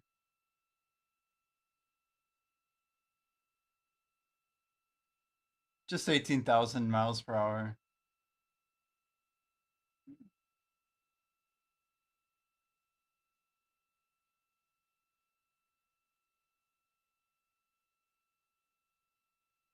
Are they going to cover the whole thing? This is a good react. Time. We're going to crazy. continue to follow the crew of the What a Artemis 2 world, man. mission. What a world. They are beginning their journey around the moon to verify the systems that will take us to its surface. An incredible ascent. Artemis 2 is underway. Reed Wiseman, Victor Glover, Christina Cook, and Hope Jeremy we see Hansen some UFOs. begin their journey to the moon. Still milestones to come up as we await solar array deploy and the critical burns that will get Integrity into high Earth orbit around the Earth before engines are fired. T-minus 14 or T plus 14. We'll keep tabs on Integrity and its crew from here in Mission Control Houston. But for now, we're going to send it back to you, Megan and Nicole at the Kennedy Space Center. Very jealous to hear how the launch experience was over on the Space Coast. Kennedy Space Center. Yeah, Gary, for I could see it out my door. Welcome back by to the the way. Space Coast, where we just saw Artemis 2 lift off 14 minutes ago. And wow, what an amazing launch, and an emotional one too. As soon as the rocket lifted off, Nicole, you had tears in your eyes, I had tears in my eyes, and we had all these people around us cheering. It was amazing. Yeah, the energy was wonderful. I mean, it was a beautiful launch. You know, we've got 4 friends and family members headed to the moon. It's pretty amazing. Yeah, how does that make you feel as someone who, you know, is an astronaut as well, but also, as you said, friends? Yeah, so proud of them. You know, man, we don't have the words in the English language to describe this kind of an event. And Proud. Pride, love, so many emotions. You know, they are truly breaking some barriers, and hopefully, you know, as Gary just said, they've got a long day ahead of them, so wishing them well on everything, but so far, what a beautiful launch to watch. Yeah, to be returning to the lunar orbit in more than 50 years. Maybe they go farther from Earth than any other humans before them. Maybe they see parts of the moon. Yo, I said, yeah. We're just checking the launch. A great start to You would be our new what could be recruit. all of these milestones that we break in just a 10-day mission. Yes, what a way to welcome in the Artemis generation. Yeah, how do you feel? I mean, we saw some beautiful shots we were covering Marek of, Nizia. of course, the Marek rocket, of course, Nizia. the Is Earth Marek good falling nickname? away as we continued up into our ascents, but also some of those crowd shots where we saw young and old just emotional, overcome by this history-making moment. Man, we are going back to the moon for all, and we saw that today. We saw that in Crazy. all the crowds. And yeah, you guys just saw that view, the sunrise or sunset, I guess. They just made it over the crest of the Earth, and you can The see world sun. is flat, One of though. my favorite views from space. Just gonna and hit I God can't in the imagine eyes. what they're looking at now, and I can't wait to see what they're looking at in about 5 or 6 days. Yeah, and you know, I know a lot of people are like, you know what, I'm surprised this launched on the first try, because we know, like any little thing, we have to be keeping safety in mind, and we want to make sure we're ready to go. But we were ready to go, and I think it surprised a lot of people. I like their Wonderful energy, surprise on this passion. Wednesday It's evening. awesome. It did, you know, and it kind of surprised me as well. But, you know, it's just a testament to the team here that has been working so hard on Artemis. You know, Artemis 1, we learned a ton of lessons. We learned a ton from the wet dress for Artemis 2. When was Artemis 1? Do you guys know? We even had a couple mishaps today. Not mishaps, but a couple, you know, anomalies today that the team creatively came up with solutions for. It's just a testament to the teamwork that gets us to the moon.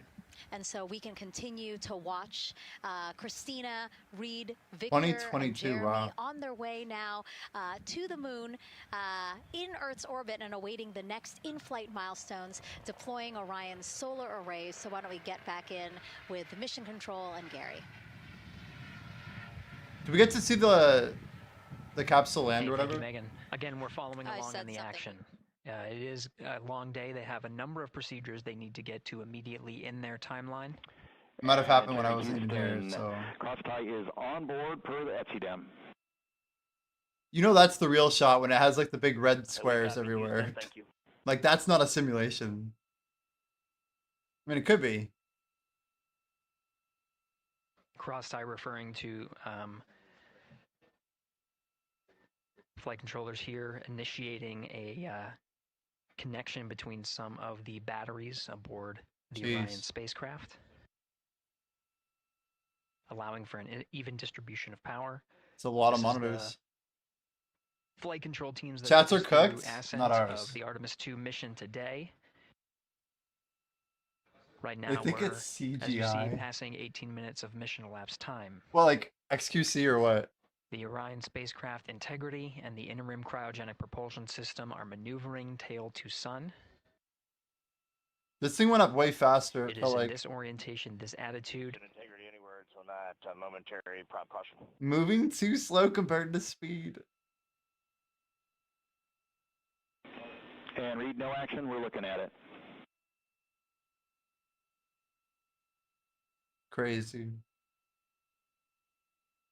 Commander Glorification of verifying anti-intellectualism. what I don't think that's a U.S. thing. I uh, think that's a routed to human his nature thing. displays aboard I integrity. think people would rather laugh at something Propulsion funny engineer and stupid confirming that and no put it on a action is needed pedestal. at this time. They're pressing through with than their something nominal boring and procedures to mundane. prepare for the perigee raise maneuver, and of I don't course the know. solar array wing deploy ahead of that. The solar wing deploy is There's a reason that they point the critical milestone. camera We'll at continue the to rocket that's have our exploding and not all the coverage, people that did all the hard follow work the mission for until the that past like deployment. several years to make this happen, right? Successful launch is just the beginning. The deployment of the solar Working arrays is and boring. successful confirmation Risk is that those exciting. solar Chance of wings are explosions drawing is power exciting. is a significant milestone, I and mean, says to the flight control teams that we will continue on. People only today's care about the mission. Power result. needs to be drawn. They don't care about the means. to continue. I don't through think it's some an of the American next thing. It's just it's a milestones. global fight. Until then, globalization. the AOA open option that was The idea called that it's on an American ascent thing, the I don't aboard think once is an more American thing. is the current option, and the board to orbit option. Small world ATO, mentality. will be switched to a preferred mode at the time that the solar Everyone's wings are spamming deployed AI and and fake latched. news. It gives the flight control teams a little bit more flexibility. Yeah, Integrity Houston, update on Tidris handover. Yeah, it's all for the Iran bots, you know, trying to really just propagandize the whole internet. Give us There's a lot of just people who one want to see the world fail, you know. The developed world fights a battle every day, ready to copy. every single day. Roger. Tidris handover east to west, expected Crazy to think 1 about. second earlier at 5:1 minutes. I mean, if you think that they haven't probably bought some infrastructure through like Chinese and like Russian like intelligence markets, I feel like that's just silly, right? Alright, Stan, we copy. There's only like so much naivete you can handle. But like this stuff happened over 10 years ago, probably 12, 13 years ago. A lot of this moved pretty quick. Thanks for the report. These animations are the reports that you just heard on and this is CGI, right? Integrity I think has this one's maneuvered tail to CGI, sun, chat. The RL-10 nozzle on the end of the ICP. It's okay to say some of them are towards the CGI if sun, they are, right? and the solar Like array that's still okay. deployment sequence has begun. Oh, Call of Dragons.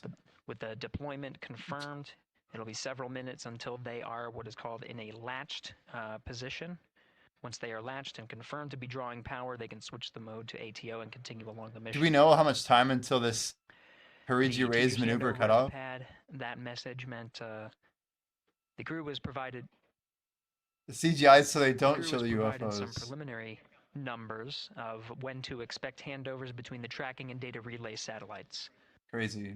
Currently orbiting Earth at an altitude of 545 statute miles above the Earth. They are in a near-Earth network communication system. The tracking and data relay satellites, geosynchronous satellites that are stationed about 23,000 miles above the Earth. Well, we just made about 20,000 After groove the boxes. apogee rays burn, that occurs later today. And yet that won't even last me, what? Burn like itself a will month, put them in 2 an months? altitude that surpasses the range of the tracking and data relay satellites, and they will transition to the deep space network today.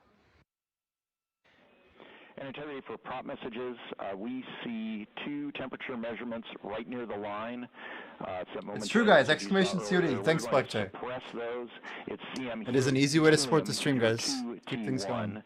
And heater 1, Every day, we never take it for granted. It's tough world out here. Thank you. We see the same. We could go like small screen on this. Let's go back to Black Desert. Let me think how we could do this. I can just do like a window cap.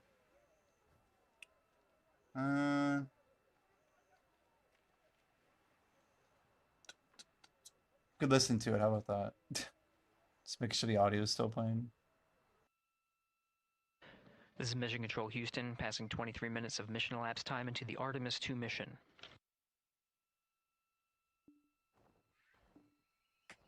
This is after a launch. I'm told to breed. At 5:35. We're here to breed, chat. Seconds, wow, that's a time, lot of blush leaf. PM 2 moles appear. You can get multiple mole procs. Right now, the Where's the other orientation one? you're seeing from our arrow visualization Huff. that translates some of the No telemetry more that we're moles getting detected. from the So you just spacecraft get and puts it multiple into a moles now, model, huh? So you can follow along. This is the new world of some farming. the milestones that we are. Holy following lord, here. the byproducts is crazy. The RL-10 nozzle For some reason, I wasn't expecting that. Wait, Of your what? screen, Damn it! though it is currently I not just deleted a firing, that purple nozzle hypha. is Why did it get pointed, deleted? What the towards hell? the sun, and the solar arrays. I didn't know it was currently deploying. possible. From What did I this even do? How did I visualization, they delete look it? Fully stowed That's in a crazy. position. I literally just We are misclicked happy to report XP. that Jeremy has the O2 sensors on. Just 10 fences, 1 round is 1k. Copy O2 sensors. The XP pets? It's more combat XP? Yeah. Farming XP? No. Again, Commander Reed Wiseman. I might have to check to see if I do have farming pets. I think I have at least a few. Arrays, and we'll follow the attitude maneuver changes ahead of the first burn of the ICPS engine. This guy talking over the trans CDM kind of hits hard. It sounds like something I'd listen to, actually. With his voice there, you know? Yeah, we're almost Ready for liftoff, you know? It's literally EDM. Integrity Houston, All right, we are back at the grind. a 7-second miscompare between the MET on Orion. Yeah, Malik and probably came in here like, ICPS. what's this We'd guy like doing you streaming to the launch? Read us the MET from your center status bar and Oh, this is my guild leader. for the ICPS on StackSum. Whoops. 44 minutes on buffs, damn, I didn't realize. And Stan, we see. What did Rance just hit? Absolutely precise alignment. MET 25, 14, 15, 16, precisely aligned with ICPS MET. Copy, thank you for that. We'll investigate a ground issue. And Houston Integrity, ATO preferred set. Copy, ATO preferred.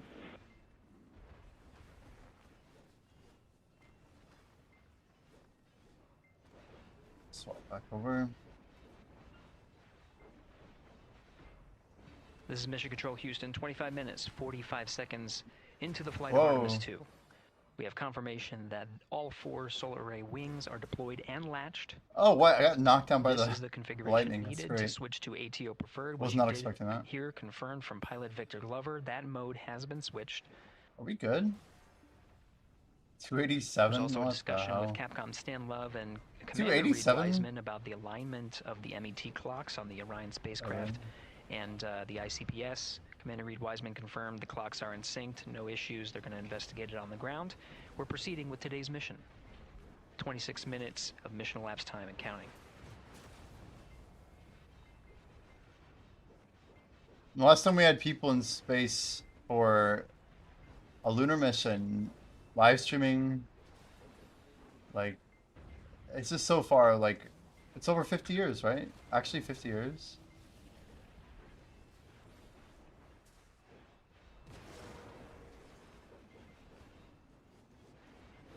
Did they pause it? This demonstration thing they have showing is kind of weird. I feel like it's almost worth it for them to invest a ton of money into getting more HD video. You know what I mean? Like how much better that would be for everyone. If like people can't see that it's happening and people truly don't believe it in an area of deep, like, I don't know. I hope they get a lot of really good footage, you know?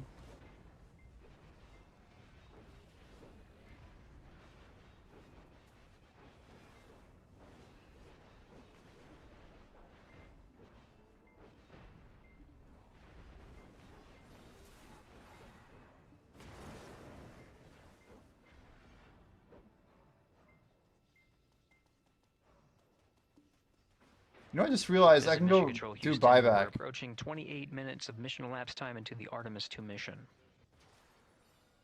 At 28 point, minutes we've had already. A successful liftoff from the pad at 5:35 p.m. and 12 seconds p.m. Central Time, 6:35 and 12 seconds p.m. Eastern Time. We've had a good main engine cutoff, core stage separation, and a good trajectory to begin today's mission. Right now the spacecraft has maneuvered tail to sun. We're standing by for another maneuver to maneuver into the burn attitude. This is where the RL-10 engine of the ICPS is pointed in the correct Well, for no level orientation together for pop the yet. perigee XP's raise looking really maneuver. good. We did hear Got a confirmation nice that full the buff perigee bar. raise maneuver time of ignition has been confirmed per the pad, which means it was the predicted time prior to liftoff. Integrity for GNC, we're taking channel 1 to unfiltered and to BFS. Okay, Stan, we're watching. Go ahead.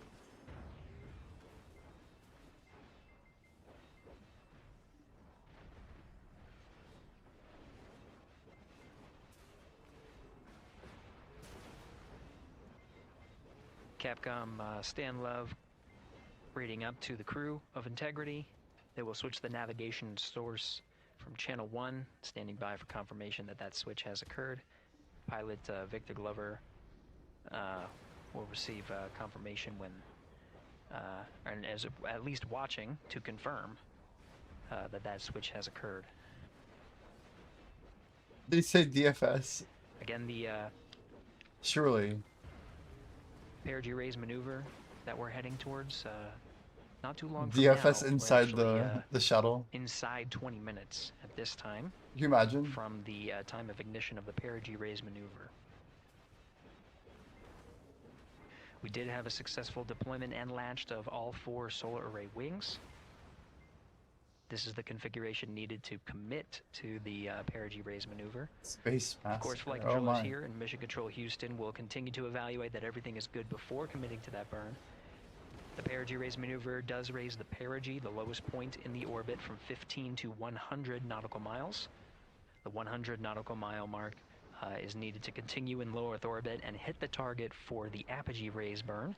That will put them in a high Earth orbit for the remainder of the day and set them up for the right position to execute the translunar injection and head to the moon tomorrow.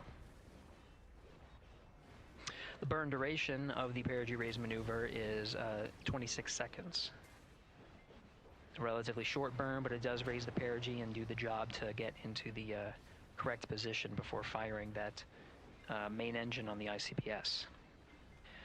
The pad had a TGERS handover. This is the tracking and data relay satellites. East to west, they are geosynchronous satellites that are positioned around the globe. And as Orion makes its way around the Earth right now, Orion, above the west coast of Africa, at an altitude of about 923 statute miles and counting.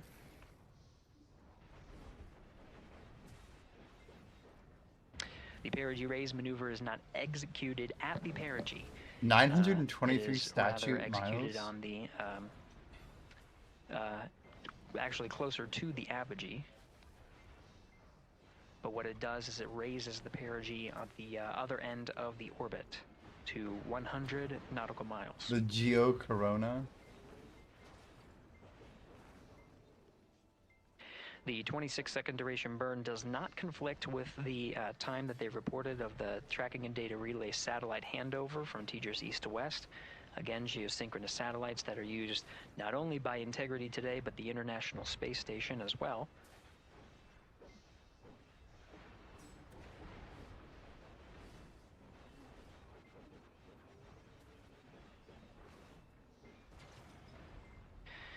That time of handover is 51 minutes, 26 seconds. Plenty of margin before the perigee raise maneuver cutoff happens, and the trajectory is analyzed to see whether it was a good burn. A good burn means that the burn was performed as expected and sets the trajectory on course for that 100 nautical mile perigee target mark.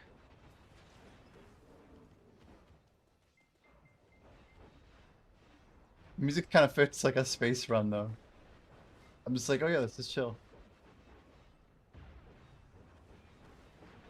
Again, for those sticking with us on NASA It'll be Plus, cool. And following along on our coverage, we will continue to follow and to cover the mission until comes back. Well, actually, we'll continue to cover the mission 24/7. Okay. This guy's like kind of guessing what we'll to wrap say. up our coverage here shortly. And now that space grind, yeah. solar array wing deployment Can you imagine occurred on NASA like playing Plus Black Desert and just not having a care in the world? Like, this is such a random thing to say, again, but we will continue coverage like imagine the 24/7 comfort on the of NASA YouTube playing channel. a video game in For your those that want to home, see, you know, wherever that may all of the be, upcoming milestones but you're that are actually in select space times, just where we will traveling be, between points A and B. coming back to Like on a NASA one-year Plus and other trip streaming to like platforms. like You can Mars, go to you know? NASA.gov to find the latest on when to find those activities. Like where every other variable is solved Given and that like this is an operational mission, we do want to make sure it's that like, we are you know, maximized for safety and stuff. maintaining transparency in the mission and providing you all The latency information actually gets on worse every what's day. happening in space. Yeah.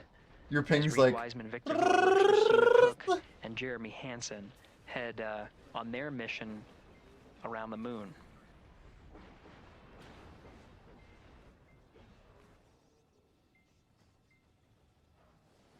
Inside Integrity at this time, again, the solar array wings have deployed. The Integrity is maneuvering to its burn attitude ahead of the execution of the perigee raise maneuver.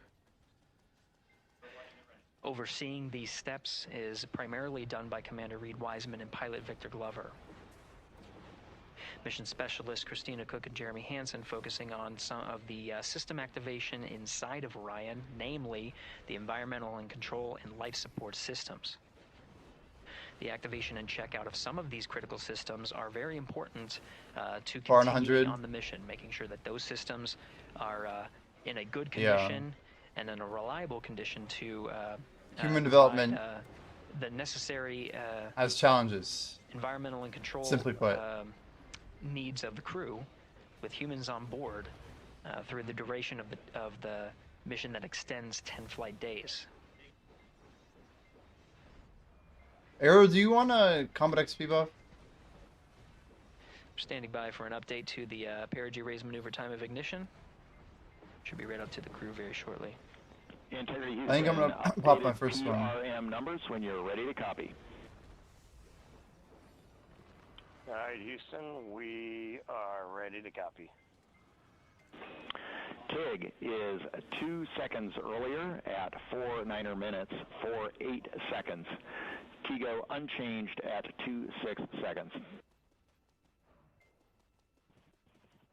49. I'm on a crap server. Let me just hop real quick. 26.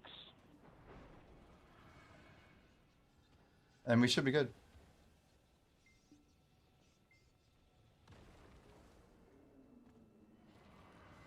Bell 5 is a bell. Damn.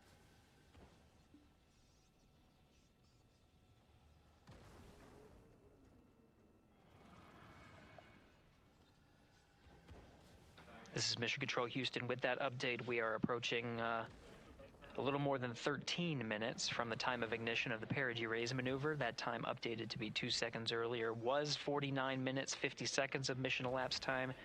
Will now move to 49 minutes, 48 seconds. The duration of the burn, that's what was referred to as the TGO, will still remain at 26 seconds. Relatively short duration burn, again, just raises the perigee of the orbit today. Wow. Making sure they hit the mark on that time of ignition is the primary concern of Commander Reed Wiseman and Pilot Victor Glover. Mission Specialist Christina Cook and Jeremy Hansen inside activating those environmental control and life support systems.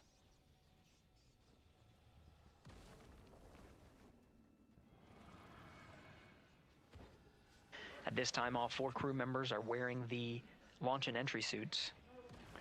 Integrity Houston, for Optimus on the PCD, we have time update instructions when you're ready. Update instructions. And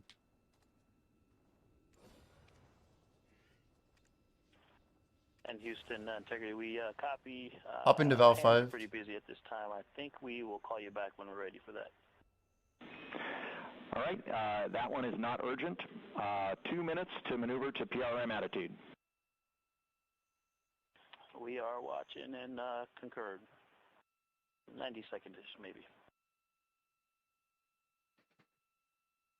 Pilot Victor Glover confirming that that maneuver less than 2 minutes. Again, that the point of that maneuver is to point the main engine of the ICPS, the RL-10 engine, in the proper orientation to execute that 26-second burn. It needs to point in the correct position to achieve the goal of raising the perigee to 100 nautical miles.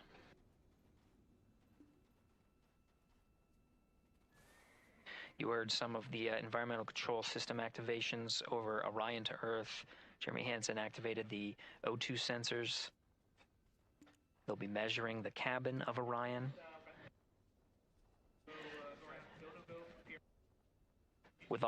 During all of the activations here on the ground in Mission Control Houston, Flight Director Judd Freeling is doing a poll with all flight controllers in the room to see if we are in a go position to go ahead and execute the perigee raise maneuver. Once concluded, Stan Love will report it back up to the crew, and we'll stand by for that.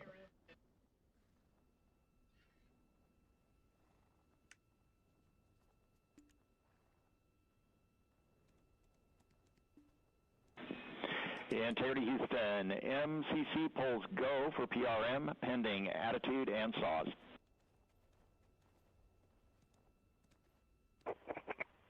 Hey, we copy. MCC is go. Maneuver starting.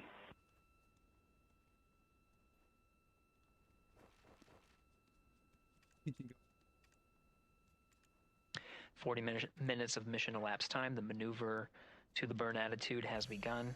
The maneuver also is paired with reorientation of the solar array wings that have been deployed. I count 5. They will have various positions throughout the duration of the flight. Of course, solar array is meant to maximize the draw of power from the sun So when deployed, we're in a biased solar array wing configuration that was called solar normal. This allows for the greatest surface area of the solar array wings to be drawing power and powering up those batteries of integrity, of which a cross-tie was enabled between the four batteries, the four battery buses that are inside of Orion. However, for the perigee raise maneuver, the solar array wings will be put into a position to take on the loads imparted by the ICPS main engine when they execute the 26-second burn. You can see in the animation here, the solar array wings are in motion, and the attitude is being reconfigured to point the engine in the correct direction, those solar array wings being pointed forward. Were you grinding here, Arrow? By the way, did I just steal your rotation? I just assume you hopped over. Oh, you were not. Okay, okay. I didn't even ask. I didn't see you. I wasn't sure.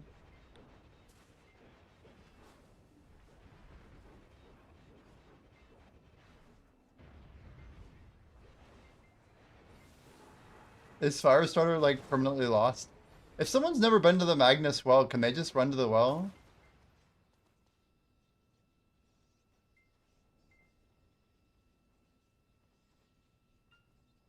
You're getting a live look inside the Artemis 2 mission flight control room. The team you see he's here gonna find out. He oversaw just took the CTG ascent and now he's here. of our So four astronauts inside Integrity, launching at 6:35 and 12 seconds p.m. when in doubt, time. you know, go south, jump the Now, water, again, go to Valencia. This room will be occupied 24 hours a day, 7 days a week, with flight controllers shifting on 3 shifts. That's kind of cool. He's showing mission control. 24/7 operations. 24/7 support. We will cover that live on NASA the NASA YouTube channel, and we'll be covering that around the clock as we begin to wrap up our coverage here on NASA Plus. Before I do want to send it over to our colleagues at the Kennedy Space Center. And to my colleagues, it was a pleasure to join the team Well, we got the buff at the Kennedy from Space Center Arrow. and be a part of such a historic launch. Here in Houston, again, we're turning our attention to the mission. And for now, we'll say farewell and thank you to our colleagues there for today's launch coverage. We'll see you again soon for Splashdown. This is Mission Control Houston, sending it back over to Megan and Nicole at the host desk.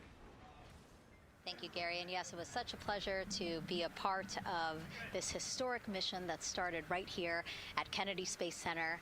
It was such an amazing sight to be a part of.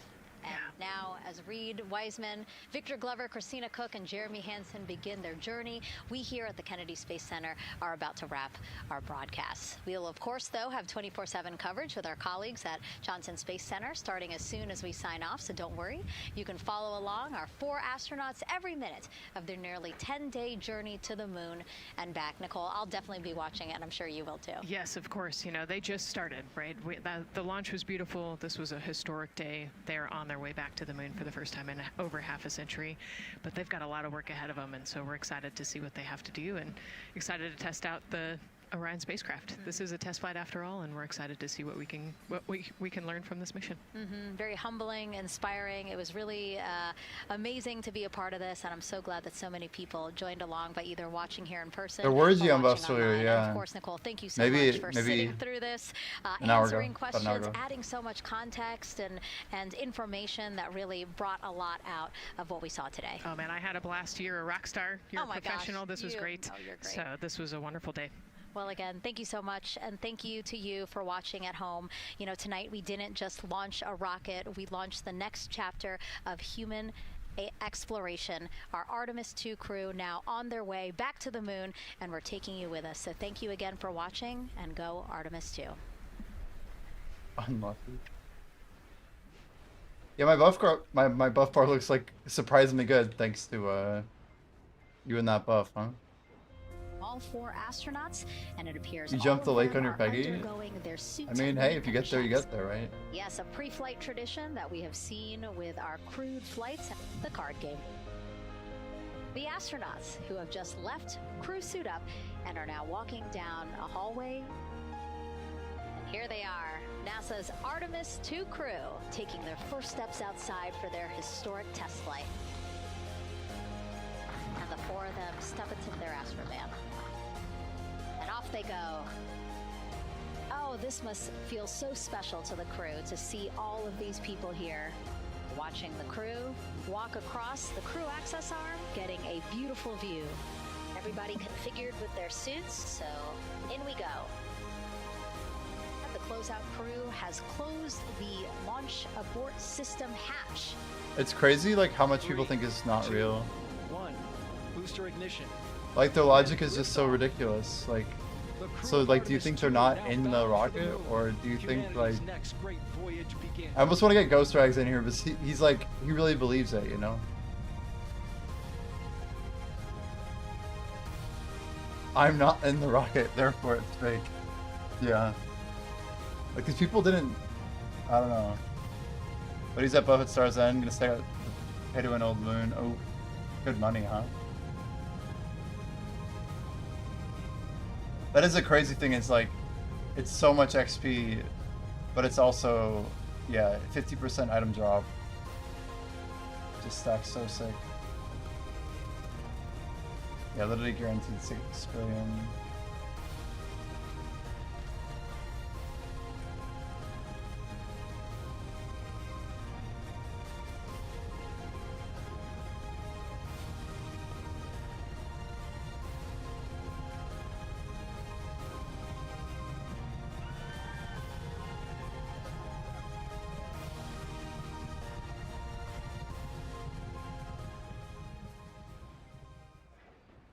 So apparently the well worked for him, huh? Live stream from the rocket, or it never happened. It makes you wonder why they don't have like some sort of, I don't know. The contingencies around like setting it up, you got to think about like the fact that they're moving as fast as they are, and like what it would cost to film it. You'd also think they'd have like a video that they could like record and then upload later, you know?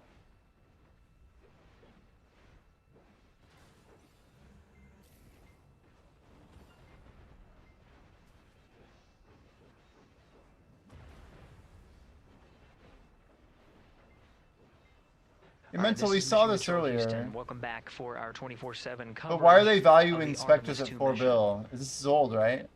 At this time, we are a little more than 1 minute from the time of ignition of the perigee raise maneuver. At this time, the Orion spacecraft integrity has been maneuvered into the burn attitude, is pointed in the right direction, and the solar arrays are in the position to take on the loads. Yeah, but why imparted 4 by the bill? 26-second burn. You can only make so many Tri-Black Stars in 1 hour, can't you?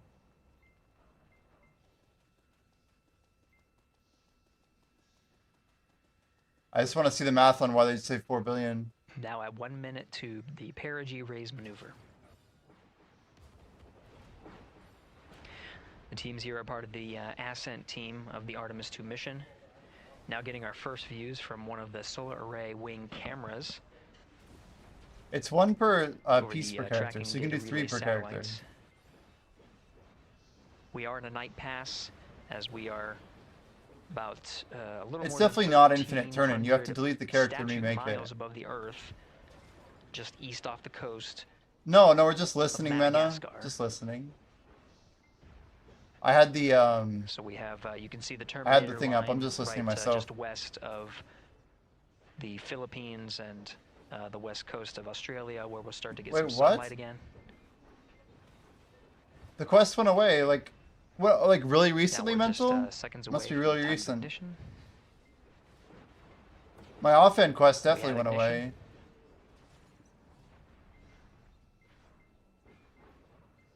You can see the perigee raise maneuver from the main engine. Perigee with raise CPS maneuver. firing The perigee raise from the maneuver. solar array wing. The perigee raise maneuver. Standing by for confirmation of cutoff.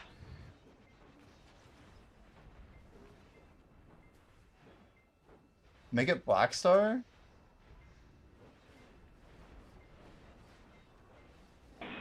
Integrity. Have you even done it, Mental? And 1 minute to Teeter's handover. And you know I did this quest like 100 times. In like the last 2 months. Copy that. We see the same on board. 3 months. The sun is rising Still. on integrity. Outstanding. Like when I say the quest, I'm talking about talking to Doran Morgan and making it. And with that, the first burn of the It's interim once per cryogenic piece per propulsion character, so you could get system 3 from Doran has Morgan. been You completed don't have to do like and the whole put quest, the crew old quest. on the right trajectory. I'm talking to get just them about to the later part. There are Integrity for toilet setup, step 2.5. Go ahead. I mean, you just talk to the If guy. there's not an installed Oxon inlet filter. So the even quest with comes up empty only if you have the Oxon items, maybe? In the Is that hose right? when I opened up the filter. That's news, if that's true. And it's not even a quest anymore, it just becomes like a function. But you need the items to do it. Like handover or whatever.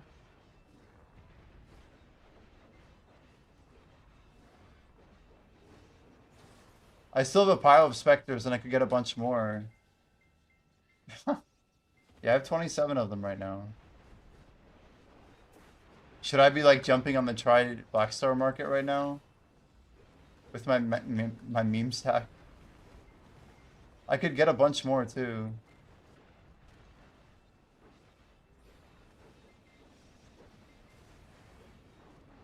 You sold 1,000 to vendor. Yeah, pain.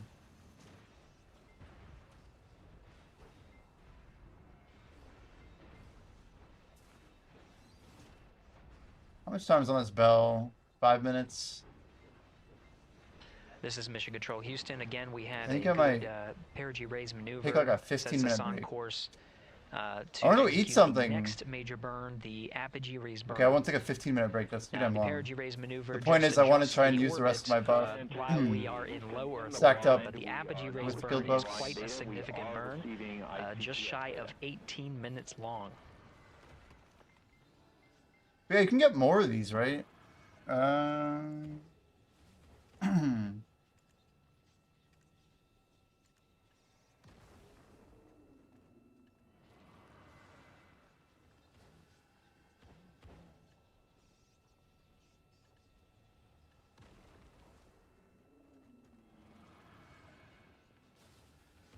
These are OP. This is way too expensive.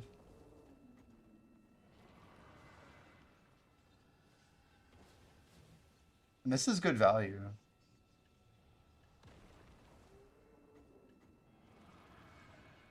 These are...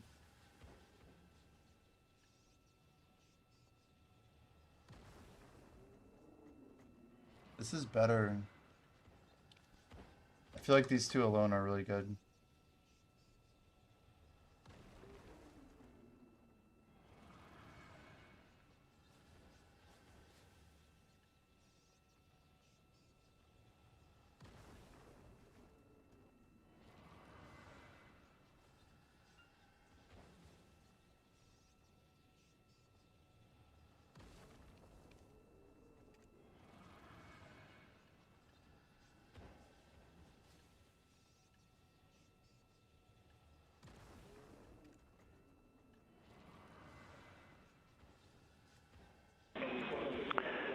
Integrity Houston on Tidris West. White Sands is receiving data.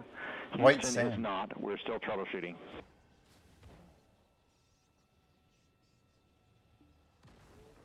Yeah, Steel and Dine Shop, we did buy those. Easy money, huh? That was Capcom Stan Love, part of the Ascent team here in Mission Control Houston. We changed over to point to one of the tracking and data relay satellites at the expected time. That time was updated to 51 minutes. I could transfer over like 10 characters to that from Tidris cave East to Tidris and then get West. different classes, black stars. You just On need a switching remnant to and the Tidris specters, West, right? Is there anything else you Control even need? Houston, not seeing some of the data coming from Orion, coming from Integrity. So we're standing by to regain the ability and troubleshoot some of the rationale as to why we are having some intermittent gaps in our data and communications with the crew.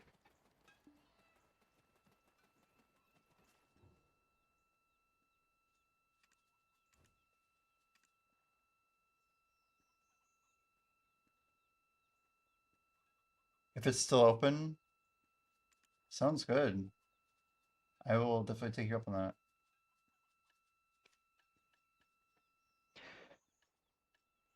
How I now again, as the teams are troubleshooting. Integrity Houston in the blind. On a scale of 1 to 10, how bad is it to use my essence of dawn? Maneuver.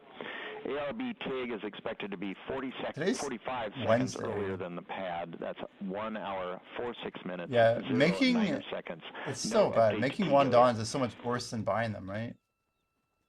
Surely. That was Capcom Stan Love here in Mission Control Houston. He used the term in the blind. That refers to as part of the data that we are not getting from the Tidris. But it's only one essence of dawn? West satellite. Noting that we understand that we may not be receiving communications from the crew, though they may be able to hear us. So Stan Love So they're actually pretty cheap to make. What status You just have to have a ton of our lightstone end. crystal. We do know that from the data we are receiving, it's still not worth though. that It's not close.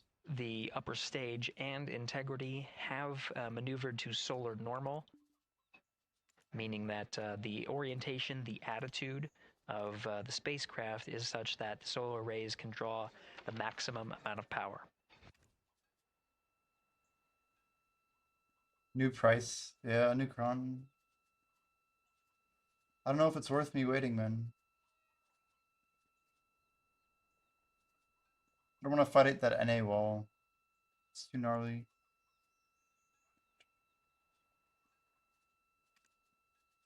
Wait, is this really a accelerator? No shot, it's an accelerator. Wait, what? Distorted frag? Integrity Houston in the blind for Christina. Just before the Tidris handover, we heard your report about the lack of an Oxone I inlet had that filter. there. We copy that there is not one installed as expected, but please put in a new one.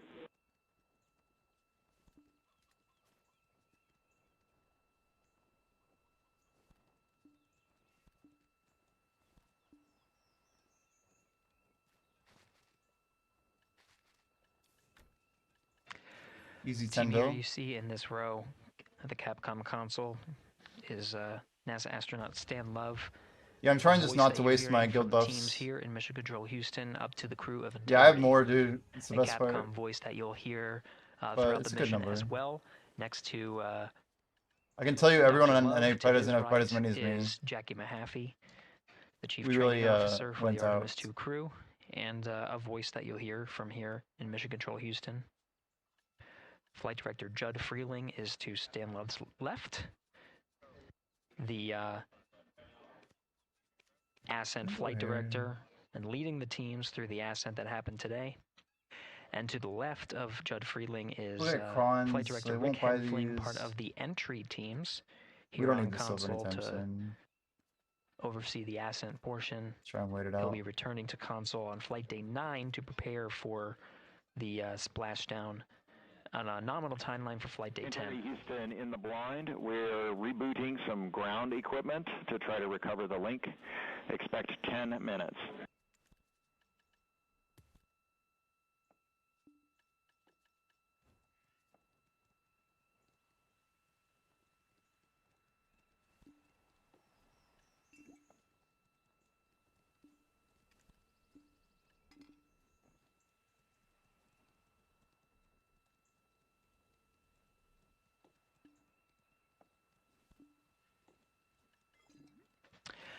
This is Mission Control Houston. Again, the teams here are troubleshooting. It's not great, but it'll work. Lack of a Yeah, we forward need to go link, do gathering. Maybe in 3 hours we'll go an do it. ability to communicate with the See how we're feeling. crew Anyway, this might aboard Orion. only time to get a little bit of Teams a are break here. Let me troubleshooting see and if I can throw planning some to food in. reset some ground I equipment. might bring it back. We'll see. As I'll be right the, back, guys. Forward link Just 1 minute. was dropped at the time that we switched from Tidris East to Tidris West. That happened, that handover period started at mission elapsed time of 51 minutes, 26 seconds. Capcom Stan Love reporting some updates, what is called in the blind, meaning that though we... Integrity Houston in the blind, expecting an imminent automated swap to string 2 on board. Also, reminder, we are still receiving good ICPS data.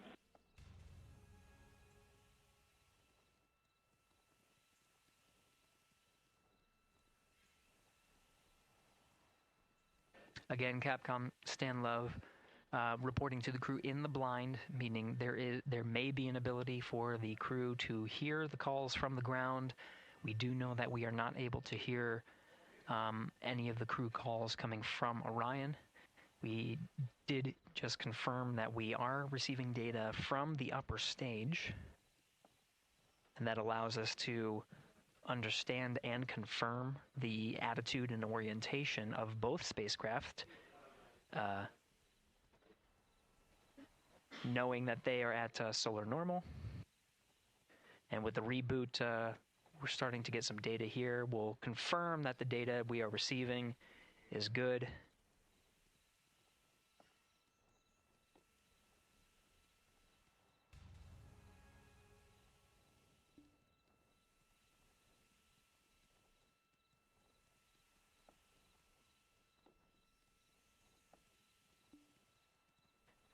With the regain of comm, we're starting to get some views aboard the Orion spacecraft. Integrity Houston, voice check on Tidris.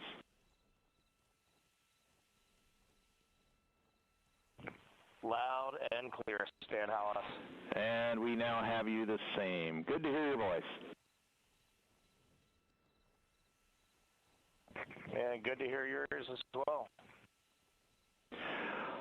Right, we are still trying to understand whether the automated swap to S-band string 2 recovered comm for us or what was going on the ground.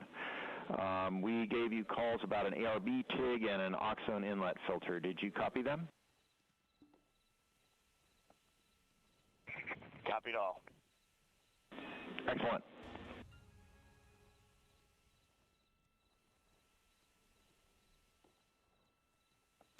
This is Mission Control Houston, though the solutions that were applied to regain the communications from Integrity is not known which one worked. We do know that we are receiving data. We're getting confirmation that is updating some of our telemetry that shows that the solar array wings have been reconfigured to the solar normal. Again, drawing as much power as possible. While Integrity is in flight and awaiting the next burn, the apogee raise burn. And you just heard confirmed, though Stan Love was reporting some things in the blind, meaning we could not hear the crew respond to any of the calls that were going on Orion to Earth. We did confirm from Reed Wiseman aboard Integrity that they did hear all of the calls that Capcom Stan Love was reporting. And Integrity for comm, while we are sorting out the earlier comm loss, we plan to remain on S-band string 2. Copy S-band string 2 and Quid 19 has been inhibited for right CCD. Copy Quid 19.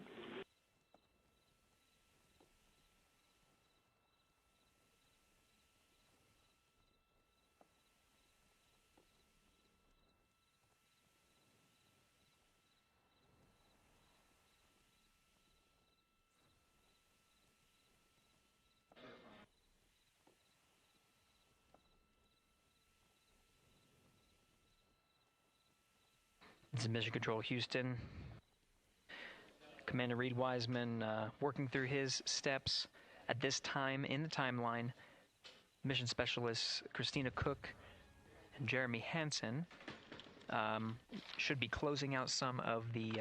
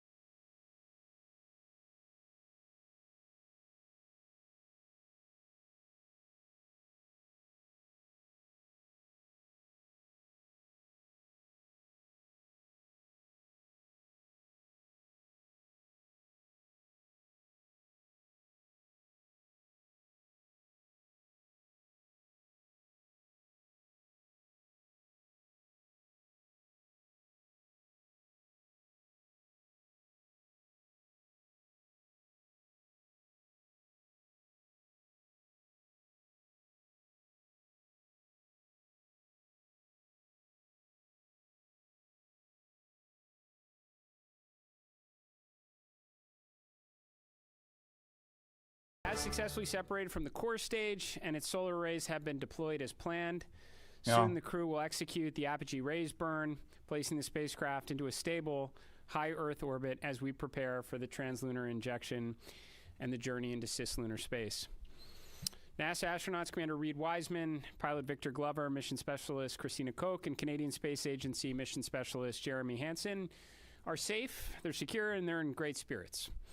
We will continue to monitor their health and the status as we move into the next phase of the Artemis II mission. So after a brief 54-year intermission, NASA is back in the business of sending astronauts to the moon. We have arrived at this point through a sustained effort and national commitment and the work of thousands across the agency, our industry partners, and our international allies. I want to personally thank the ground crews, pad imagine how controllers, far the they are. entire workforce It's true. here at Kennedy Space Center. This mission belongs as much to you as it does to the crew. The crew is now in the capable hands of Mission Control Houston, the Johnson Space Center, where teams will guide Orion through each phase of the mission with the same discipline and precision that has brought us to this moment. We've certainly been here before. We know the challenges ahead. We have a lot of checkouts to get through before TLI. And when, if all goes well, everything is go, Artemis II will be moonbound. Moonbound. You have our commitment to keep the public as informed as possible on this historic mission. And we will celebrate when we will hold our celebration until this crew is under parachutes and splashes down off the west coast of the United States. Thank you. So with that, we will open this up to questions, and we will start here in the room if we have any takers. We'll start right up here. Congratulations to all of you on a successful launch so far. My name is Jim Siegel. I'm with Florida Media Now. And I'm curious about when the astronauts will have their first meal on this mission. And what a good secondly, is somebody on the Earth here back in Houston or somewhere keeping track of what they eat during this entire mission, and how do they go about doing that? Incognito Trump. Yeah, I don't know about that. Kind of select what they want. This guy's Well, let's see. I'll jump in on this one. Well, what I'll tell you is they do have planned meals, okay? So they have a planned meal today. I will tell you they're very busy. So Ascent Day is very tough. It's tough physiologically. It's tough from a workload issue as well. And so this timeline between now when the crew goes to sleep, so MET of about 8:30 is pretty packed. They're going to snack. They probably have some pre-positioned meals. I know they did in their flight suit. Some of the snacks that they can use if they need. But I will also tell you that Flight Day 1 and Flight Day 2, you might not feel like eating a lot. And that's just part of it. Your body is acclimating to 0G, your physiology yeah, we want to know about transitioning food. From a 1G environment to 0G, and it takes a little bit of that's a whole G less. So right now they're working hard. They are doing what they need to do. They sound great on the loops. That was really a good signal to us that they're feeling well. But just know that that's part of the equation, when they get on orbit. As far as the food being tracked, yes, we have a food lab, and we have folks at the Johnson Space Center tracking what they eat, the nutrition, the calories. It makes a difference. They do this on Artemis. They do it on Space Station as well. So we're well versed in that. We want to make sure that they're healthy, and we also want to make sure we know what they're doing, what they're eating, so we can also track that and make sure that they don't need any supplements or anything additional. Thank you. We'll head over to Joey.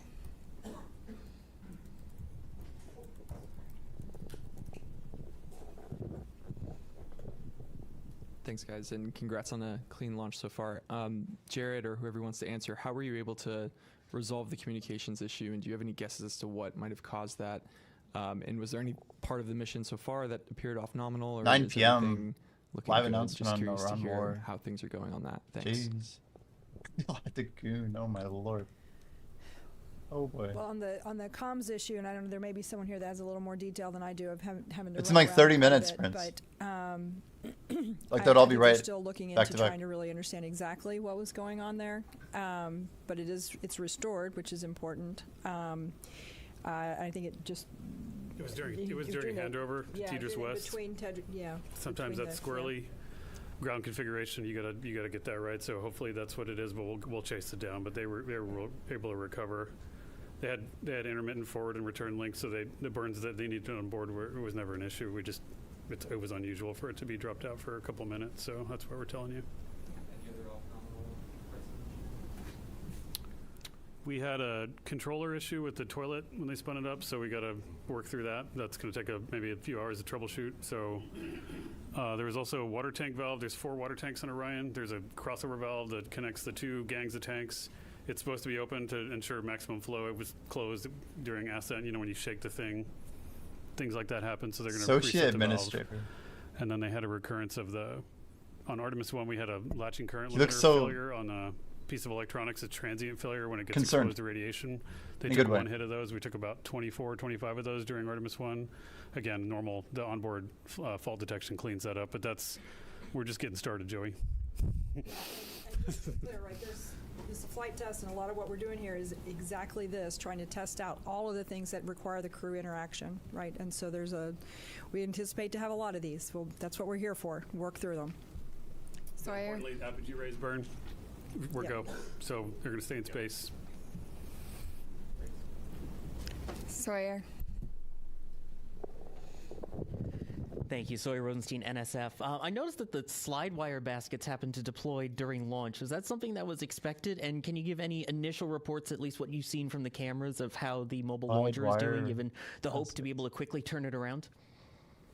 Yeah, Do you have something on the baskets? I can talk about the turnaround. The baskets they're supposed to get out of the way. That's part of the plan. So otherwise they take plume loads, and we don't like that. So I can tell you on the mobile launcher, our team has already been looking at a lot of the imagery that we have that was taken both during and after and assessing that, trying to get the condition. We've got teams, I believe, going out there. They might already be out on their way to take a real look. Some of the good things that we've seen relative to Artemis 1, one of the issues we had was that the water that was supposed to be spraying down the launch pad, so that there were some issues there that didn't happen. We saw a lot of corrosion. The water was working, so things were getting washed down. We're still also going to remove some of the parts so that we can do some of that cleaning to make sure we don't have those corrosion issues. We haven't seen evidence of things like after Artemis 1, like the elevator doors were blown off. We haven't seen that. So we're optimistic, but we got to get out to the pad. We got to look. We did a lot of changes after Artemis 1, trying to harden the systems so that we can turn it around faster. We do anticipate there will be some items that'll need to be replaced. It's a pretty violent environment. But we're hopeful that that's minimized, and as soon as we have more information on that, we'll definitely let you guys know where we stand and how quickly we think we can get it turned around. Thanks. Lauren.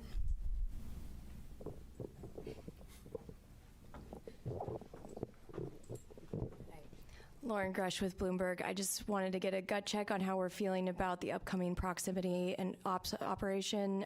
Do we have any concerns with that TDRS delay, or is that not an issue for that? I would say right now we're on for the proximity operations demo. Haven't heard anything that's keeping us from that, Norm? No. On track, ready to go. Victor Glover's going to be flying it. Reed's going to be working the procedure with him. And cross-checking, and Jeremy and Christina are going to be looking out the windows, also spotting, cross-checking, using cameras and imagery, and it should be beautiful, so we can't wait. We'll go right over here.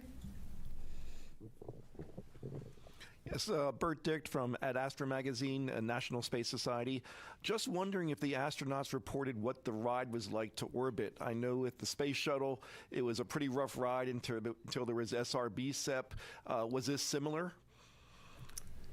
Have you heard? I have not heard a report yet. I know we will get a report. Again, yes. when MECO happened, immediately they were getting prepped to do their perigee raise maneuver. That's critical. Otherwise, they come back to Earth, which we don't want them to.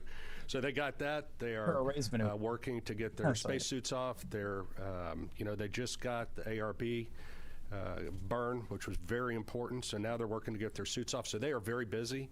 Now later today, I anticipate they will call down and give us a full brief as to how the Proxox demo went, how the ride uphill went, and I personally can't wait to hear the comparison between this massive rocket. This will be some good content. That's great. Thank you. Micah.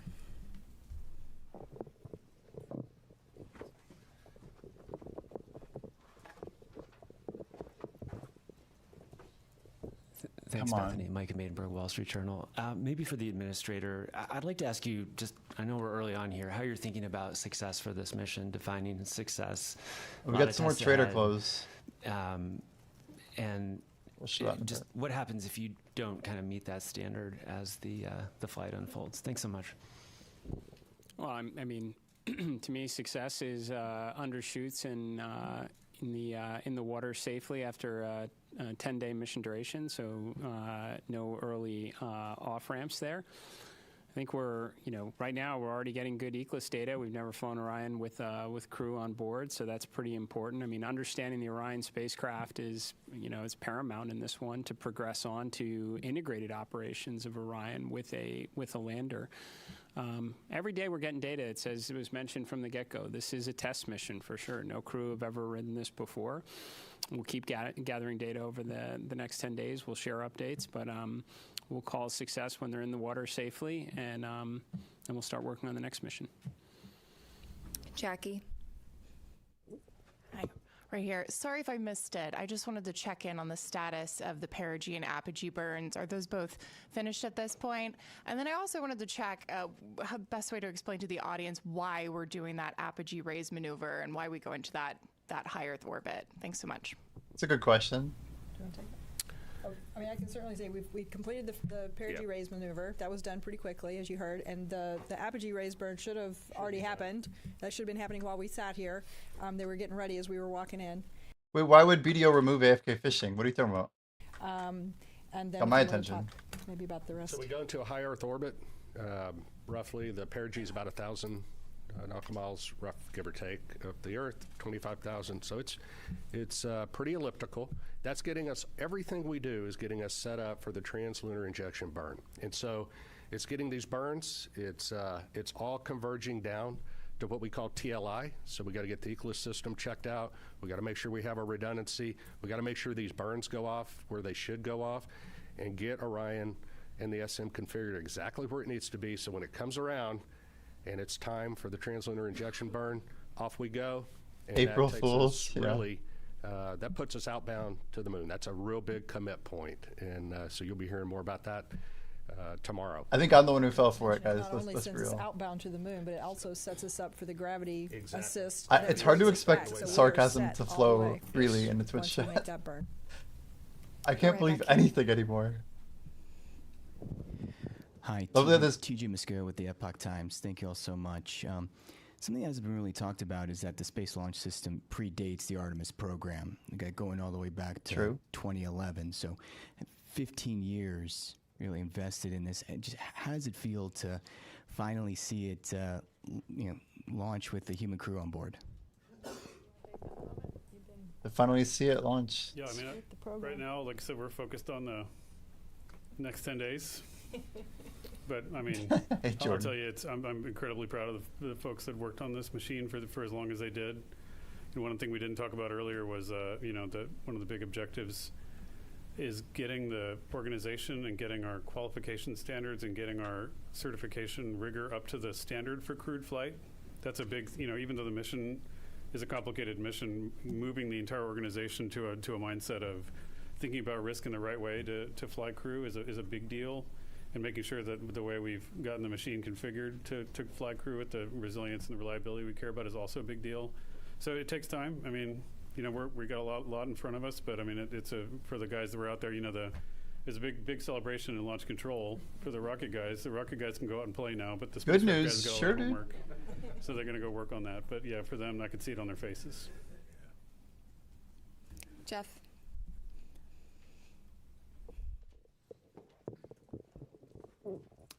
Jeff Faust of Space News. During the countdown, we heard controllers working through a few issues, one with the flight termination system, one with the launch abort system battery, and it sounded like there was a brief telemetry dropout. Wonder if you could provide a little bit more details about those issues and how you resolved them relatively quickly. Yeah, so Jeff, the FTS issue was we were doing an end-to-end test. We typically have to confirm that we can get a signal from the range to the machine and then back. We weren't able to close that entire end. Wow, good for you. But the Getting guys 40 days back at the range, they were really quick on their feet. They swapped to a different range receiver, which is a slightly different heritage, but has the same fundamental algorithms on it, and they were able to switch over to that and able to confirm a good end-to-end signal, which is really clever. We had thought about getting a receive-only box that we had in the VAB and shipping that over to Patrick quickly so they could do it, but they were able to fix it on the fly over there, so that was good. And once we knew we could confirm the end-to-end loop of that command, then we didn't need that receive. We don't need to do that test more than once. We just need to verify the commands get on board. And so once we confirmed that command was there, then we met all of our public safety risk. For the launch abort system, we had a battery, so 2 batteries, several temperature sensors on both batteries. We had one poke out of family. We want to make sure all of them are tracking within certain limits, but we could confirm, given the locations of the temperature sensors, where they are on the battery itself, that the reading was instrumentation, because there wasn't a credible physics-based explanation for why that sensor would be that far high. It was an order of magnitude off scale high from the rest, and so we were able to quickly vote that sensor out. So that was two of the major issues. But again, the team, this is what the training is for. This is what the practice is for, is to go into those things and knock them out quickly. So they did really well. We'll go right over here. I noticed there was a lack of public address announcing outside, and there was a lot of going back and forth when we realized there were some issues, and we had to go back inside to find out, or we had to have our phones. Why was there no public address system available with loudspeakers outside? I'm not sure what you're referring to. We're not sure what issue you're talking about the public address. Okay. Available to people outdoors, and I thought that was a lacking. Which we'll take a look into that. We'll definitely look into that. I wasn't aware that What's that the question happened. here? So thank you for that information. That's new, and we'll definitely look into it. We'll go right back here.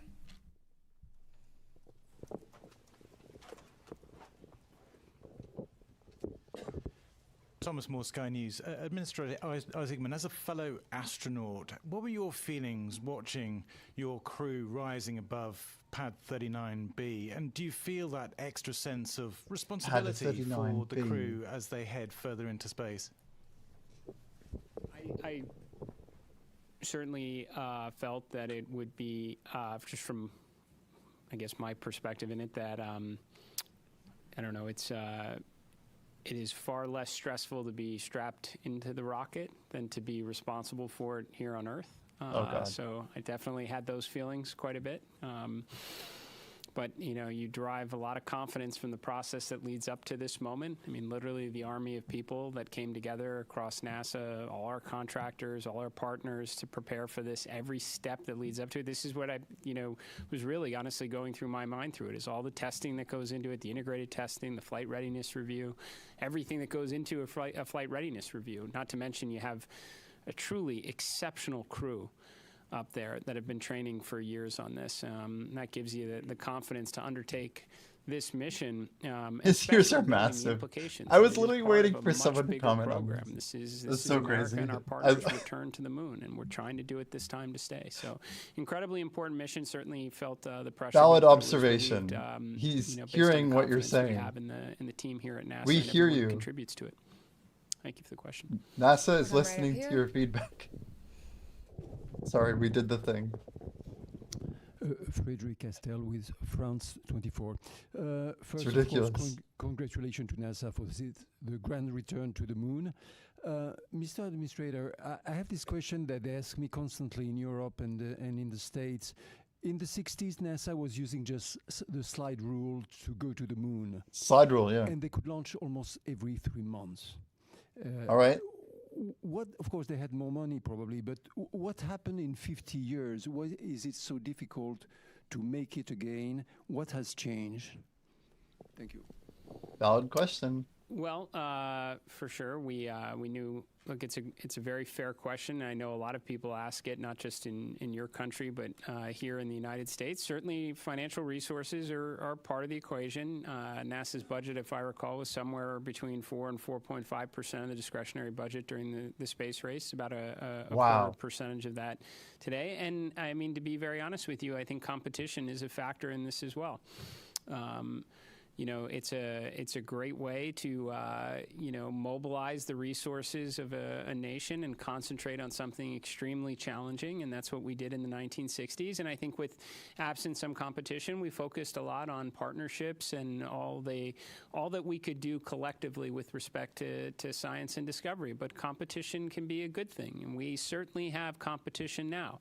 I think that's why you're seeing us start to concentrate our resources back to the objective, and do it with a great coalition across the NASA workforce, our contractors, all our partners that have come together, our stakeholders in Congress and the administration who came here to witness this launch, is because they know we have competition, and this one's going to be close. And I think as a result, you're going to see a lot more progress, more so than you have in the, you know, since when this was originally conceived under Constellation. We're going to get back into the business of launching rockets on a regular cadence, and we're going to bring the world along with us. So. We're going to take a couple of phone bridge questions for just a moment. Reminder that you can join by pressing *1 to get into the queue. We're going to start with There's Will probably like Robinson 1,000 Smith people in from the queue, right? Spaceflight Now. Hi, thank you, Bethany, and congratulations, everyone, on a good mission so far. Question about the upcoming TLI burn tomorrow. At what point during the day will the team conduct a poll on readiness to proceed into the TLI, and what are the main criteria that you'll be assessing to make that final determination? Thank you. Okay, well, the TLI burn actually happens about the time that launch happens, so it's one day into the mission. So tomorrow, Eastern time, would be about 6:35-ish. Obviously, those burn times can change, so check that before tomorrow. But what are the teams looking for before TLI? We're looking to make sure that the life support systems work, that the vehicle's healthy, the life support systems have been checked out, they're ready to go. We assure that those are functional, because once we commit to TLI, they have to function. And so we want to make sure. So that's why we spend a day checking out the systems. Ascent is, you know, you shake, rattle, and roll a little bit, the vehicle. You saw that today. And you can imagine what that does to the systems. The systems, though, are performing very well. We anticipate that they continue to, but we want to get some track record on them before we do that. We also want to make sure we have redundancy in the system for comm, for environmental life support, propulsion, those type things, before we embark on that TLI mission. So that's what the mission control team in Houston will be doing tomorrow. Jeff Radigan and his team, as the lead flight director, will be well into that. The teams are well versed on it. They have trained for it. They work very closely in conjunction with the engineering team, the mission evaluation room in Houston, where the engineers that have the intricate knowledge of Orion come together with the operations team, and together they work with the crew to make sure that the vehicle, you know, is doing what we want to and accomplishing the mission objectives that we need to. But it always comes down to crew safety, vehicle safety, and mission objectives in that order. I might also mention, as those teams are checking out all of those systems, there will also be a meeting of the mission management team that's led by John Honeycutt, whom I think many of you have seen before, and they'll be meeting tomorrow afternoon to hear all of the results from what's happened over the last day, in preparation to make the decision on whether or not we proceed with the TLI burn. We will next go right back here to Manuel. Maybe it's a dumb question. I'm pausing it, but like, are there like people who like bring like really HD cameras into like all these places and then like upload the footage somewhere? Like, surely they can get like a $500 camera and then like have footage, but like you think there'd be like hours of it. Is that like publicly available? Can I find it somewhere? Thank you so much. Manuel Massanti with Exploración Espacial. I understand that the CubeSats are going to be deployed. I don't mean like the really grainy shit that's like always pretty much available like in like a live stream format or like when you're hearing from the ISS or whatever. Like surely some of these guys would have like actually something more intense. I did not change anything with Twitch. I heard that earlier. Someone said it was like more like serif, sans serif, whatever. Yeah, I mean like for the mission to be done, I imagine, but I would hope with something like this, like they just take some really beautiful videos, like with their view. And like surely that would help people like understand how real everything is. I've seen a couple, but like a lot of them are like still photos. I'm like, where's all the video footage? That's all I'm saying. Like 5 hours. 7 TV into April the flight. Fool's joke. Is there any chance we're going to see live images of the deployment? And then when is the crew? I know they're super busy right now, but when are they going to start using the flywheel machine?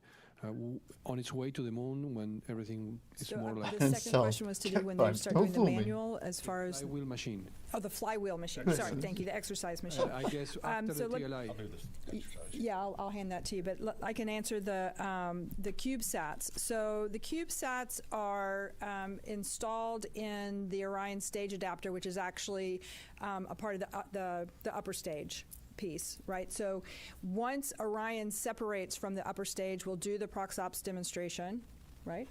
And then once Orion has cleared and we're away, then they will be deployed. So Orion won't be there to take images of them. And once they are deployed, they each of them have their own plans for being able to communicate back down to Earth to various ground stations. They have their own communication plans. So we'll start to get information back from those individual CubeSats. So that's kind of the plan and the path forward on the CubeSat deployment and what you can expect. Radiation. One more question from the phone bridge from Christopher Mick of the Hudson Star Observer. Thank you very much. Congratulations to all the teams thus far. I had a question from an earlier media availability with Jeremy Hansen. He made mention of if the mission launched on April 1st, they would be experiencing Artemis, the video expansion. And I just want to follow up on that. If yeah, Lommel Part 2, Artemis. In the mission timeline, and if there would be any video perchance of that happening, or is that just going to be on the astronauts' photography at the time? So you may have to answer the question on whether or not there'll be the availability of the what kind of real time. I'm not sure what we'll have there, but the crew will get to observe the eclipse. This is pretty unique. It's kind of interesting. It actually doesn't happen when they're out of comm, so they will be having communication during that eclipse time. But during 15 minutes eclipse, to the battlefield, guys. The moon will be blocking the sun. Right. They will be able to see the sun's corona, which is kind of cool. So they've been having a lot of science lessons over the last couple of days to learn about that and the eventuality that we actually launched today. So they're prepared to make those solar observations. It'll be a pretty cool and unique opportunity. I'm sure we'll get some images down at some point. I just don't know if they'll be live. Tarek. Thank you very much. Tarek Malik with Space.com for the administrator. There have been a lot of comparisons of Artemis 2 to Apollo 8, a pioneering mission, daring, that sent astronauts on an untested crewed vehicle around the moon. And I'm very curious, given last week's ignition event and how that really laid out an audacious and ambitious plan to really explore the moon in a stepping stone approach way, where you see Artemis 2 in that plan, and basically the importance of riding on this mission before you can make that next step for next year. So, I mean, no matter, I guess, how you slice it, it's the opening act for sure. I think there are areas where we're clearly combining, Apollo 7, Apollo 8 into a single mission. Which we should be able to do. There has been, to your question earlier, there's been substantial progress, over the last half century with tools. We've certainly been there before, so I would expect us to be able to get some, mission efficiencies through. But I would say that what we learn from this, for sure, will inform how we think about Artemis 3. Now, there's certainly big picture objectives in that. We'd like to get the lander together.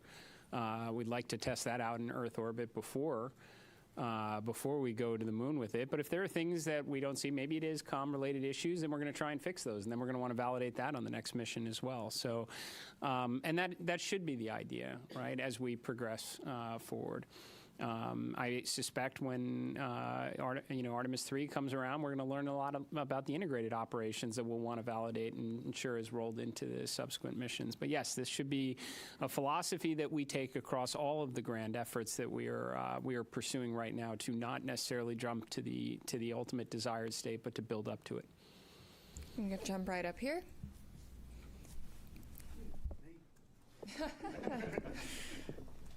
The boom mic. Hi, Richard Hollingham, BBC Future. Related to Apollo 8 in a way, really. I just wondered what plans had gone into a new Earthrise image. A lot has gone into the aspirational nature of this mission. Have you a plan? I assume you have a plan. What is the plan? Oh, go ahead. I do know that the teams have been looking at what the opportunities might look like. They've looked at the different launch dates, and so I know that they're really going to try to make that happen. I can't give you a confirmation on that yet, but stay tuned.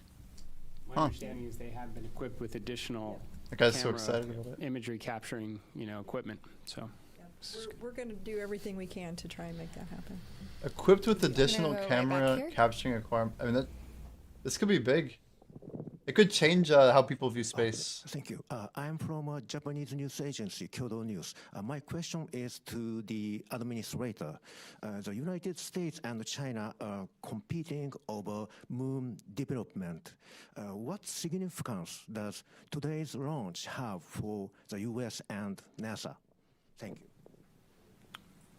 Bro's single-handedly trying to start the space race, but now between China and the U.S. Not him, but the last guy. Well, it's certainly an incredibly important step. I mean, this is the first crewed mission into this environment in more than a half century on a rocket that has never flown human beings before, along with a spacecraft. So it's incredibly important because we're going to learn an awful lot from this to inform subsequent missions. So yes, this is the beginning.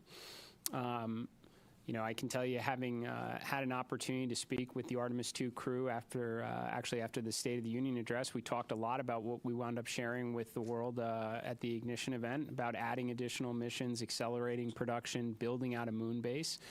I think it was very energizing for the crew because they knew that they were, this is a risky mission for sure. Any type of new test flight mission going in this environment is going to be challenging, and they knew it was building up to something bigger. And I think that it was very helpful for them in that regard. So, and certainly it was very helpful for me to hear their feedback as well. I would suspect a point or two wound up in the Ignition event from them. So. We're going to go back here to the white shirt. Thanks, Denise Chow with NBC News. I think for Lori or Norm, I'm curious what you anticipate could be some of the biggest challenges over the next few days, whether that's from a spacecraft or system standpoint or crew workload. I'll jump in. Flight day 1 from a crew workload is pretty tough. Between now and TLI, we're working the crew really hard. In fact, when they go to sleep tonight, they're woken up in the middle of their sleep to do the perigee raise burn, and so their sleep's disrupted. They're hitting on all cylinders. They may not be feeling well. On top of that, so we know that flight day 1 and flight day 2 up to TLI is really good. We know it drops off then, and so going into this, we trained for that. We did simulations for this. We put the crew in exactly that state. Now, they weren't on orbit. They probably were feeling great. But we got a good gauge, hey, are we working them too hard? And the mission control team is great because they're watching the crew constantly. They're watching their performance. And we also have a crew that's very good at saying, hey, enough's enough. And so together, we will make certain that we're doing everything in the best interest of meeting the mission objectives. Making sure that we're not working the crew so hard that they make mistakes or something of that nature. And again, we work as a collective team going forward. So this is our best opportunity, and they may add more stuff to the timeline before it's all done, and they may take some stuff out if we need to. But we adjust all the time on those things. So that's leading up to TLI. That's probably one of the bigger. This is the Artemis 2 live mission coverage. It's broadcast. This is like a NASA panel answering like Q&A from the media. It's pretty incredible. A bunch of updates. Just launched a couple hours ago. It's like a manned crew mission to go around the moon. Launch happened, about an hour and a half ago.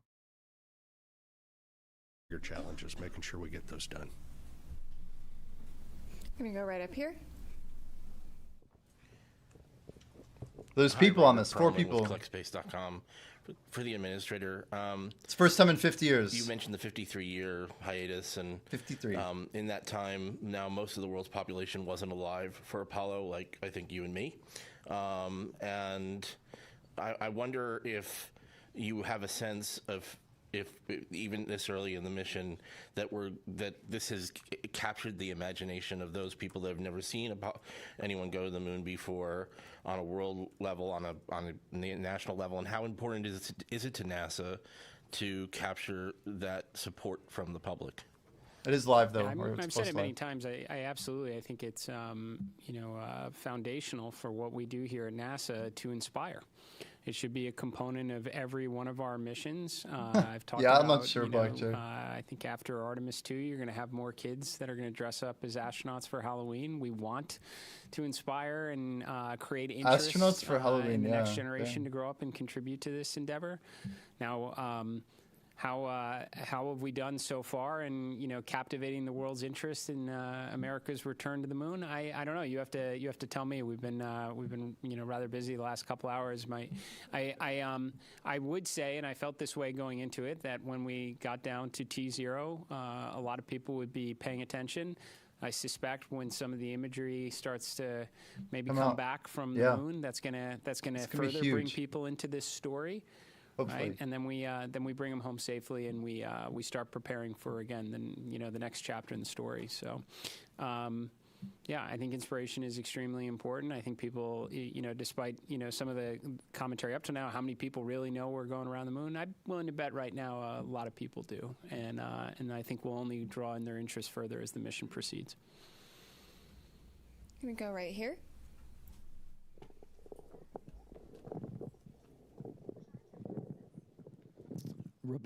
Robert Coppinger, British Interplanetary Society Spaceflight Magazine. Commander Wiseman said during the crew news conference in September last year that when they get off the planet, they may only spend 3 or 4 days going around the Earth. What sequence of events would need to happen for that to occur? I was quite surprised to hear him be so specific about such a scenario. I know you all talk about it being a test flight. So what would need to happen for the mission to be curtailed in such a fashion? I didn't cover the question. So I think the question had just confirm. It's kind of hard to hear, but the question is that the commander talked about one of the alternate missions where they maybe would stay in Earth orbit for 3 or 4 or 5 days. Yes, that sort of thing. What would need to happen? So for one of the scenarios that would have led to that is if for some reason during the launch that the SLS did not quite deliver us to where we needed to be, or the upper stage didn't deliver us to the orbit that we needed to be in. We're like locked into this now. That would have been one of the scenarios. I think that's probably the main scenario that would have ended up in that one of those kind of alternate missions. Yeah, but I don't think we're going to need to worry about that. Hopefully, but the other thing is if for some reason we're able to stay, but we're not able to do the TLI burn, we would stay in Earth orbit. So there's a couple of scenarios where that could happen. You're right back here. Yo, Eric Garth. Hello. It's hard to make it louder. I have it capped out. Hi there, Joey Vars with the Gabber. I already turned my music off. In the weeks leading up to the launch, we were talking about some of the distance records and altitude records and speed records that would be achieved that were contingent on the specific day and time of launch. There you go. I was wondering if we had a better concept of what those might be now that we are successfully off the ground. Thank you. Norm has that data for you. Well, based on the predicts right now, assuming all the burns go as planned and the timeline there's always a way to is do it. executed as we think it's going to be, it'll be on flight day 6 at an MET of about, 18 hours, 18 and a half hours. And again, check that as we get closer because burn durations and things like that matter. But that's where we will exceed or beat the Apollo distance record, or at least that's where we believe that's going to happen. So that'll be an exciting day. and we'll stand by to see what transpires. You're right here. Hi, I'm Hanju Yang from Kungmin Daily in South Korea. And first of all, congratulations on today's successful launch. And my question is for administrator layer.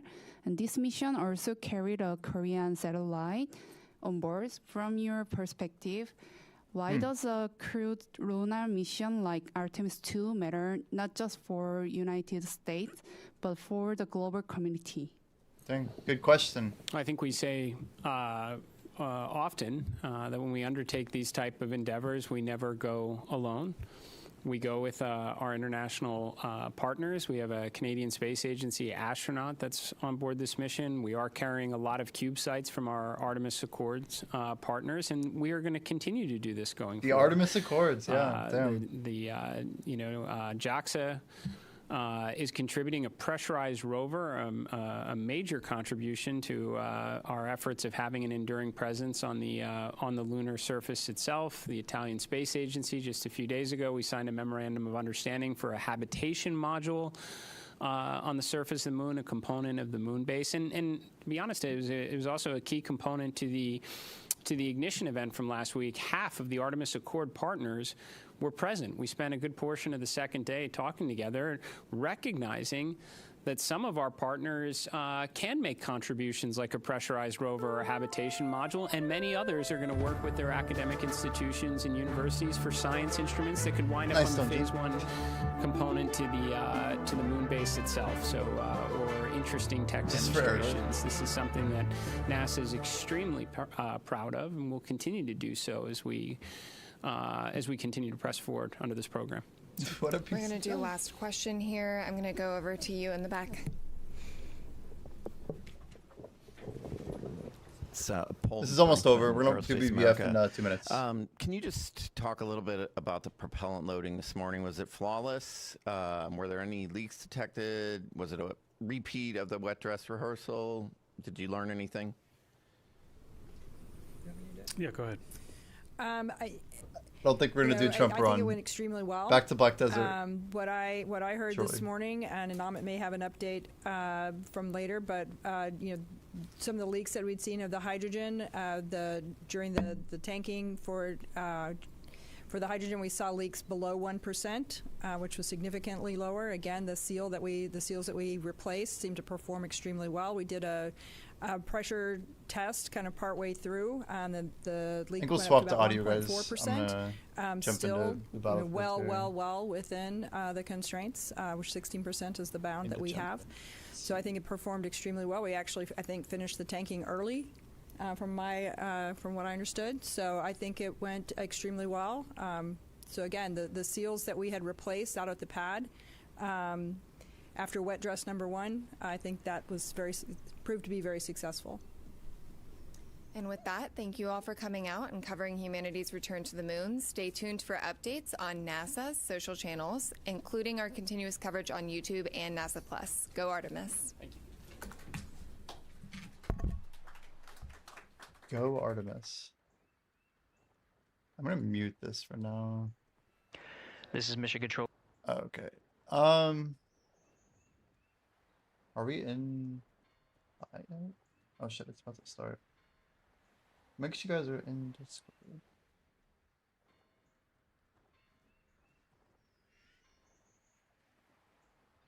Alright, the boys are in.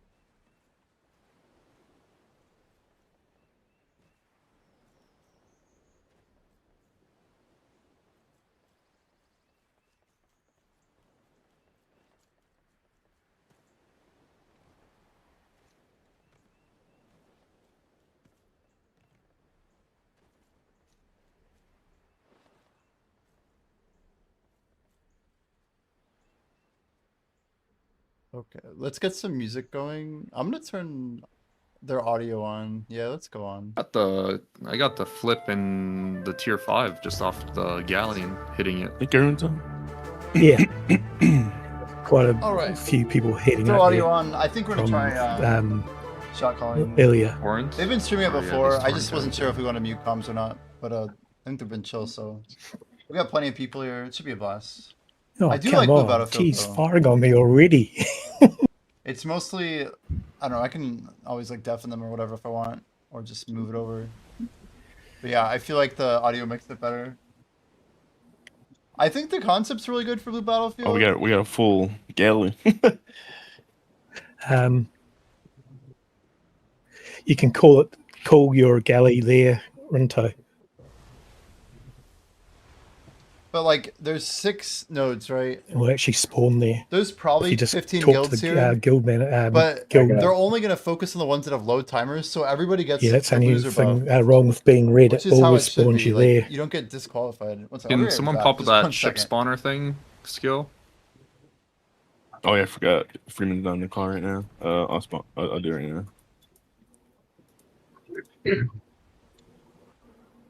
Yeah, just as I thought, everyone's gonna be at Baremi.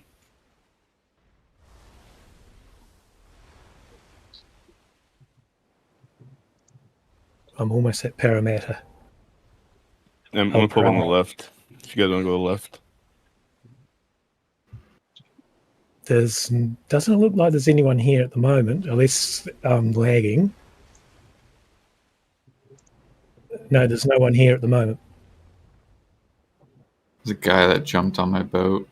Oh, wait a minute. There's one person, and it's from us.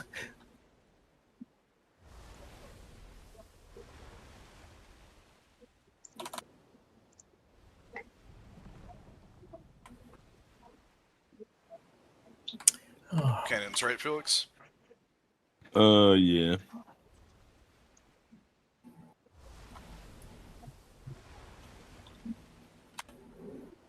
So going into Paratama. Yeah, Paratama first. Oh, I got a bit to go. We kill this dude's horse in the water? Is that fucked up? I'm not gonna lie, that's one advantage of not having to Come drive on the in, boat. guys. The just water's show up fine. and I'm just trying to back. Ah! Oh, got someone been behind me now. Oh, we're going to right side then. In the right side. I'm just going to sit did I in front of them miss? so you can't actually get there. Should I do damage buff? I think we want to wait for Baratami because it's like 18 minutes. Oh, it is? Okay. I just think the cooldown's too long. Yeah. All right. Yeah, they call damage basically. So how they're gonna do this is once we get to like 20%, they'll say galley hold. So we all like hold, right? And then you're kind of like timing your shot.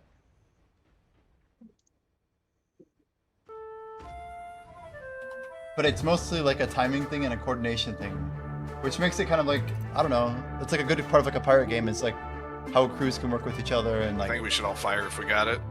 Yeah.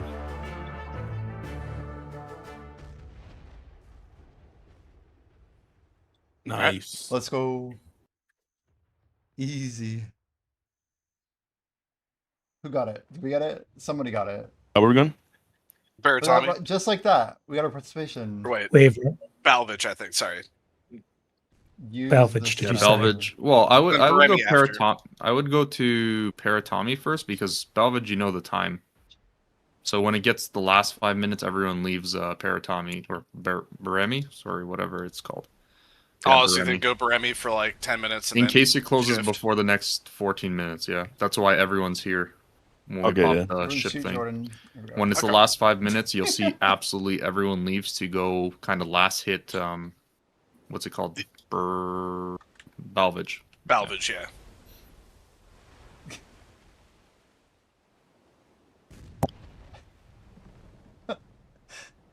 He doesn't even notice. Damn. Feels bad. Look at all those icons, though. That's pretty impressive. One cool thing is life If you guys wanna icons get in the are always thing. visible, even on your alts. Not true with combat. Actually, I might actually put on some buffs.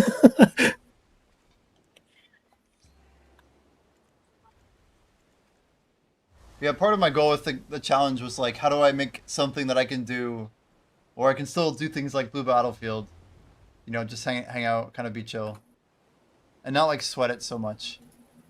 Like I still kind of will sweat it a little bit, but we want to be able to make progress and not feel like we're taking What do you away. see, Jordan? Like the other thing is like War of the Roses. There's a Valor. He's half HP. Is that one straight in front of us? Yeah, he's running. Yeah. Oh, there's a shit ton over here.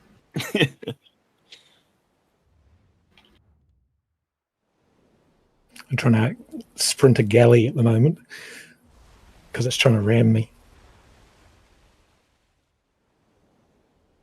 I might get a shot on this boat. Let's go I'm charge. probably on the left. 3, 2. Oh, it says left. It's calm though.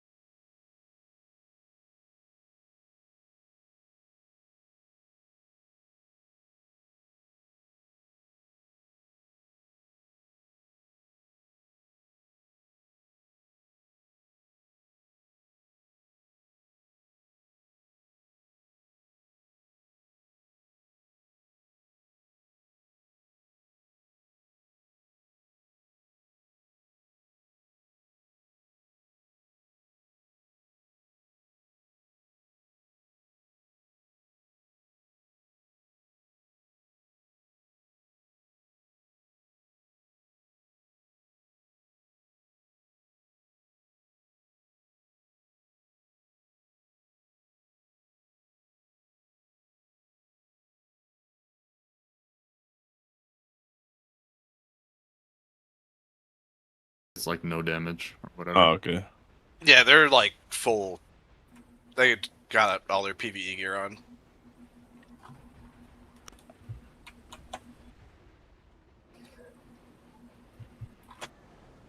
Ouch. I mean, let's just go after their boat since they want to stand on our boat. Yes, not doing. Slower cannons here, and then wink.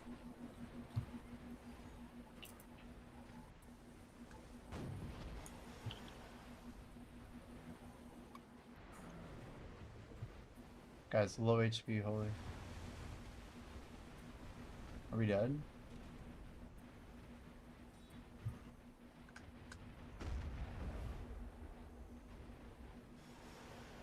Or just bring them super far away from the node, so that way they're like they can't get picked up by their boat.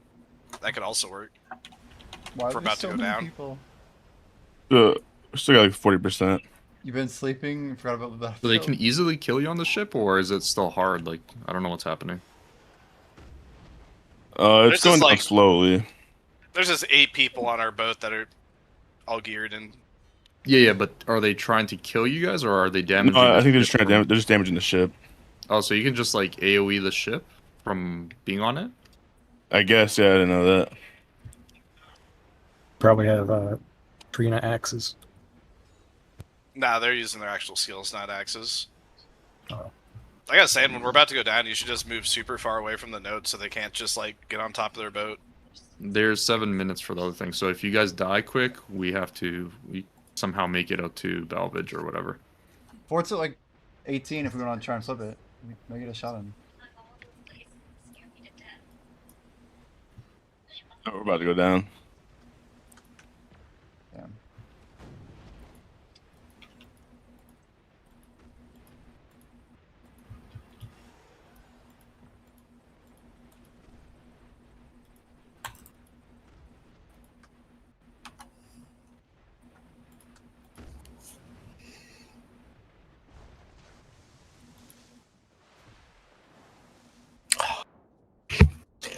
It's my villa.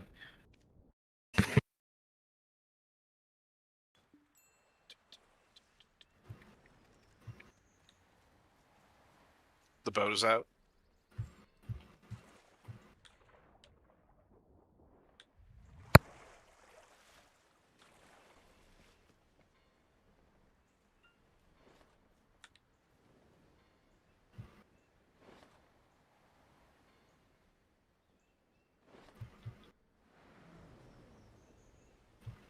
Well, we're definitely think so. chilling.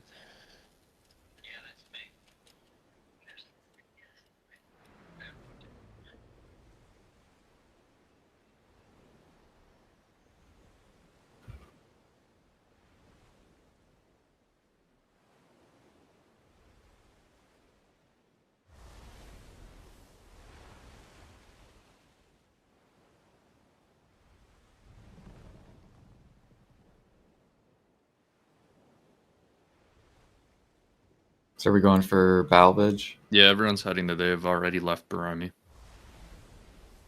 Yeah, I got 5 minutes.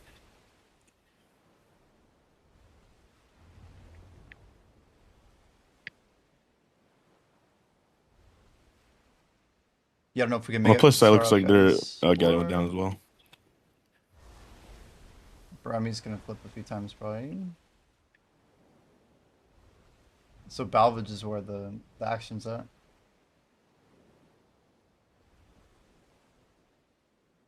Can we make it to Balvage?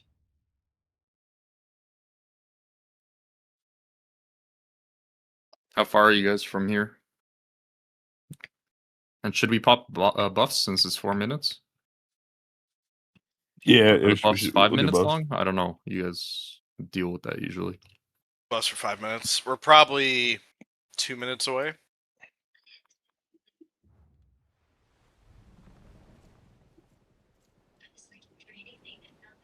Stuck in the mini game, so I can't pop him.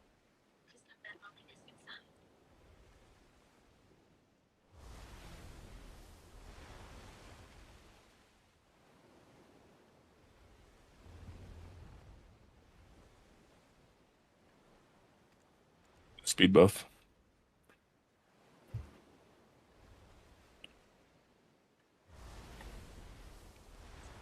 Once we get over there, I'll do the damage buff.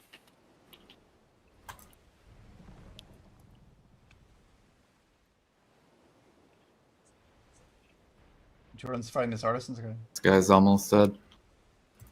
He's getting owned. Where'd my cannon I'm go? doing the damage buff because, yeah, it's a 5 minute buff.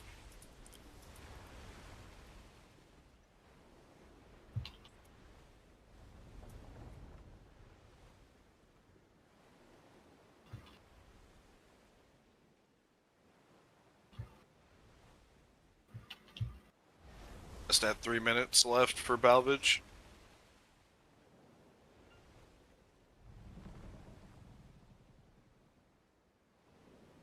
It's gonna flip like 4, 5, 6 times maybe. Nice, Jordan. Thank you.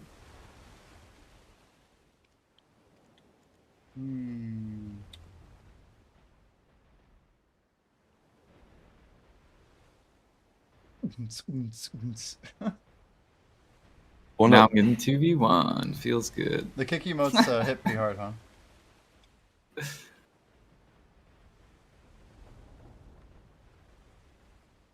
Charging. Lowering. It's good. It's good. Yeah. It is what it Guess is. you're from right here now. Not at this angle. Okay, that's good. Jumping on. Oh wait. Sure, no one rams us. I think the whole shooting side is full, so you don't have to worry about jumping off. There's one more. There's one more can I could jump on, but I might not be able to hit it from right here. I don't know.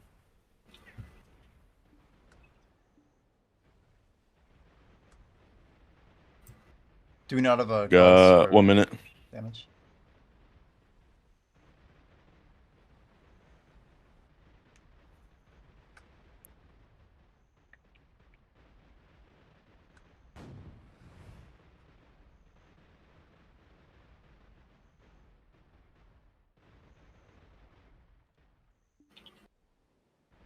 A minute 40 and it's flipping, or 20 and it's flipping fast. So I don't know if you guys are there yet. Right here, right here. Oh yeah, I see you guys. See if I can hit it from this cannon. 1 minute. Stuck on the stairs. Yeah, I can.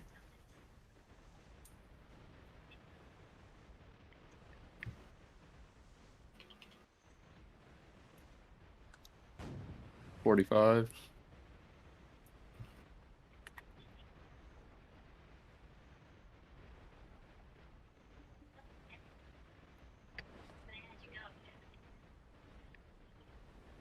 A little pushing going on.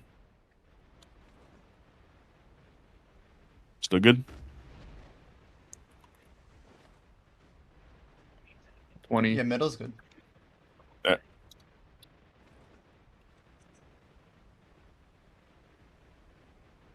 20 seconds. Shoot, shoot, shoot. Oh, wait, it's going quick. Thought we had 20 seconds. I'm stuck in the It cannon. actually was like not going that quick. I know, yeah, I thought that was gonna go way quicker than the last one. Off to Balvage. This girl just loves jumping on our boat.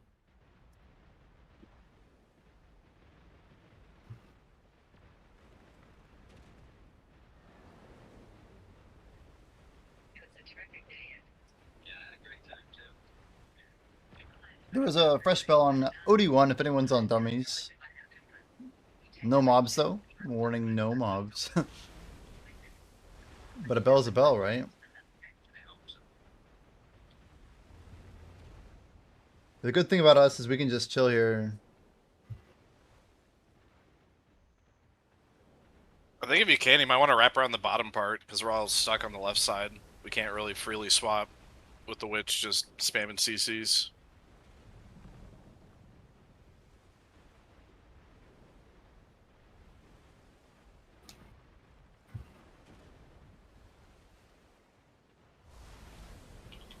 There should be like a high level boat skill where you can just like do like a Pirates of the Caribbean and just like go into the water so it like shakes off all enemies.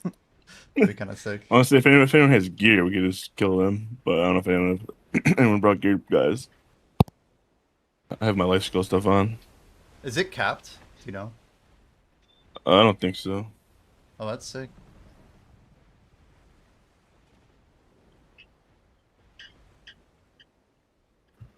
Oh wait, Gertie's right here.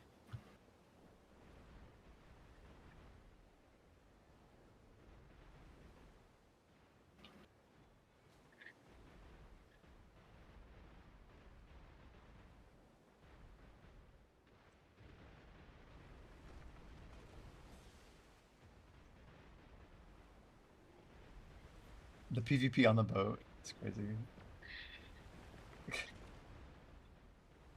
Oh.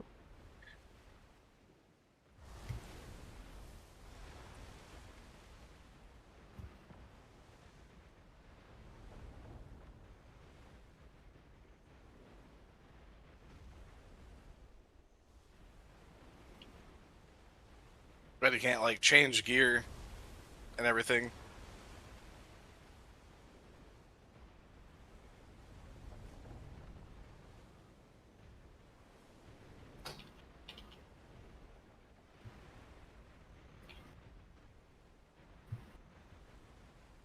We can swap sides, which is Yeah, I heard like 5 seconds of it. It didn't seem too consequential. It looked like it was very formal though. Just not a whole lot was said. Oh my gosh, so many boats What the here. heck going on? I just heard him say Epic Fury, something or other. That's about as far as my knowledge went.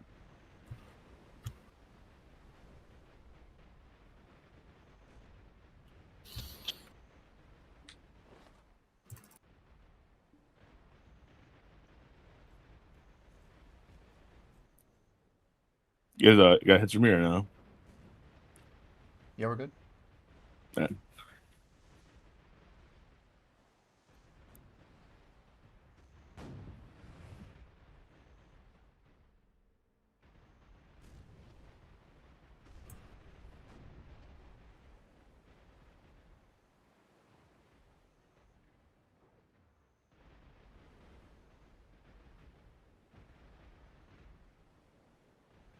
Yeah, the angle from the ram makes it hard here. I'm not sure if they can hit, but I can't. I cannot either.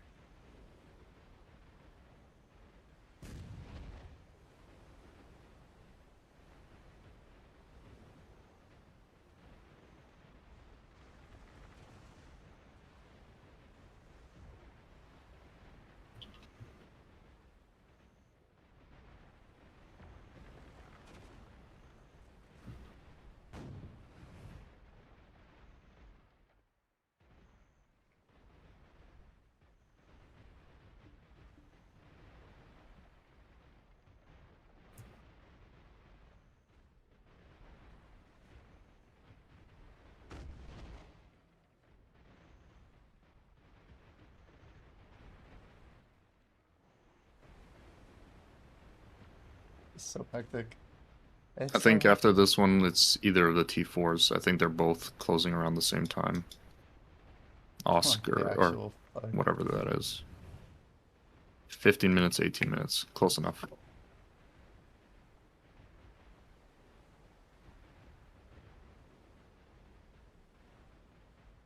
Them parking their galleon right there is pretty annoying. Oscar?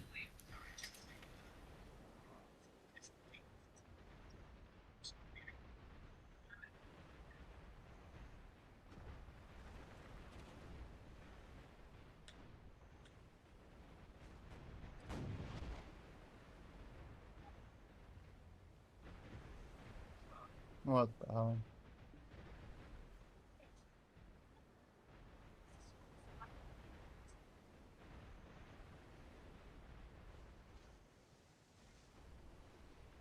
They got like a full like galleon. The galley.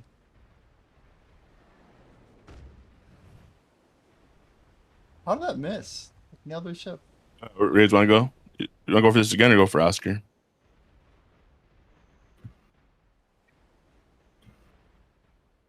Oscar's still got 14. Oh, 14 minutes still, yeah.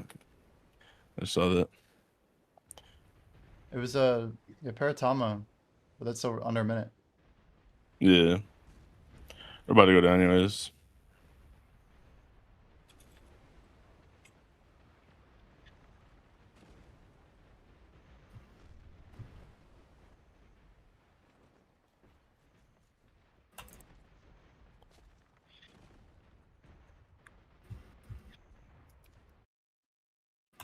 Worth a shot. You can do Gill Resurrect if you die.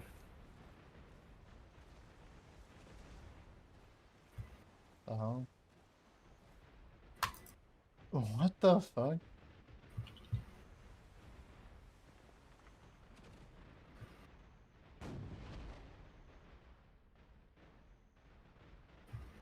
What is going on with my client chat? Are we sunk?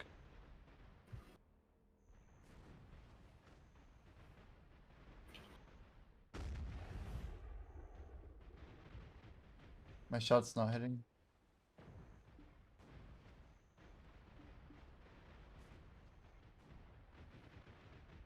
Nice. Hey, we Nice got job. it. Nice.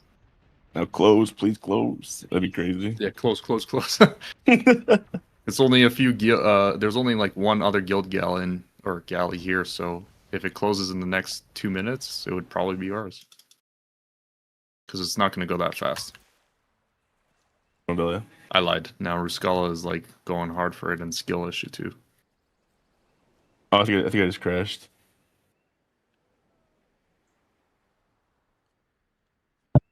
I crashed.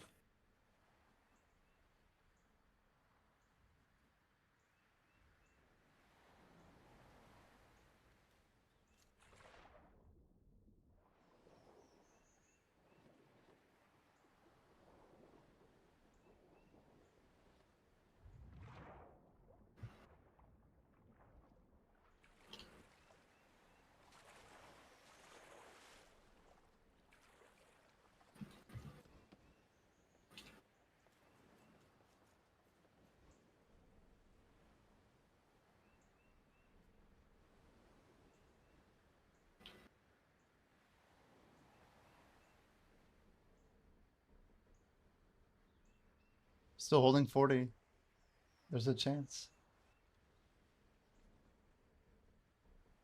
Maybe not. Yo, Strelunky, how's it going?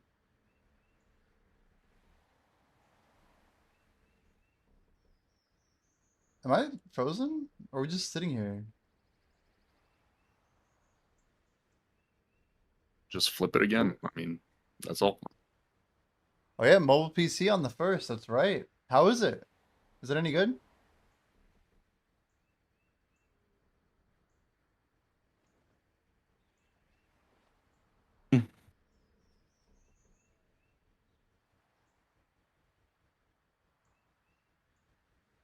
Very nice. It's a new server too, right? For PC? Is that true?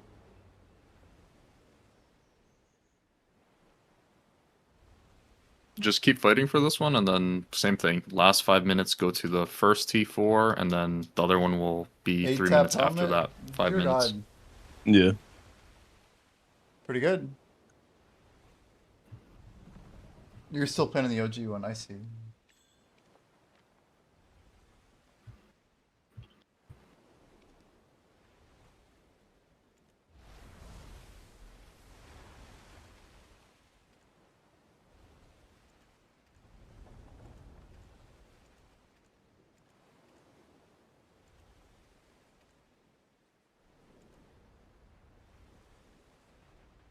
Yeah, I feel like an 8 tap is usually pretty good. If you're under 12%, that's kind of how it works, right?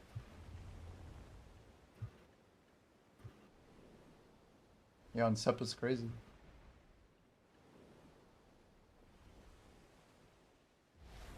You have to make the account on your phone and then swap it over?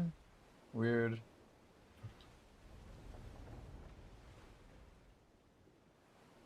Wow. 10th anniversary has 10 mercs in it? And 10 blasts and 10 300s. It's crazy. That's like 10 hours of like big juice. It's huge. What's in a never-ending adventure box?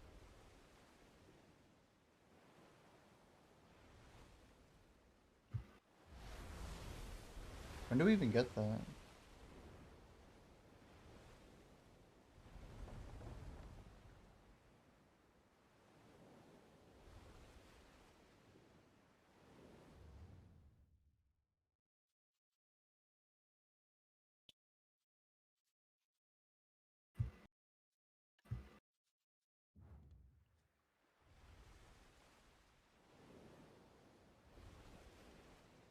Damn, are we one minigame off of the breezy with 5? I think so, yeah. Oh, no. No, that's good. I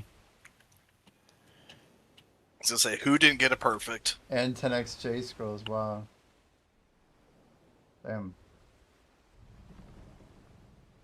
So it's really like just 10 giga hours, huh? How long does Dutch have?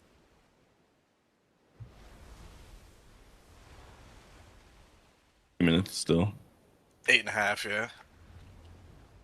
I almost feel like the unknown is gonna pop before that one. Yeah, I think so too.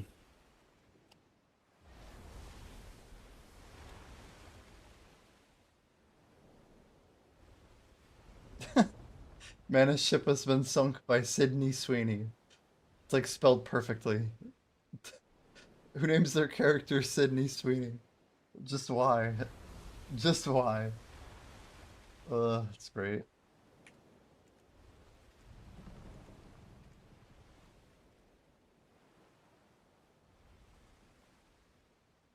They made it so you can catch up with your gear. Jeez. Oh, I did it! I don't even know what boat that is. I just target practice, you know?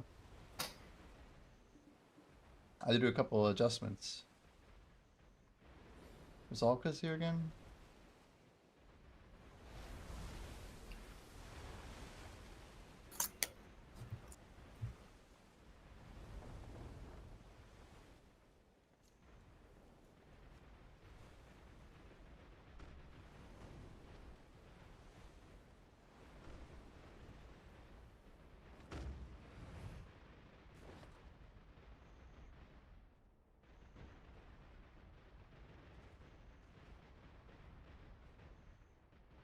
Nice. I sniped it. Nice. Yeah. Close, All close, close, close. Let it close. close. Salama could be 3 Yeah. out of 3 tier 5 snipes. What do you mean I sniped that one, didn't I? No, I got that. Oh, you did. Oh, you got. Oh, you guys are here. Oh yeah, true. You guys. Yeah, are we here. made it. We made it. Oh damn, it's going fast. Everyone's here. It could just Everyone close. still got angles or It no? could literally Try to close push up right a little now. bit. Just close. Got angles still. It feels like they're trying to give the node to skill issue because it goes so slow when they have it, but anyone else and it goes fast.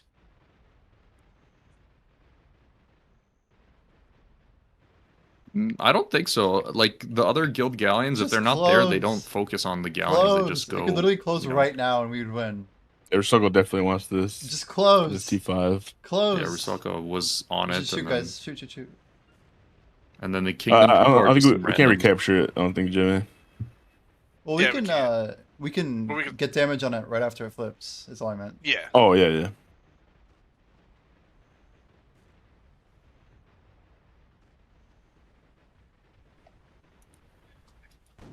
It's got to be closed in like next 2 minutes, right? I bet it is. I love bet it, like in tier 15. 4s are closing very soon, so in 5 minutes.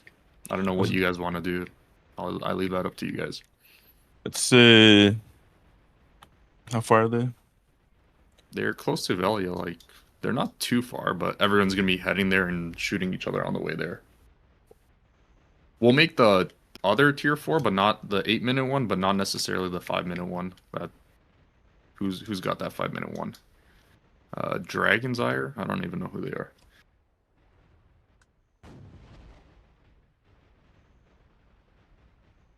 Dutch has exactly 5 minutes. We could try to get the flip one more time, then head Dutch. We should make it for the last bit. All right. But I think at that rate, we got to stay at Angie. We can't really. Come back So here. pop buffs if we're trying to get to with the 5 minutes, right? Yeah. Yeah. If we have buffs, I don't know. Whoever's doing the buff popping. Damn, Rusaka got it. Dude, you want to go for Angie? Or you want to go for this still? I mean, not Angie. Dutch. Man, this is going pretty quick. It's hard to say. Go to like low 3s, right? Low 3-minute on Dutch. We flip. Yeah. Yeah, we could do that.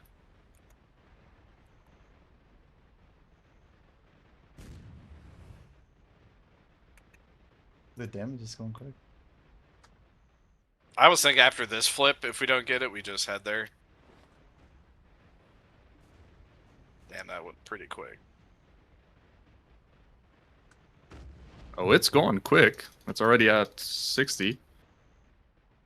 It's 350 for Dutch. Just last flip. All people are leaving.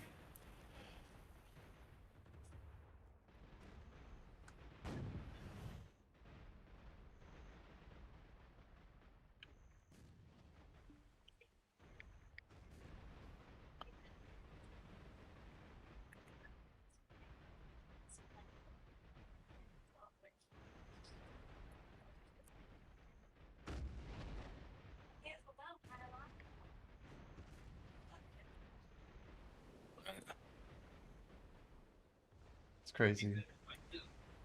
Cool feature mobile. Usually got that Call of Dragons has too. Should still All chat be is always this side for translated to your cannons when we language. get there. Yeah, I've seen some games doing that. They have like a default translator that like is targeted to work back to your language. How far is the breezy charged up? Probably still worth for us to go under. Definitely interesting. It's still over 50%.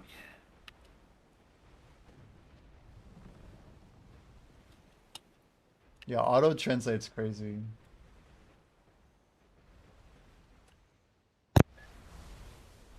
Tried to snipe it, but I got done.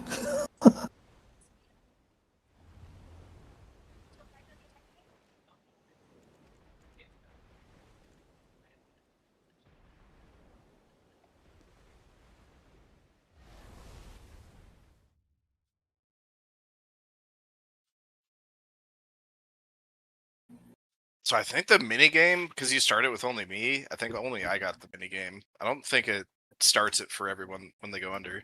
Oh, okay. I'm not 100% sure, but the bar didn't really move much, so that's kind of what I'm assuming. I'm gonna pop the damage buffs now. Oh, never mind. I got popped already. You're good. I popped him when Dutch was under 5 minutes, so he'd make it for that island and also try to help us get the flip at Baremi. Yeah. We got 1.5 minutes for Dutch. They look like they're pretty close to flipping too. I don't think we're gonna make it. How many our side? It's usually me, use mana. Black Jay's been a few times. I think that's usually it. But there's only like usually 9 to 12 people at the start, so I believe we want to be right side cannons. we're still Yeah, it should be up. right. Yeah.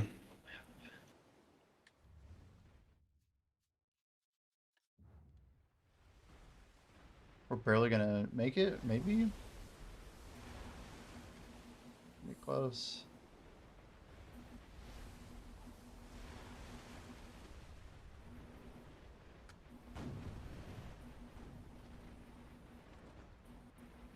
We have 36 seconds, so this next flip might be the last one.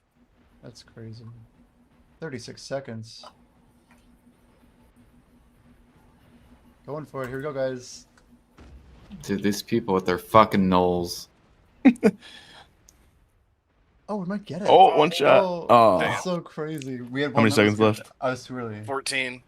13. 12. 11. be If everyone close. just spams it, maybe we get it, but Yeah. I don't think they are. Yeah, it's got 4. Oh, yeah, it's Angie's going down. got 3 minutes, so I think we just head to Angie. Yeah. Damn. I shot too early, chat. It's my fault.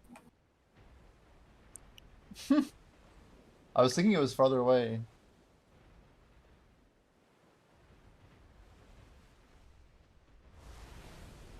I mean, there isn't much else. We're just popping We're about buffs. 75% HP. And you guys can repair after from Angie's at the Olvia Academy area. Doing this Sri Lanka would be shoreline pretty or low whatever maintenance for what it's worth. Looks like you're gonna go. Are you gonna go far side? So we Like want left? getting a flip is guaranteed in Blue Battlefield. We can do. Right. You just go to the quietest node. We at do the very that. We can go beginning. left.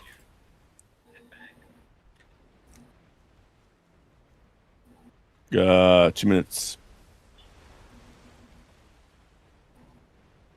And we've like flipped like what, 3 nodes this battle so far?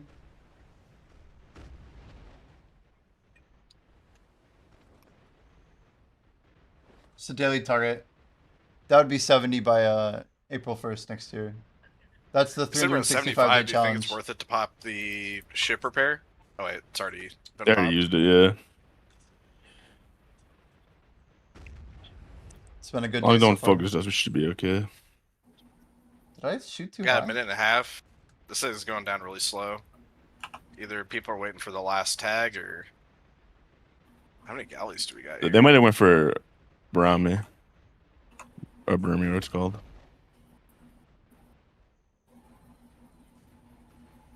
I think we're the only galley. There's one across Kingdom.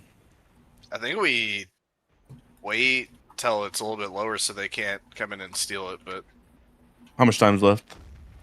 about a minute. We should just fire. It's going down. Where did that guild come from? Are they behind exactly Kingdom? half a day. Can't see it. They're right in front of us. They have a weird angle. Oh damn, they hit it at that angle. Oh, unless I it feel was like, this Panisec. I feel like Kingdom was just waiting over there for the reflip. What the fuck? How does it...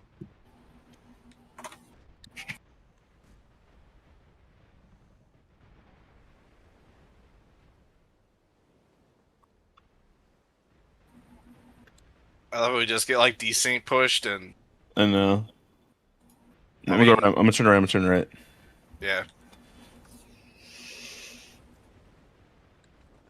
I mean, it's got 10 seconds. We're not getting it.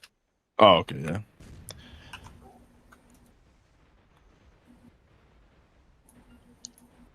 Dang.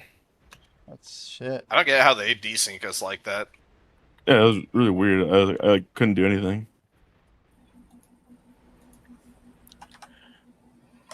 Well, we can try for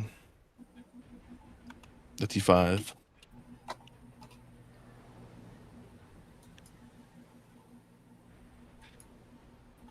Well, we know it closes in the next 17 minutes, so. Yeah. And everyone's hitting there. I think it's 55 is when it closes, isn't it? That's when, like, it's like 5 minutes. It's supposed to be a full hour of two Blue instances Battlefield, of but like it's the random, same yeah. game? What do you mean by that? You can play 2 different I accounts? thought it was 55 minutes for some reason.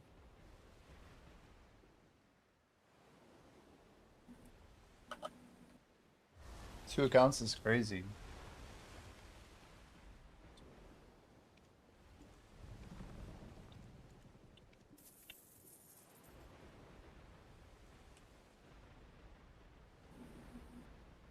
We are 50%. That was super weird. That desync that The crazy part is the Caravan's galley was like just sitting Australia did outside it that one and wasn't intentionally. even going for it. Unless they had like really long shots on it.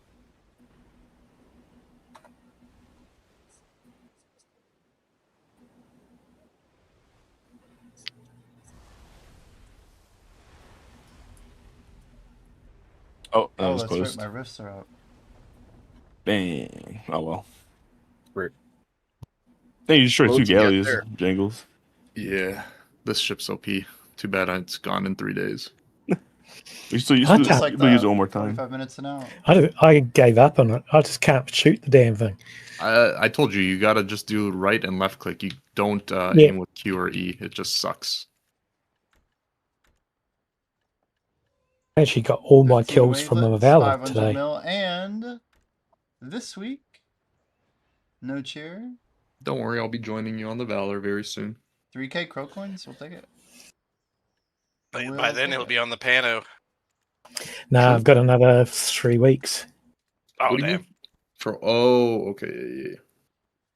You just made the gear for it. You don't actually have the pano. No. Okay. Which reminds me, I've actually got to go and do. It just reset now, yeah. Yeah. It takes so long to even make the gear. Like you need 500 of those pine planks, and they're 10 not crow coins, but they're. I'm just gonna drop voice. Not gonna bother hanging for now. We got some pretty fat buffs, and we kind of need to go use them. So I think we're gonna try and send them if we can. We'll give it our best. Sucks the. What's the way to do this, man? Let's hop over. Surely this is the play, right?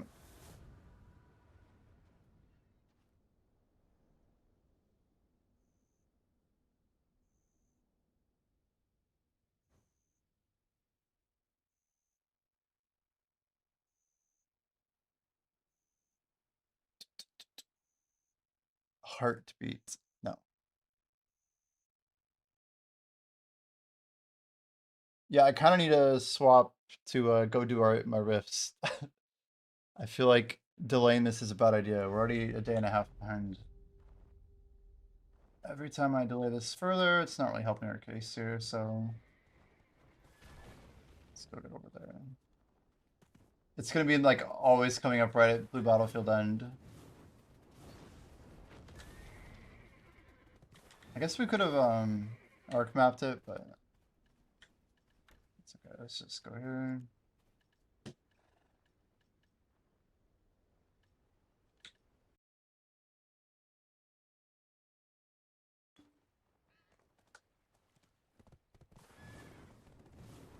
Womp, womp, womp, womp.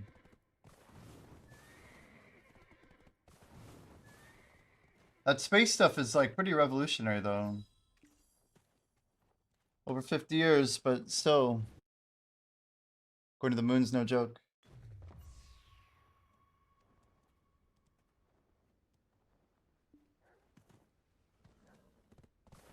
Try and make our way over. Get some rifts done.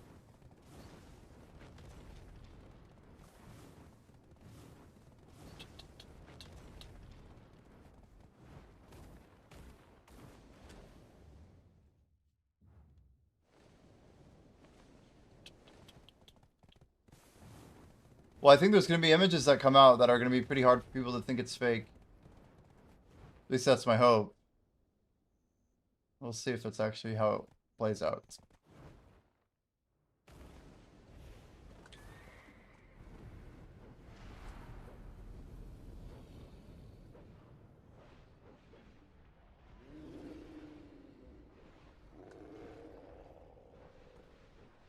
Do I have accessories on?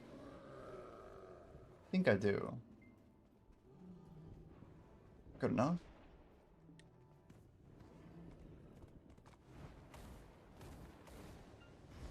One gold bar box in one boss. Pretty good ratio. Yo, Felix, how's it going, dude?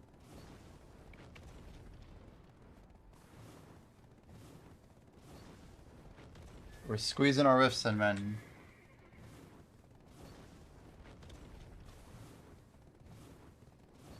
Time's definitely fine though.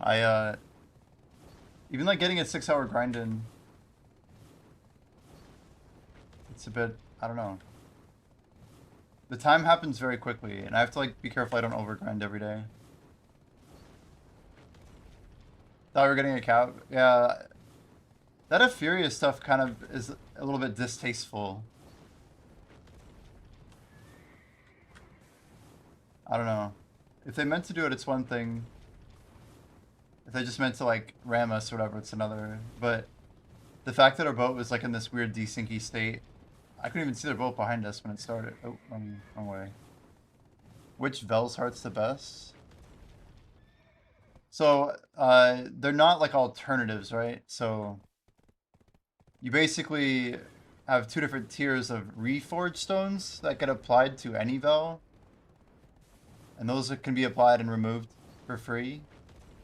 So that is a Blessed Vel Heart and then Exalted. So both of those cups can be created, and then once you've applied it, now you can just remove it whenever you want. So it's kind of whatever. But you can also bless and exalt a shining or resplendent or splendid Vel's Heart, which is like the next category, right? So I have like an exalted, splendid Vel's Heart. So you would want to get like the very best Vel's Heart is the exalted shining Vel's Heart, right? You supply a blessed cup and an exalted cup to a Vel's Heart that's been merged with a shining alchemy stone of destruction. Which is okay. Alright. Cool.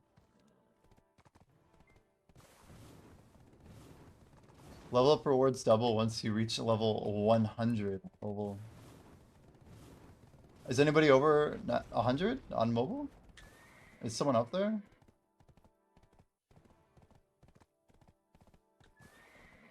I'm clearly still on Odalita.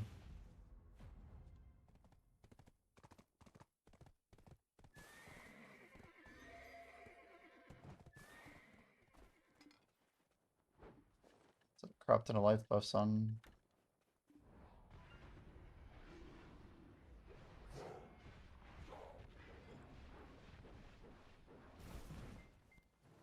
That is 2 gold bar boxes and 3 bosses. Where do you know of a level 140 on mobile?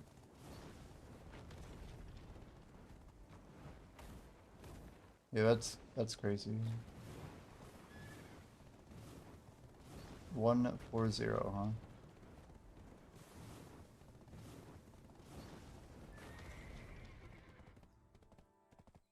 Got it scared and got gear checked.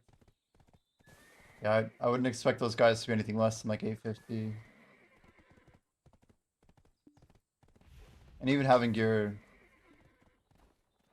I don't know. Classes matter a lot too, right?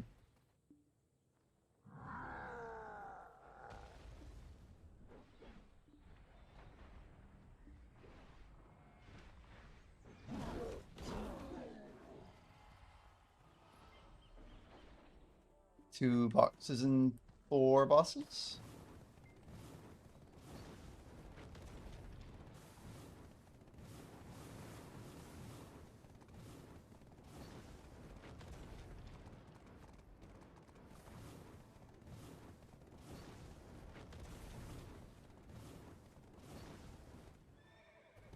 Whoops.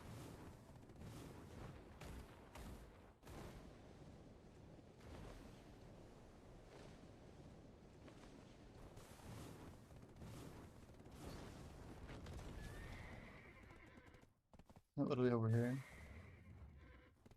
I went around and past. Okay.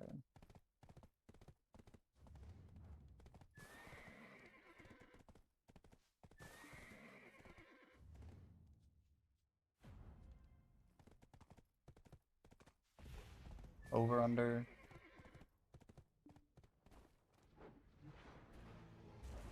Yeah, I mean, it was a witch too, so probably like PA the first time or something. I don't know. Could be a lot of bullshit.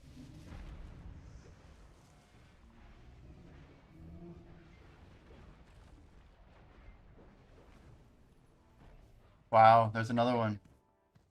3 gold bar boxes, 5 bosses. I don't think I've ever gotten 3 before. Can we get a 4th, chat?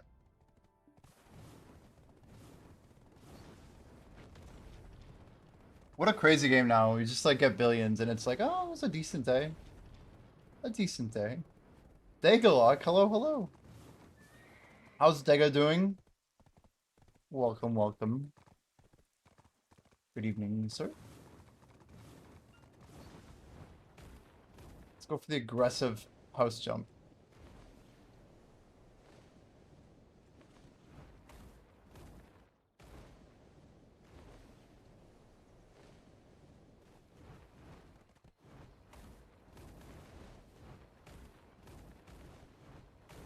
Way more direct. Much better than Mastery. Not too bad, man. Not too bad.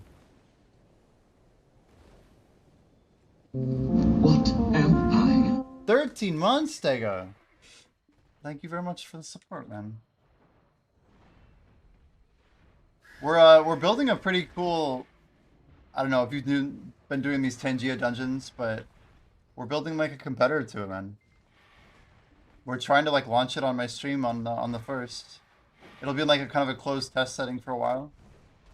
But I feel like you would like it. I feel like it'll be the type of thing you find interesting. Alright. That is it for gold bar boxes. Man, I need to go do some shining clicks. Can we get 24 build to put together? I guess is the question. 3 gold bar boxes, guys. We got 1. Let's see what we got here. We got a 3. Three's good. If we get 3 every time, I'd be happy. Number 2. A 4. Already better than anything I've ever pulled in a single week. Don't think we've ever gotten 7.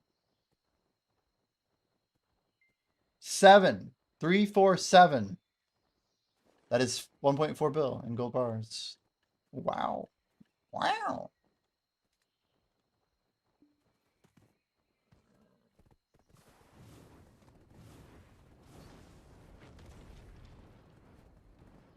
They need to make Adania armor stones like 100 bill each to buy this weekly shit.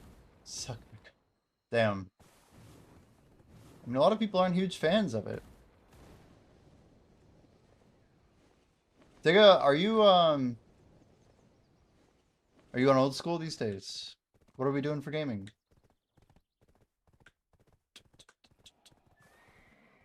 Let me jump in the well.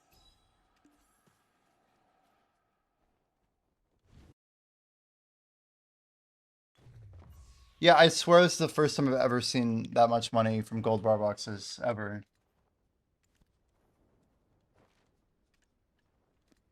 Yeah, we're gonna get one more hour of good grinding in, and then I might just call it. Wasting my own buff, but at least the guildies got it. I could go further. I don't know. Let's see. How much time do I have left on my buffs? We have 1 2-hour buff, but I don't know what's on my blessed message right now.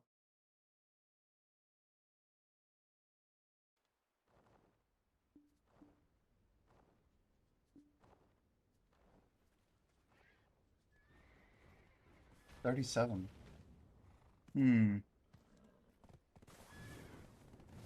Actually a pretty good number.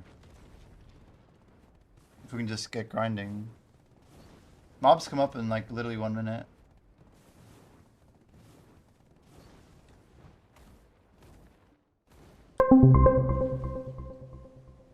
Yo, Zero Shen, welcome in. Appreciate the follow.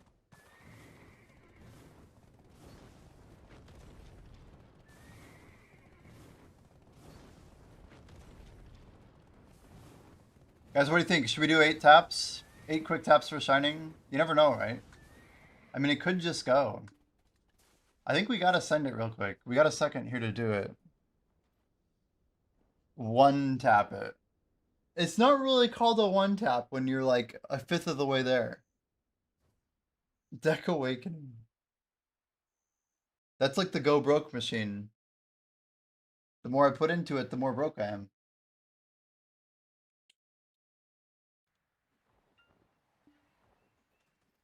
So we need bazillions of ethers.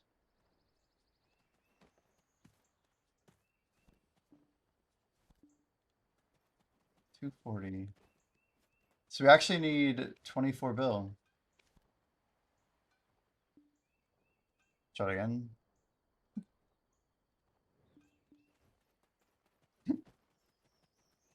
So it's not 240, guys. It's 480. Disgusting. A lot of money. Okay.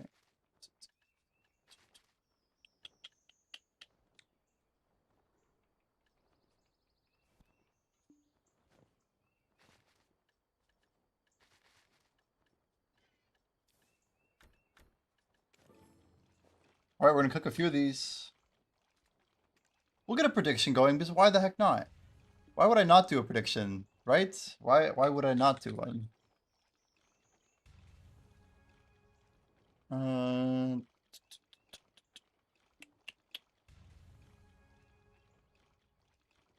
Damn. What's crazy is I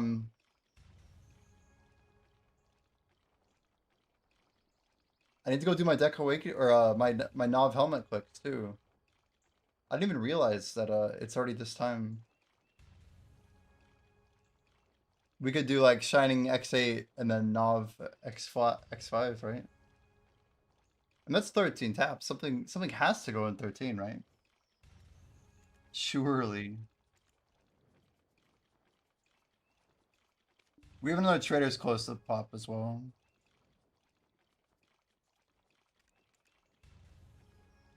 Surely that's going soon.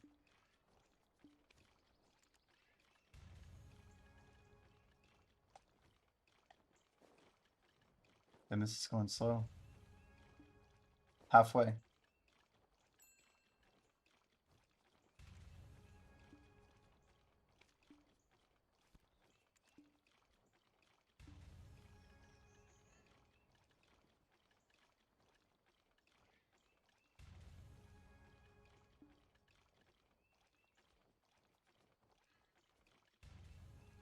You guys notice these cups are going up right now?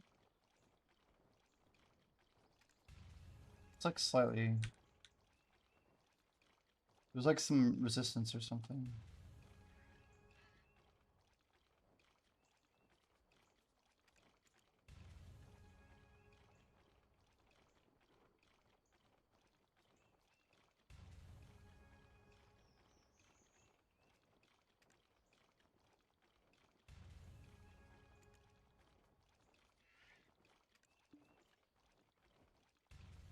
These are almost profitable to make right now.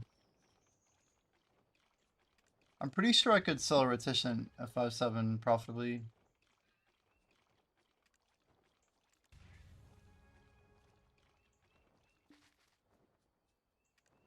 This wouldn't be that much money. Alright. Let's just go for it. Well, let's just go for it. Screw the prediction. How about we just succeed, chat?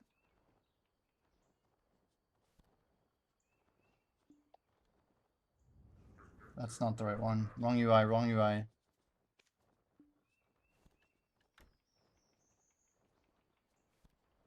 Are you already polished? What? Why is the UI not showing up to polish it? Oh, it is 150. All right. All right, number 57. Here we go.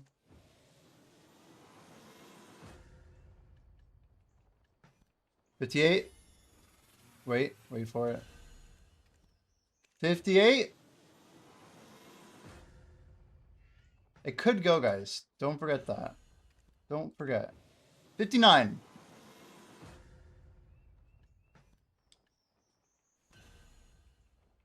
Number 60. That'd be kind of cool. No. Okay. We go again. We go again. 61.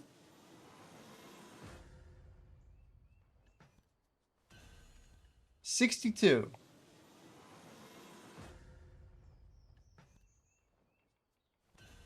63. 63. Okay. Is that our last click? We got one more click. We do have one more click. Nintendo 64. Damn. Damn. Not even the Nintendo 64 worked. I really did my best.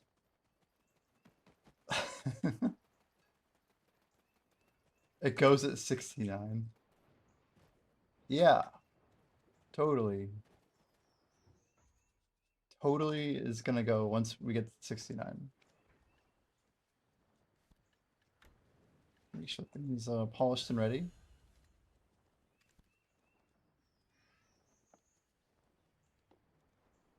You know what? Let's just cancel 5 of these.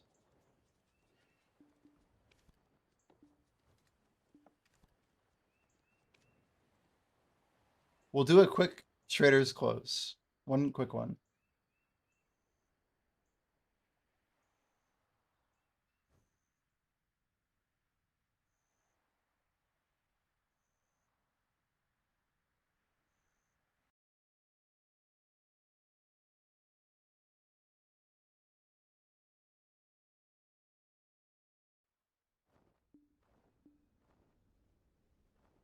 Okay, one quick click. A quick click? Yo, how okay? Welcome in. Thank you for the follow. Yes, I'm tapping this on a 254 plus 13 equals 270 when you add the 3. Anyway, it's number 6, guys. The next click will be average. We're just trying to make a +5. That's all. Nothing crazy.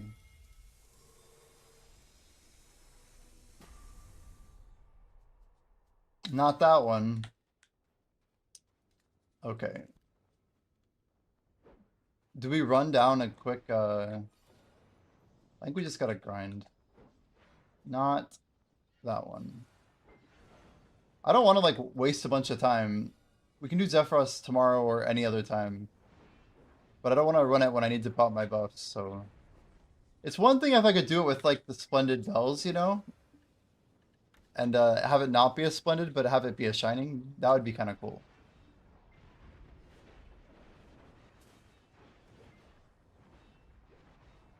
I do think time gating is kind of anti-competitive, though. It's really just lame. If anything, it makes it more RNG based. Which I guess is what PA always wanted. But kind of they didn't. Because they also want people to pay them. I don't know.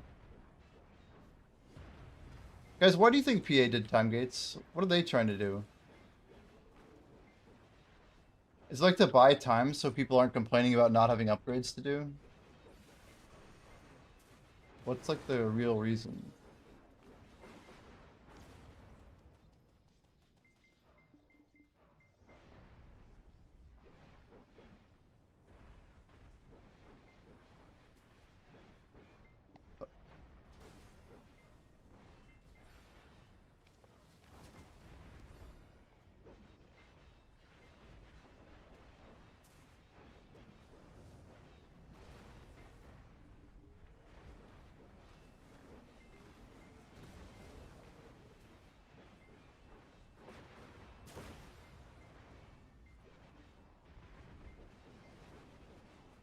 Yeah, this level together scroll that I'm using, we popped one of our own. But I don't think I realized that it would get interrupted by blue battlefield. So it kind of feels dumb that I even went ahead and popped it. But that's okay. You know, if anything, let me turn off these two. Oops, this one. Leave it like that for now.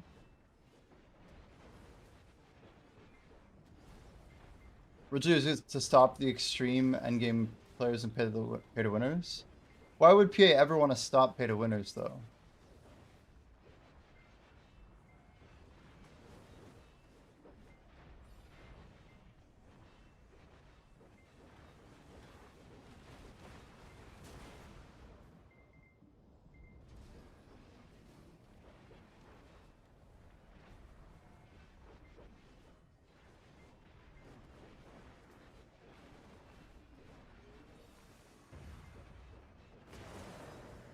It's called Level Together. You get it from the new seal up here. 10 each. It's a 3-hour 5-man party buff. So 4 people and yourself can use it. So it's like 45 hours of buffs per person if you always pop in a 5-man. It's quite OP.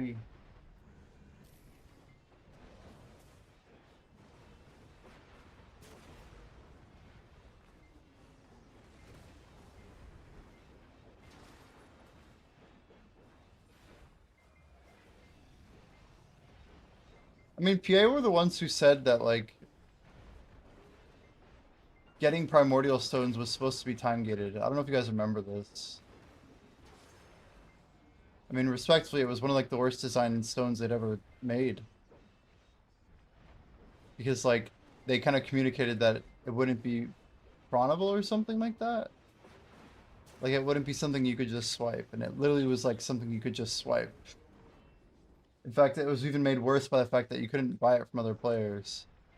Like, I think they thought they were doing something good, but they actually took away, like, the fun RNG side of equipment enhancing by also making it not tradable. Anyway, that was, like, some of the worst communication ever. Llama 1-tap deck? I'm guessing you're talking about Awakening. Is this Awakening? Or, like, a Sovereign, at least? Offhand, something? This is a 1-tap, huh? Some people. Some people.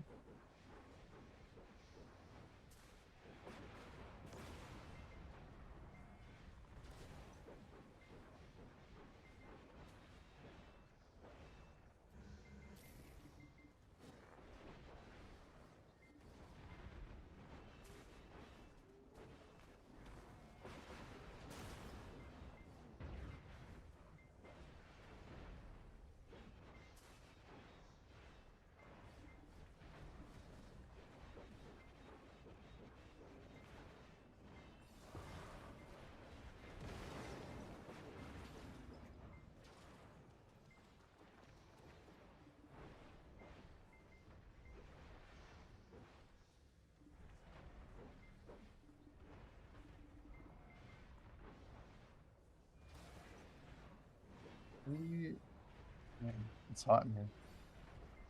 I was like cold earlier. Now we're in the hot stage.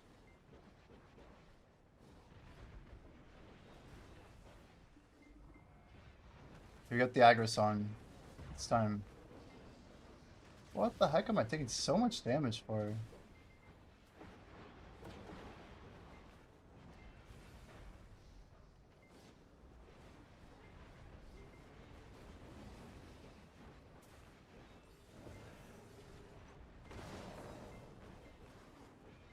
Something just feels off.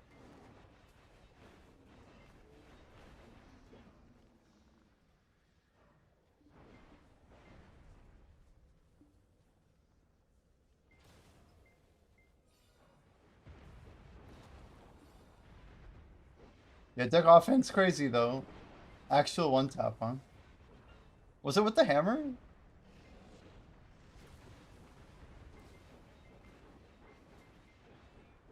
Pretty absurd.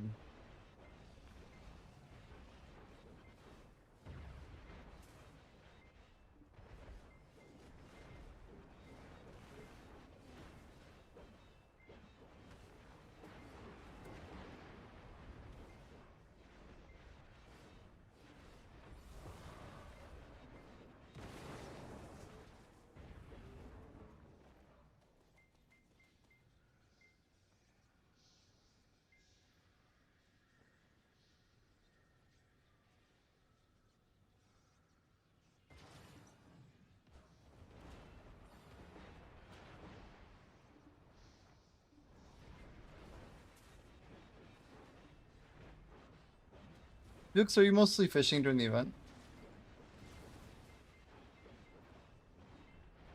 I got my farm set up, my trade empire thing set up. We're kind of good to just like grind and chill. But man, I don't know. I was like, I started my day tired. I was just tired most of the day. Then fatigued. We just went too late yesterday. Which I guess was fine for the XP we got, but I don't know. So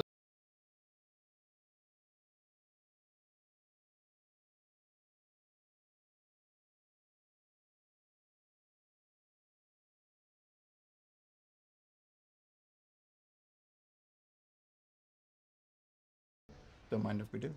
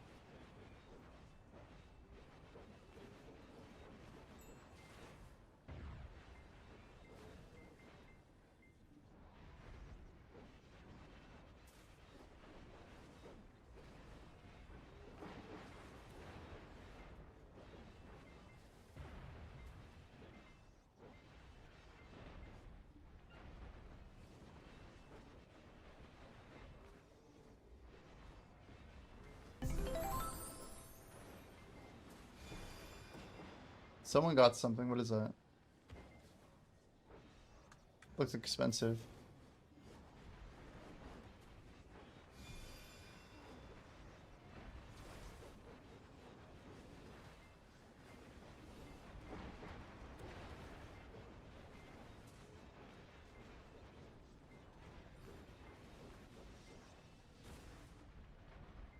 Fishing and trying to burn energy.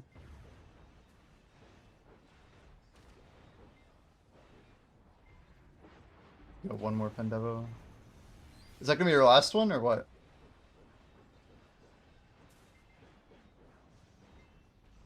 Quite good, man.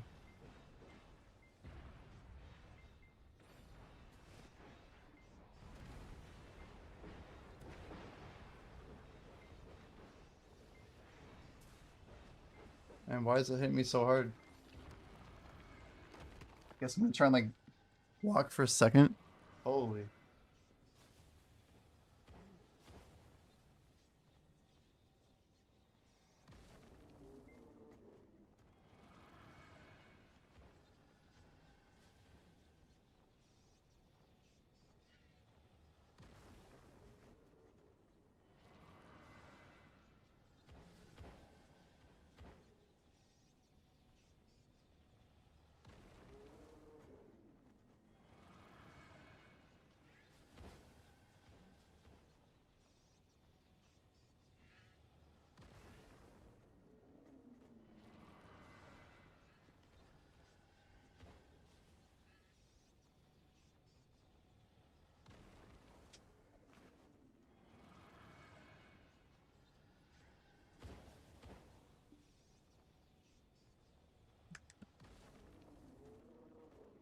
"99 minutes of buff. That's crazy."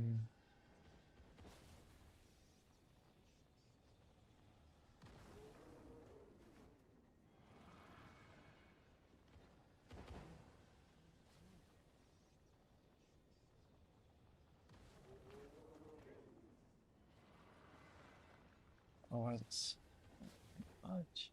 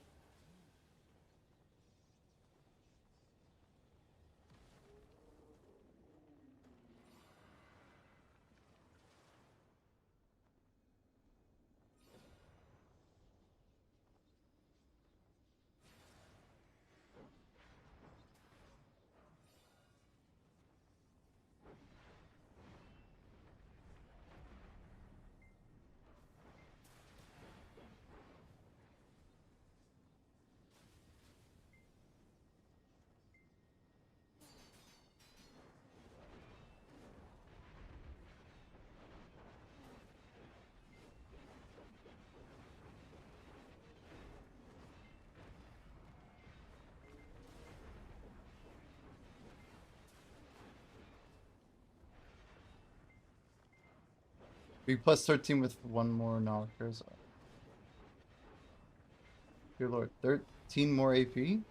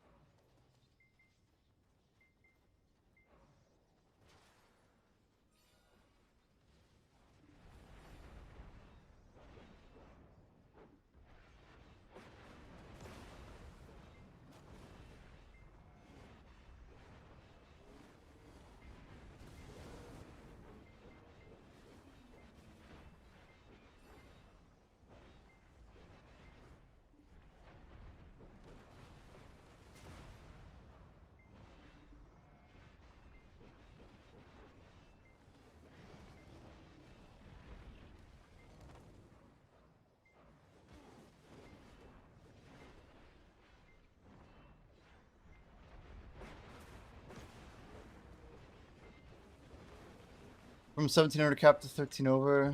So I don't have a Jindusky. Yeah, I was telling Jordan I got 3 Jinduskis in like one go, man. Literally one day I got 3 Jinduskis. A 12-hour stretch. Yeah, I don't even know like why or how. The key is going days without and then just drill them.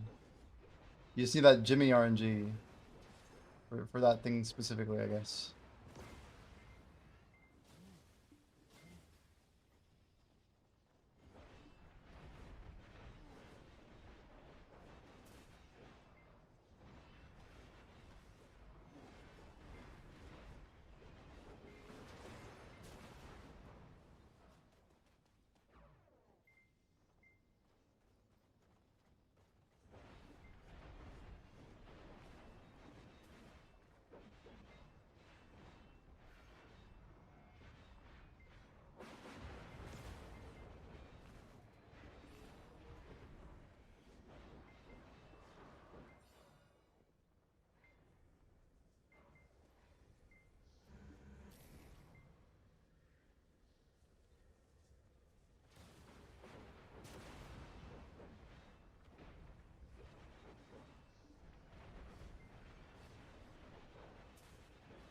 I know my schedule's improved, so I'm freaking beat.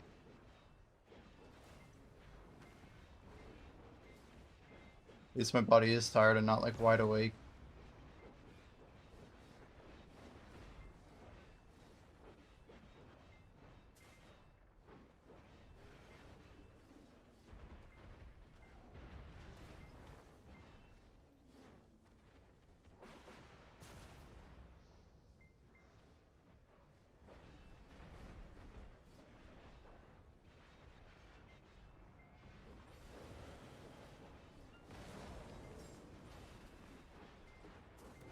Yo, Scola.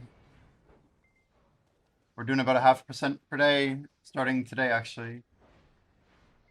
But I actually only hit I only hit 68 a month in 5 days ago, so we didn't do that much speed. We could have done a lot better.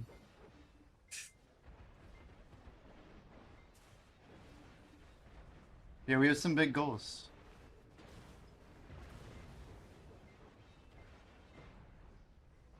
We're trying to go to rank 1. And we need to grind like it. Or else we're just going to be constantly behind, you know? Part of what I'm trying to do is show people how harder the XP community could go if anybody actually showed up and did it with the current meta. So I guess we're carrying the flag.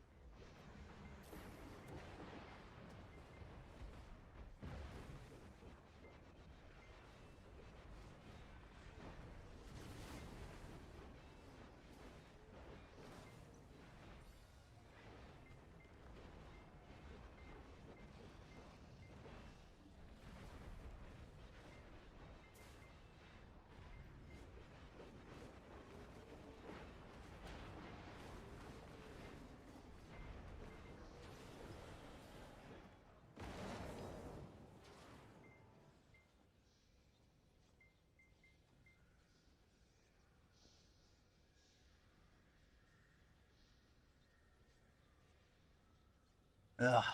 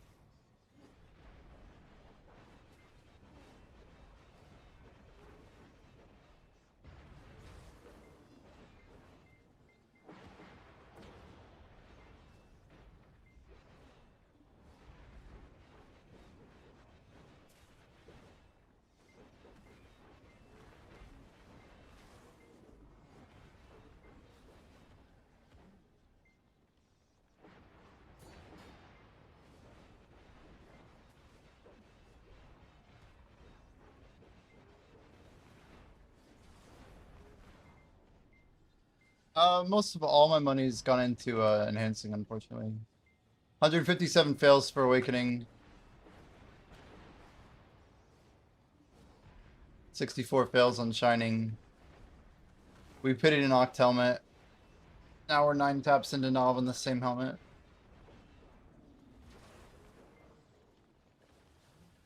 But we did get Nav on our main armor piece. We did get 1 Nav in 19 taps, a little bit above average.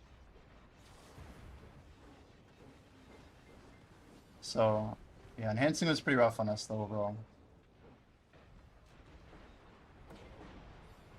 We're closing in on average for the awakening weapon, but that's okay.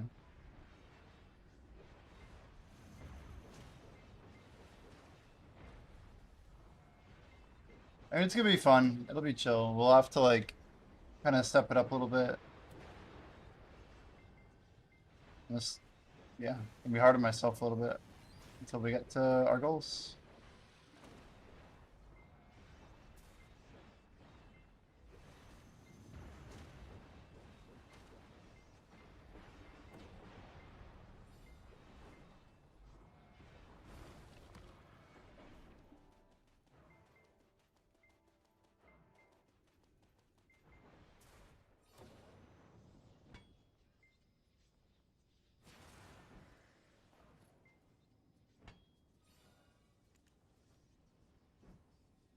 Oh shit.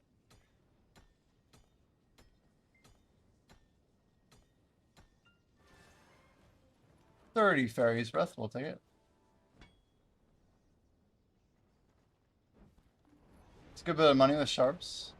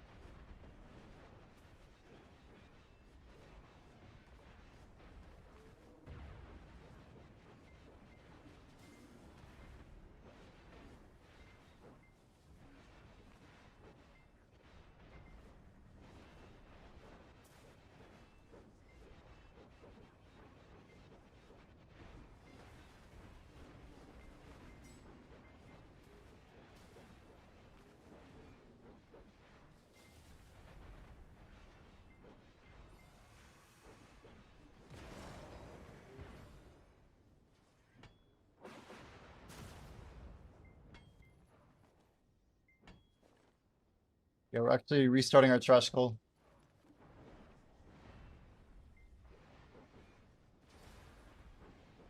I'm actually thinking about not selling any trash for an entire year. We'll have to sleep on it for a few days and weeks, but barring like them releasing new equipment, I don't know why I would want to sell early.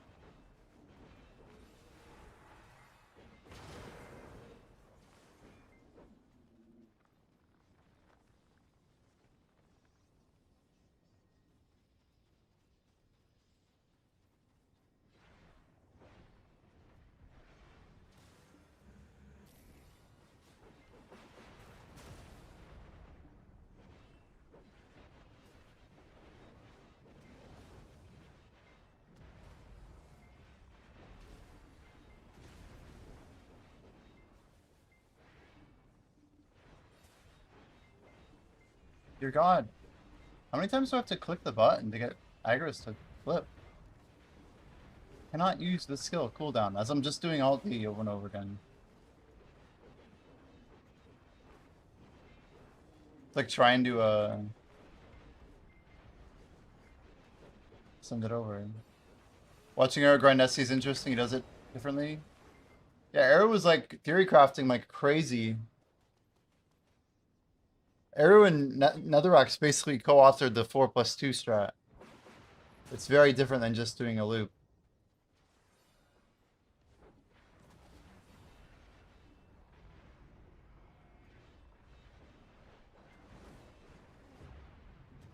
Is he on Arizona Seraph, right?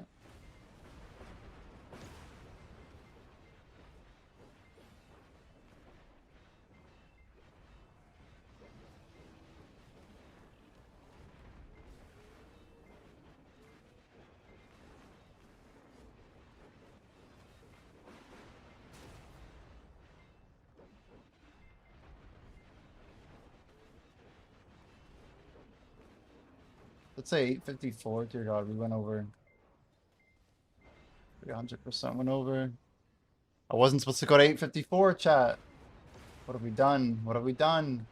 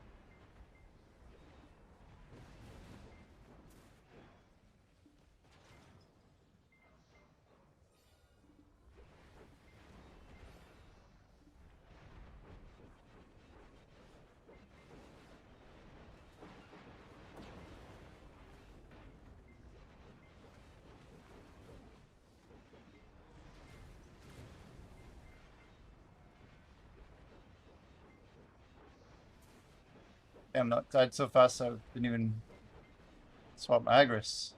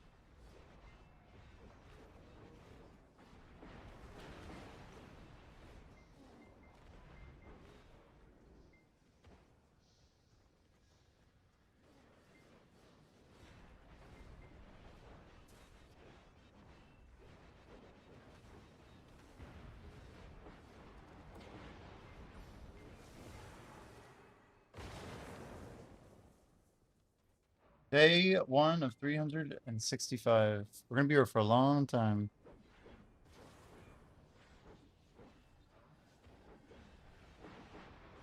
The new rates are just kicking in too, that's the best part.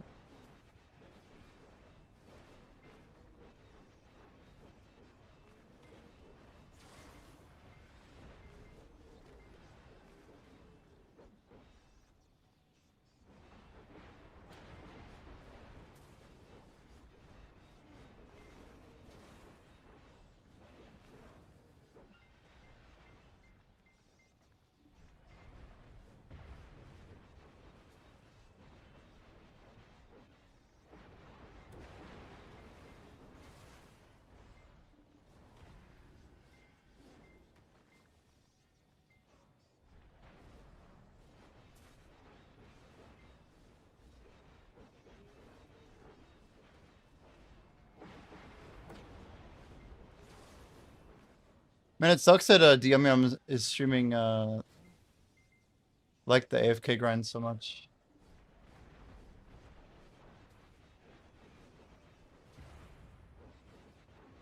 If his mouse would move, I know he'd be there, but I don't know. Is he there? Kinda seems like he's not there.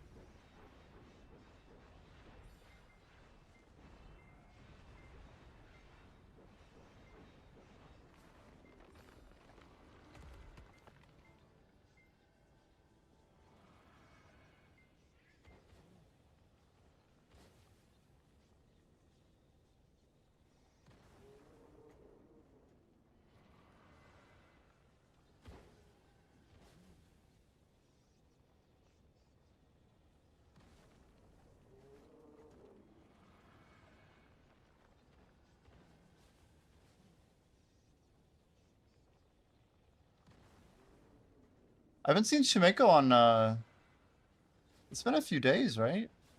Maybe I just haven't seen him. He was on yesterday. I was streaming a little shorter.